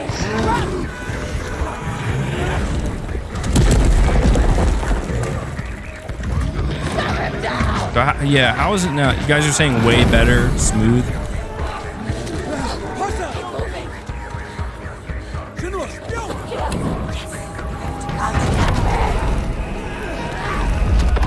All right, yeah, I think whoever. So I missed the name of the person who suggested that to me, but thank you so much for that, man. I didn't even know that was an option. I think not perfect, but fine. Yeah, I noticed there's a little bit of.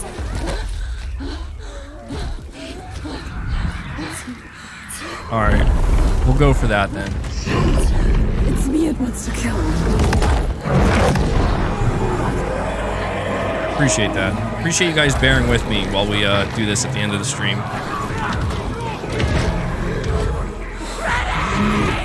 Get ready.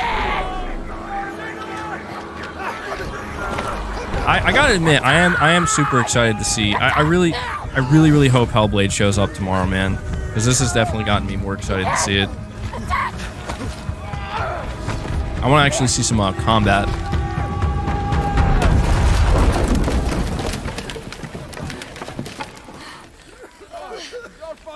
The real question is, would I be able to stream it at this resolution at 60 frames? Unfortunately, that I can't figure out. I would have to start a whole new stream, which I'm not going to do. But yeah, I think that I think we found the solution here. Well then.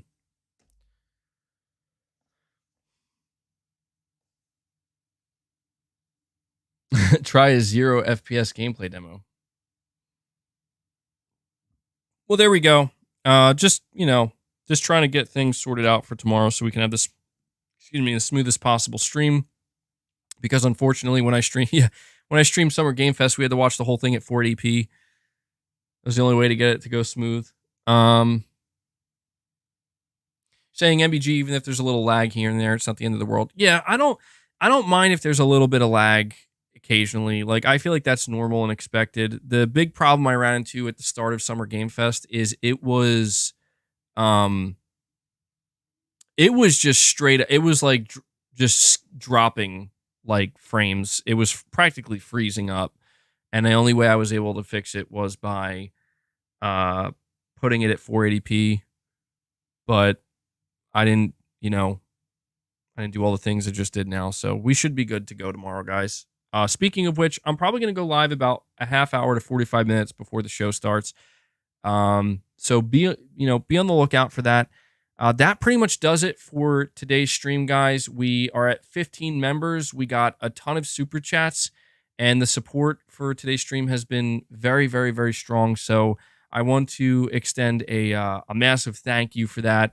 I appreciate the continued support, guys. It means a lot to me. As I always say, this is what I rely on. I rely on fan funding during these streams, and you guys always show up in force with your support, and I'm extremely, extremely grateful for that. So it's awesome to be able to do this. And yeah, so we have another show to look forward to tomorrow, and